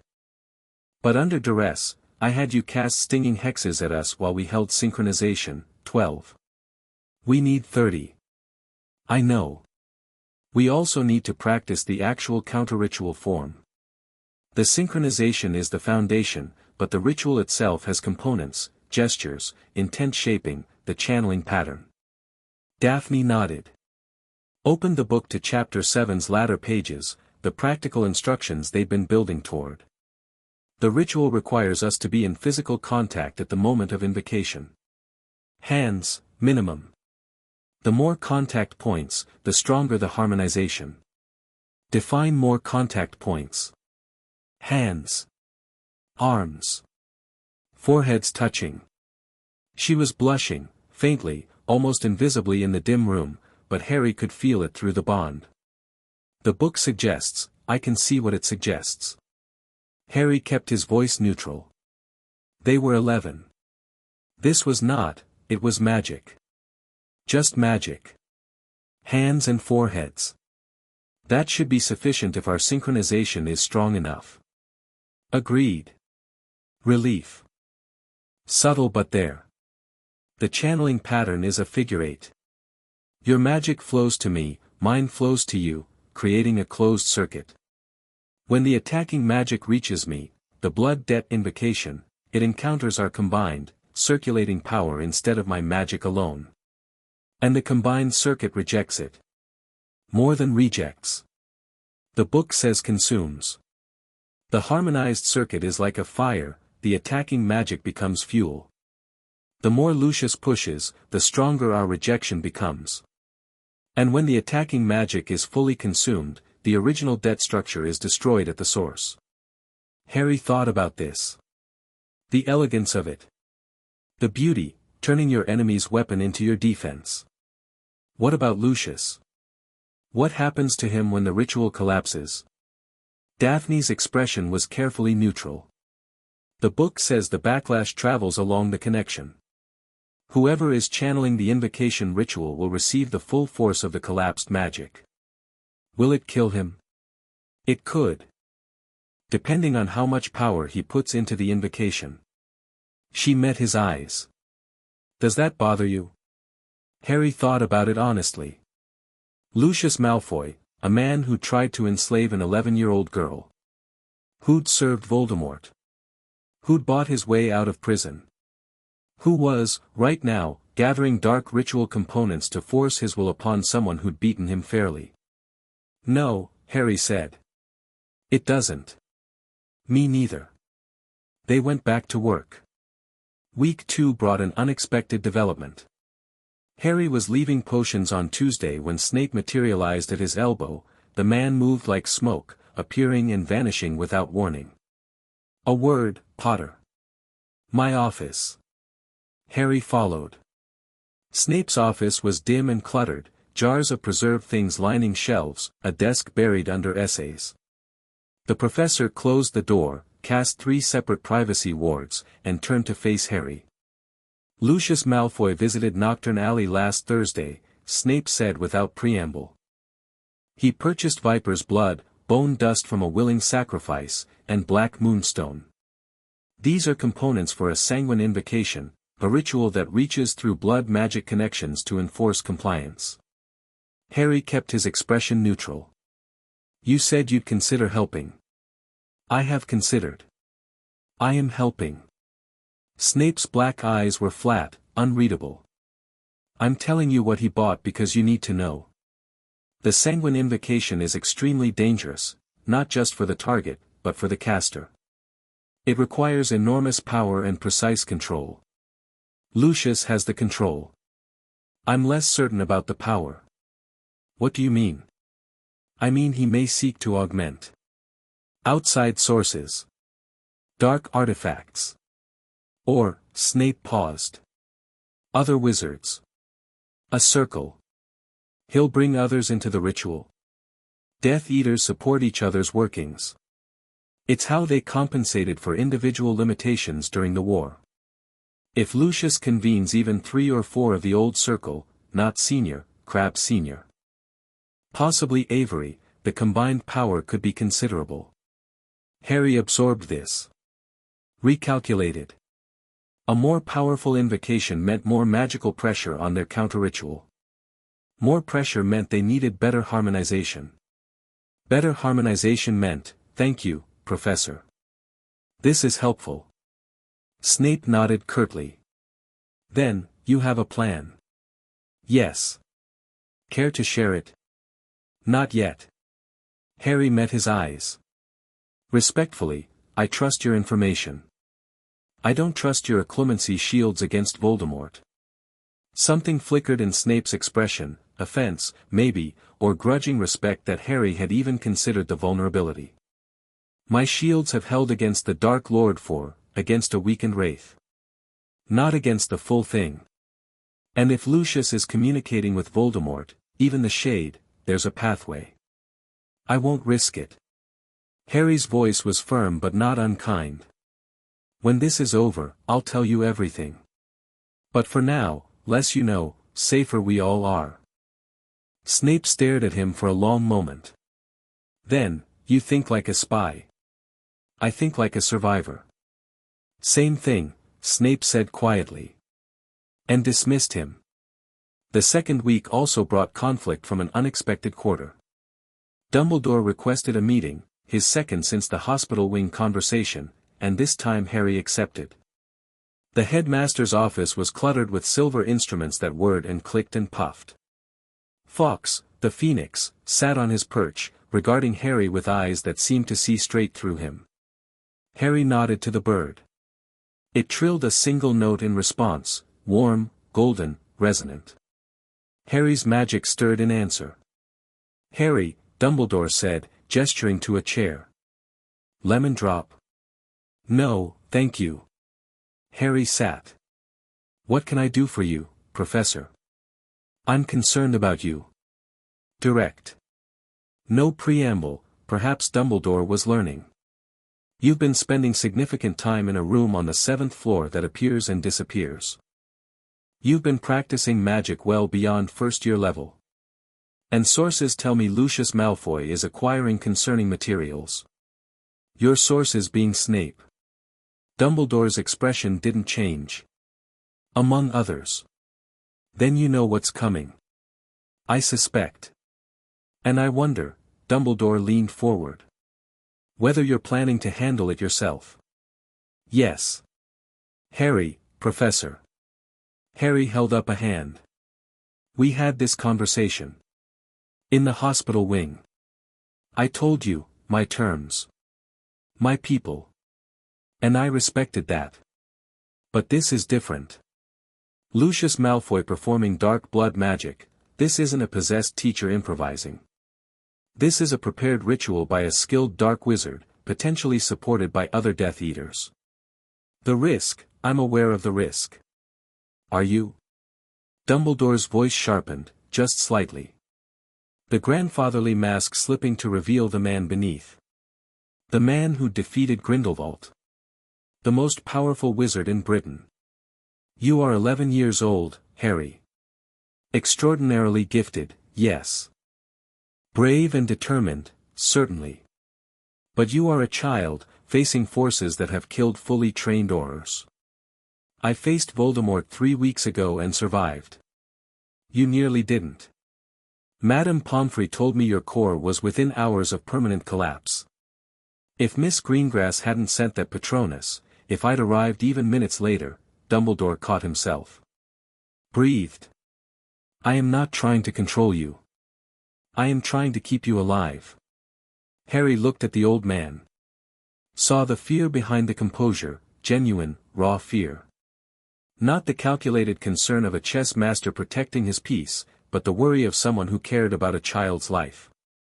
I appreciate that, Harry said. Meant it. But I need you to understand something. This isn't about me wanting to prove myself.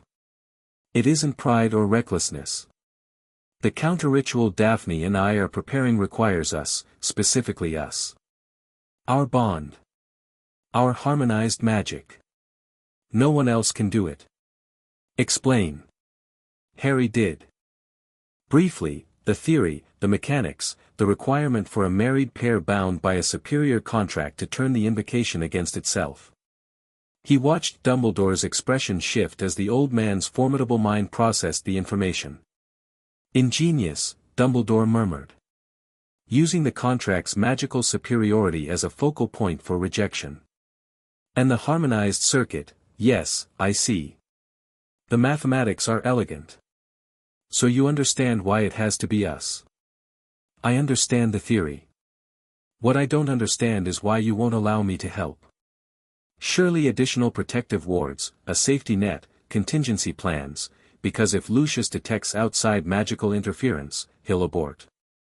He'll try again later, when we're not prepared, when we're not expecting it. Maybe over the summer, when we're separated. Harry leaned forward. This is our one shot at ending it permanently. The debt destroyed at the root. No more legal challenges.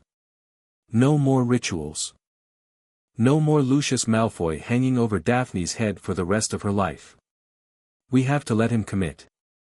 Let him pour everything into the invocation. And then we eat it alive. Dumbledore was quiet for a long time. Fawkes sang softly on his perch, a mournful, beautiful sound that filled the silence. You remind me, Dumbledore said finally, of someone I knew. Long ago. Someone brilliant and driven and absolutely certain they were right. A pause. I was wrong to compare. He was nothing like you. But the certainty, he shook his head. Very well. I will not interfere. But I will be nearby. Unseen. Undetectable. And if something goes wrong, if you falter, then you catch us, Harry said. That's fair. Promise me one thing. If I can. If you feel yourselves failing, if the harmonization breaks, you stop. You disengage. You let me step in. Dumbledore's blue eyes were fierce. Your lives are worth more than ending this debt. Harry thought of Daphne. Of the fear she carried. Of the sword hanging over her family. Of the future where Lucius could try again and again, forever, until he won. I won't let it fail, Harry said. Not a promise to Dumbledore. A promise to himself. The headmaster studied him. Sighed. And nodded. Then I wish you luck, Harry Potter. And I will be there, invisible, but there, when the moment comes. Thank you, Professor. Harry stood to leave. At the door, he paused. Professor. After this is over, after the debt is destroyed and Daphne is free, I want to talk. Really talk. About my parents. About the prophecy. Dumbledore went very still. Yes, I know there's a prophecy, about Voldemort, about what comes next. All of it. Harry met those ancient blue eyes.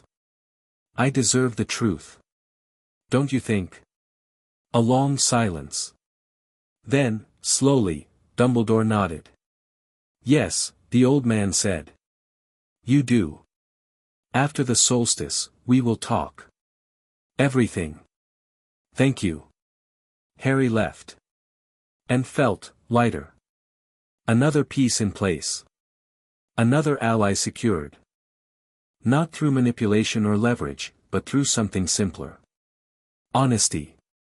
Week 3. Final preparations. Their synchronization had reached 28 minutes under duress. Close, so close, but not quite enough.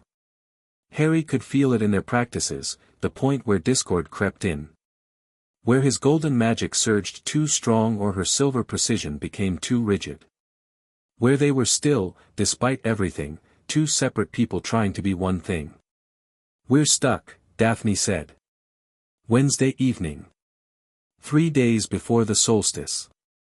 They sat across from each other in the room, their hands linked, their magic circling but not quite clicking into that final, perfect alignment.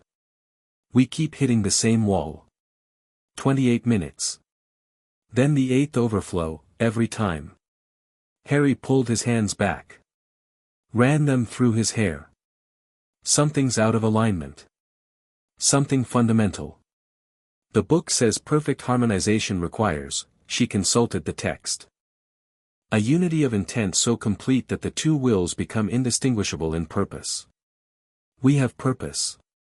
We both want to destroy the debt. So it's not about the debt, Harry said suddenly. Certainty, clear as a bell. We're unified in purpose about the debt.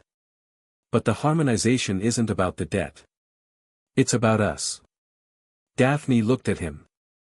The circuit, Harry continued, his mind racing. It's a closed loop. My magic flows to you, yours flows to me. For that to be seamless, for there to be no resistance at all, we can't be holding anything back. From each other. Not magically.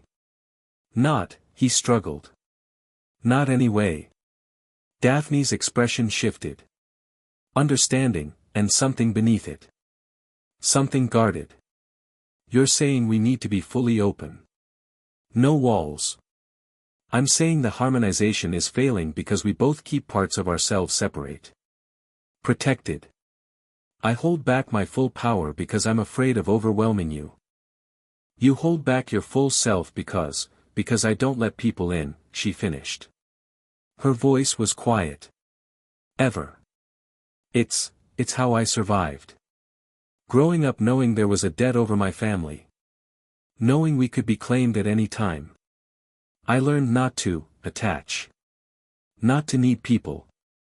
Because needing people means they can be taken from you. Harry felt the truth of it resonate through their bond. The loneliness in her. The isolation she built around herself like fortress walls, stone by stone, year by year. I do the same thing, he admitted. Different reasons. Same result. I don't trust fully because every adult who should have helped me either didn't or couldn't. I keep something back. Always. Just in case. They looked at each other across the small space. 11 years old. Too young for this. Too old, in all the ways that mattered. So, Daphne said.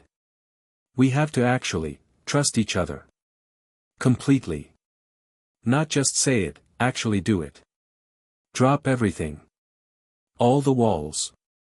All the protection. That's terrifying. Yeah. Can you do it? Harry thought.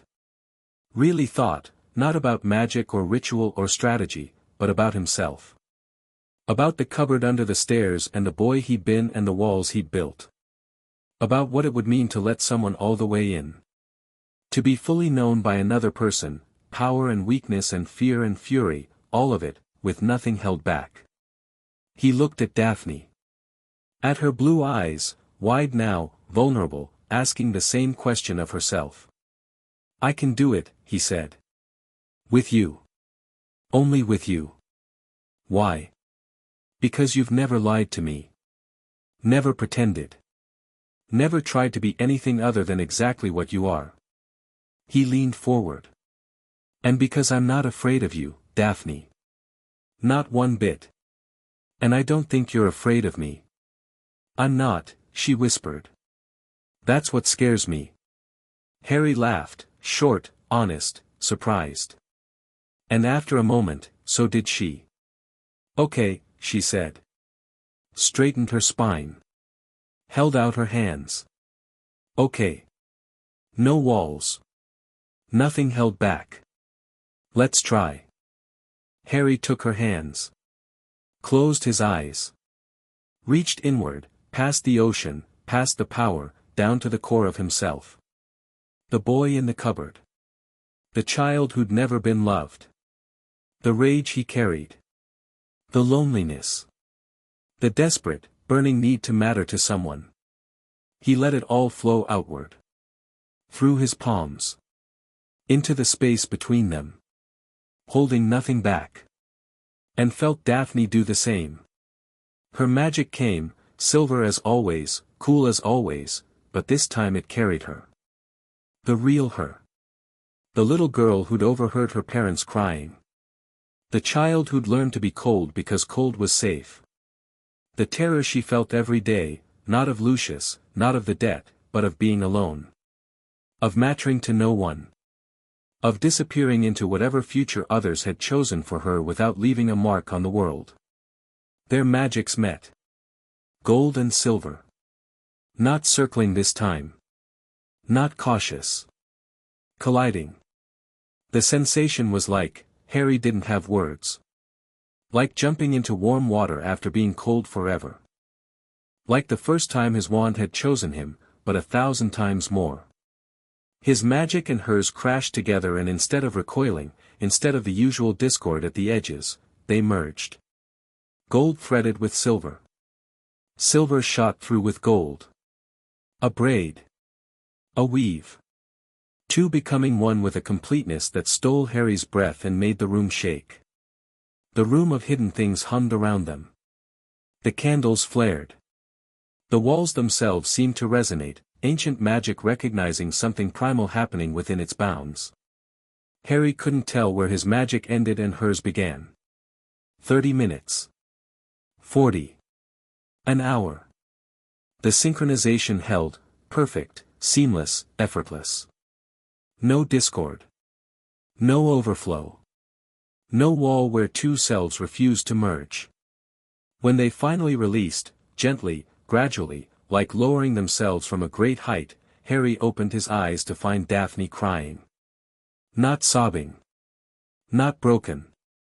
Just, tears, tracking silently down her cheeks, her expression open in a way he'd never seen. Stripped bare. Beautiful. I felt you, she said. Her voice was raw. All of you. Everything. I know. I felt you too. You really, she wiped her face impatiently.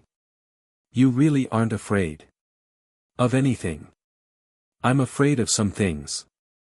He squeezed her hands, still clasped in his. Losing you, for instance. That terrifies me. Daphne laughed, wet, startled, bright. Potter. We are 11. I know. It's very inconvenient. He grinned at her. But we've got time. She shook her head. But she was smiling, really smiling, the kind that changed her whole face, that made her look like the 11-year-old she actually was instead of the fortress she pretended to be. We're ready, she said. Yeah. Harry looked at their joined hands, and saw it. The faintest shimmer in the air around them. Gold and silver, woven together, a glow that pulsed with their shared heartbeat. Yeah, we are. 3 days. The summer solstice fell on a Saturday. Longest day of the year, and the most magically charged. Blood rituals drew power from natural cycles, and the solstice was the apex. Maximum magical saturation. If Lucius was going to strike, it would be tonight, at the moment the sun touched the horizon. Twilight. The threshold between day and night. Harry and Daphne spent the morning in ordinary things. Breakfast. A walk by the lake. Conversation that carefully avoided what was coming, not because they were afraid to discuss it, but because they'd already discussed everything there was to discuss. The plan was set. The preparation was complete.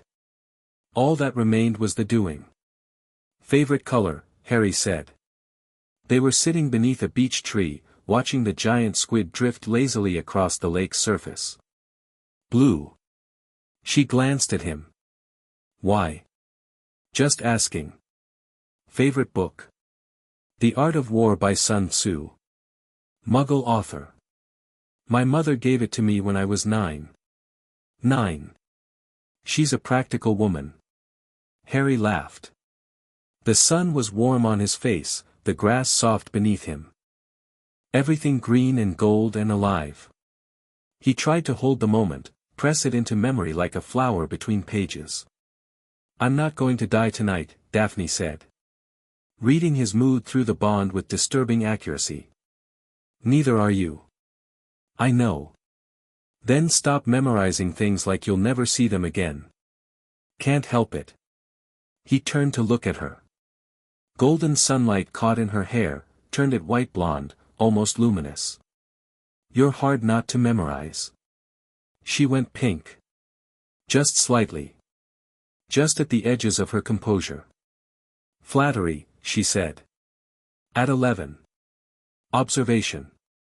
At any age. You're impossible.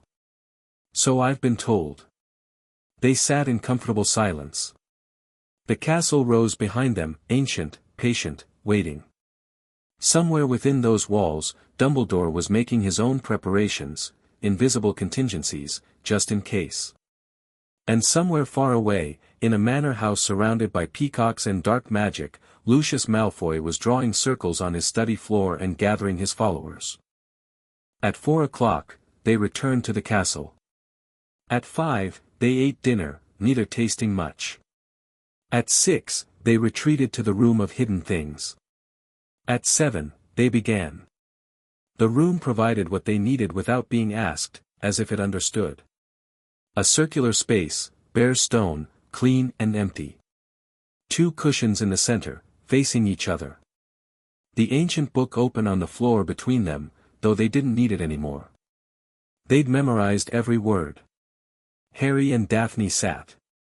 Knees touching. Hands clasped, both pairs, interlinked, a double connection. Foreheads touching, the third point of contact, the triangle that the book described as optimal for maximal harmonization. They breathed together. In. Out. In. Out. Finding their rhythm. Harry reached inward. Let the ocean rise. Let it flood through him, through his hands, through his forehead, into the space where his magic and Daphne's magic had learned to speak the same language. Daphne met him. Silver and gold, twisting together, braiding, weaving. The figure-8 pattern established itself, flowing from Harry through their joined left hands into Daphne, from Daphne through their joined right hands back into Harry. A closed circuit. A perpetual loop. Gaining speed. Gaining power. Their combined magic building like a storm contained in human form. The bond between them, the contract's thread, blazed to life. Not just a compass point now. A rope. A bridge. A river of shared power that pulsed with every heartbeat. 8 o'clock. 8:30. 9. They waited. At 9:47 p.m., the exact moment of sunset on the summer solstice, it hit. The attack came without warning. 1 second, nothing. The next, a lance of dark magic, purple-black and vicious, drilling through space and distance and wards to reach the thread of blood that connected Daphne Greengrass to the oath her grandfather had sworn. Daphne's body jerked. A gasp tore from her, involuntary, pained, and Harry felt it through their bond. Cold. Invasive. A foreign magic reaching into her, seeking the blood debt anchor, trying to activate it, to enforce compliance, to make her, the circuit caught it. The harmonized flow of gold and silver hit the dark invading magic like a wall of fire hitting a stream of oil. The dark magic didn't bounce off, it was consumed. Drawn into the circuit, broken down, converted. Fuel feeding their combined power. More came. Lucius pushed harder, Harry could feel the weight of it. Not one wizard. Multiple. 3. 4.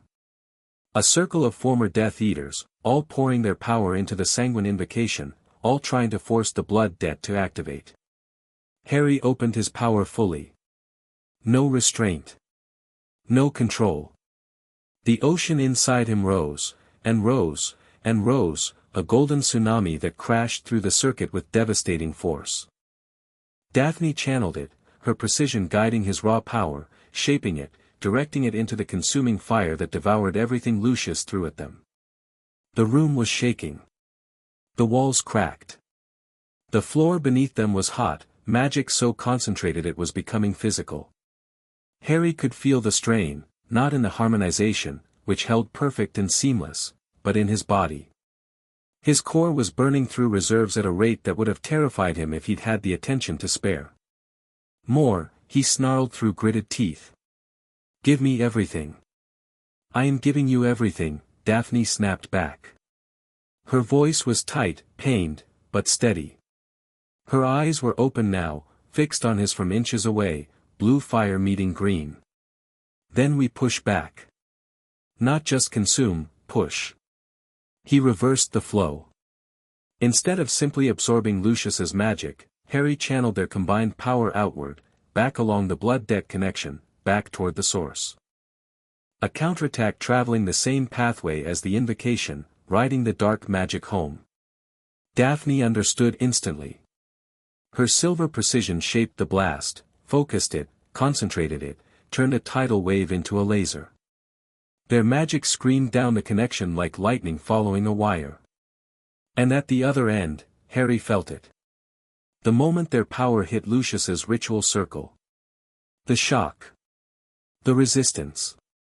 The terror as the combined, harmonized magic of two bonded partners, amplified by the contract's superiority, supercharged by the solstice, furious with righteous intent, crashed into the invocation structure and detonated. The blood debt, the magical construct that had haunted the Greengrass family for 20 years, shattered. Not dissolved. Not faded. Shattered. Like glass hit with a hammer. Harry felt each fragment disintegrate, felt the magical bonds that tied Daphne's blood to the Malfoy family snap one by one like threads being cut. And then, backlash. The collapsed ritual's energy had nowhere to go but back to its casters. Harry felt it, distantly, through the fading connection, the explosion of returned magic hitting Lucius's circle. Screams. Agony. The sound of a manor's wards crashing as too much wild magic exceeded their capacity. Then silence. The connection was gone. The blood debt was gone. The circuit was still flowing, gold and silver, perfect harmony, but there was nothing to fight anymore. Nothing attacking. Nothing reaching. Done. It was done. Harry opened his eyes. Daphne's face was inches from his, forehead to forehead, hands clasped, their shared magic still circulating in its peaceful loop. Tears were streaming down her face. His too, he realized. It's gone, she whispered. I can feel, it's gone. The weight. The thing in my blood that, her breath hitched. It's gone, Harry. I know. His voice was wrecked. Raw. I felt it break. We did it. We did it. They were trembling. Both of them, adrenaline and magical exhaustion and emotion combining into full-body shakes. The circuit faded slowly, gold and silver separating gently, returning to their respective sources. But where they'd been woven together, something remained. A residue. A permanent change in the texture of their bond, deeper now, more intimate, irrevocable. Harry lowered his forehead from hers. Looked at her face, streaked with tears, flushed with exertion, smiling so wide it transformed her entirely. You're free, he said. We're free. She squeezed his hands, hard enough to hurt. Both of us. That wasn't just my debt that broke. It was, she searched for words. Everything holding us back. Everything keeping us separate. It's gone. Harry pulled her into a hug. Not romantic, they were 11, and this wasn't that, but fierce. Necessary. The kind of embrace that said we survived and you're real and I'm here all at once. Daphne hugged him back. No stiffness. No reservation. Just her arms around him, tight and sure, and the sound of her breathing slowly steadying against his shoulder. They stayed like that for a long time. An hour later, the room of hidden things opened its door without being asked. Harry and Daphne emerged into the 7th-floor corridor to find Dumbledore waiting. The headmaster's expression was complicated. Relief. Awe. Something that looked almost like tears in those ancient blue eyes. It is done, Dumbledore said. Not a question. It's done, Harry confirmed. His legs were unsteady. His core was depleted, not dangerously, not like after Quirrell, but significantly. Daphne was leaning on him slightly, and he was leaning on her, and together they were managing to stay upright. I felt it from here, Dumbledore said softly. The entire castle felt it. The wards resonated. I've never seen anything quite like it. He stepped forward. Are you hurt? Tired, Daphne said. But whole. And Lucius? Harry asked. Dumbledore's expression shifted. I've already dispatched Aurors to Malfoy Manor. Based on what I sensed of the backlash, a pause. I suspect they will find several individuals in need of medical attention. And a significant amount of evidence of dark ritual magic. Will that be enough? For prosecution. Combined with the testimony of the involved parties, and the ministry records you've already leveraged, yes. Dumbledore's voice was certain. Lucius Malfoy's political career is over. His freedom may be as well. Harry nodded. Felt something. Not satisfaction, exactly. Not joy. Just completion. The ending of a long, dark equation that finally balanced to zero. What about Draco? He asked. Dumbledore looked surprised. What about him? He helped us. He warned me about his father's plans. He's 11 years old and his father just got caught performing dark magic. Harry's jaw set. He needs protection. Not punishment. Harry, he chose, Professor. He chose differently than his father. That should mean something. Dumbledore studied him for a long moment. Then, slowly, a smile spread across the old man's face, real and warm and full of something that Harry thought might be pride.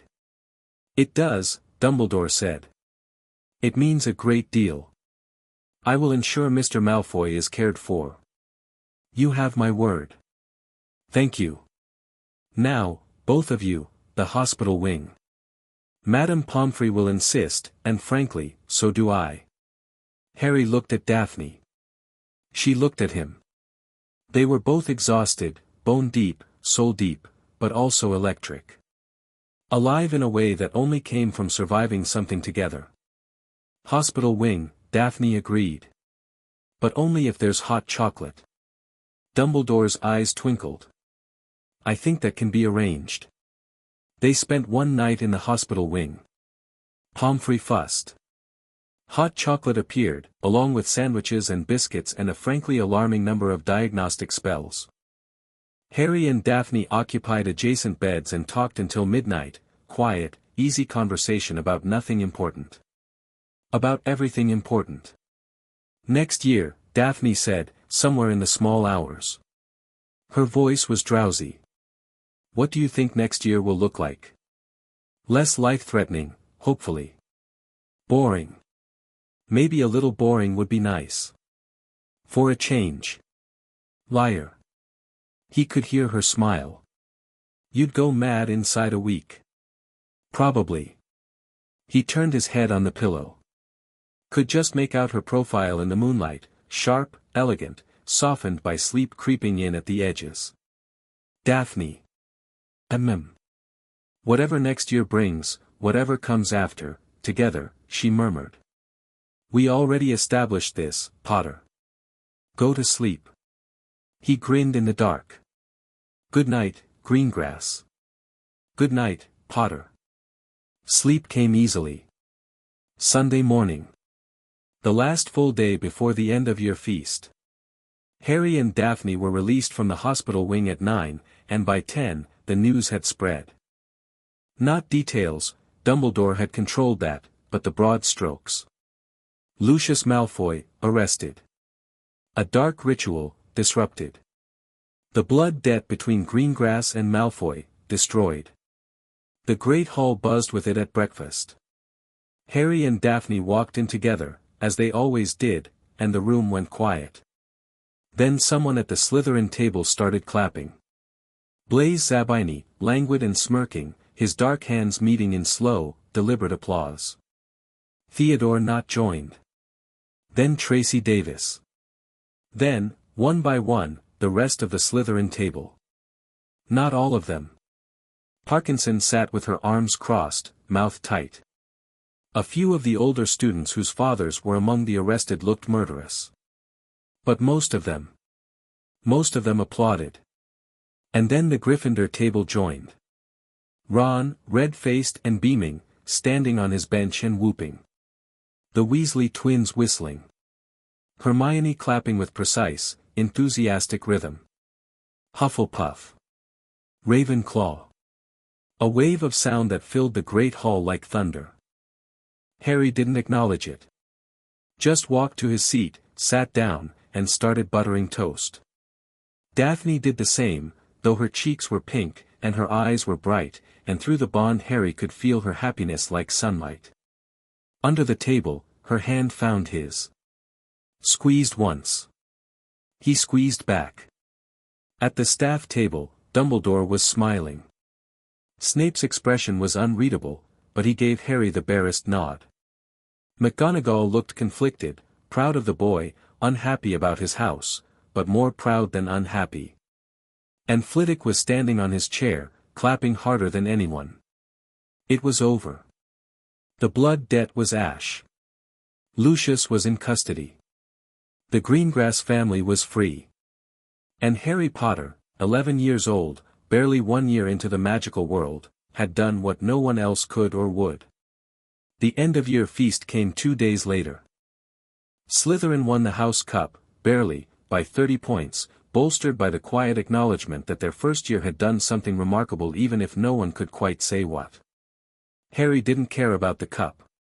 He cared about the people sitting around him. Daphne on his left. Tracy on her other side.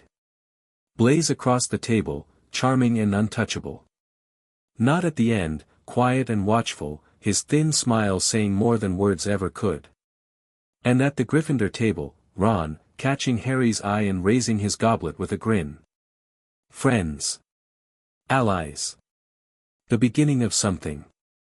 Later, after the feast, after the goodbyes and the trunk packing and the chaos of departure, Harry and Daphne stood together on platform 9 3/4.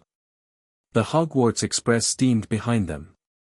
Families reunited all around, parents hugging children, siblings wrestling, the ordinary beautiful chaos of homecoming. Cyrus Greengrass stood 20 feet away with Astoria, giving them space. The man looked younger. Like 20 years had lifted from his shoulders in a single night. Astoria was bouncing on her toes, barely contained. Summer, Daphne said. It's going to be strange. Not seeing you every day. I'm not going back to the Dursleys. Harry said it with quiet certainty. Dumbledore and I discussed it. The blood wards are unnecessary now, Voldemort's shade fled. I'll be at Potter Manor. You have a manor? Apparently. Haven't seen it yet. It's been under ward since my parents died. He turned to her. You should visit. You and Astoria. Your parents. Daphne's composed expression cracked, just slightly, into something bright and eager before she controlled it. Yes. I'd like that. We have a lot to plan. Second year. The political landscape is going to shift with Lucius gone, power vacuums, new players. And Voldemort, he's still out there. Weaker, but out there.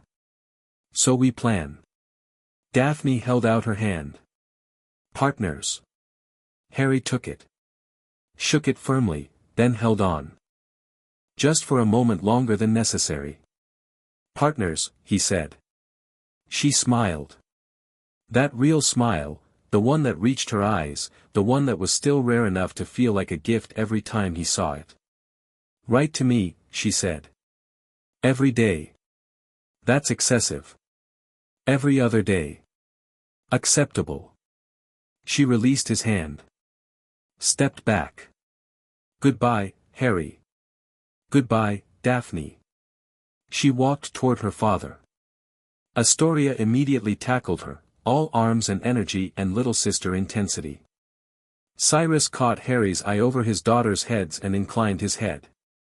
Respect. Gratitude. Alliance. Harry inclined his head back. Then he turned. Adjusted his trunk. Settled Hedwig's cage more comfortably. And walked toward the barrier between platforms 9 and 10, toward the Muggle world, toward a summer of discovery and preparation and letters written to a girl with ice-blue eyes and silver magic. The ring glinted on his finger. The bond hummed warm in his chest. And somewhere in the back of his mind, the compass still pointed, always pointing, toward her. He was 11 years old. He'd faced a Dark Lord, destroyed a blood debt, outmaneuvered politicians, and found something he'd never expected to find. A partner. A home. A purpose. And this was only the beginning. Harry Potter stepped through the barrier into King's Cross Station, into sunlight, into noise, into the ordinary world that had no idea what walked among them, and felt his magic sing in his veins, golden and vast and utterly unafraid. Whatever came next, second year, Voldemort's return, the long game of politics and power and growing up, he was ready. They were ready. Together.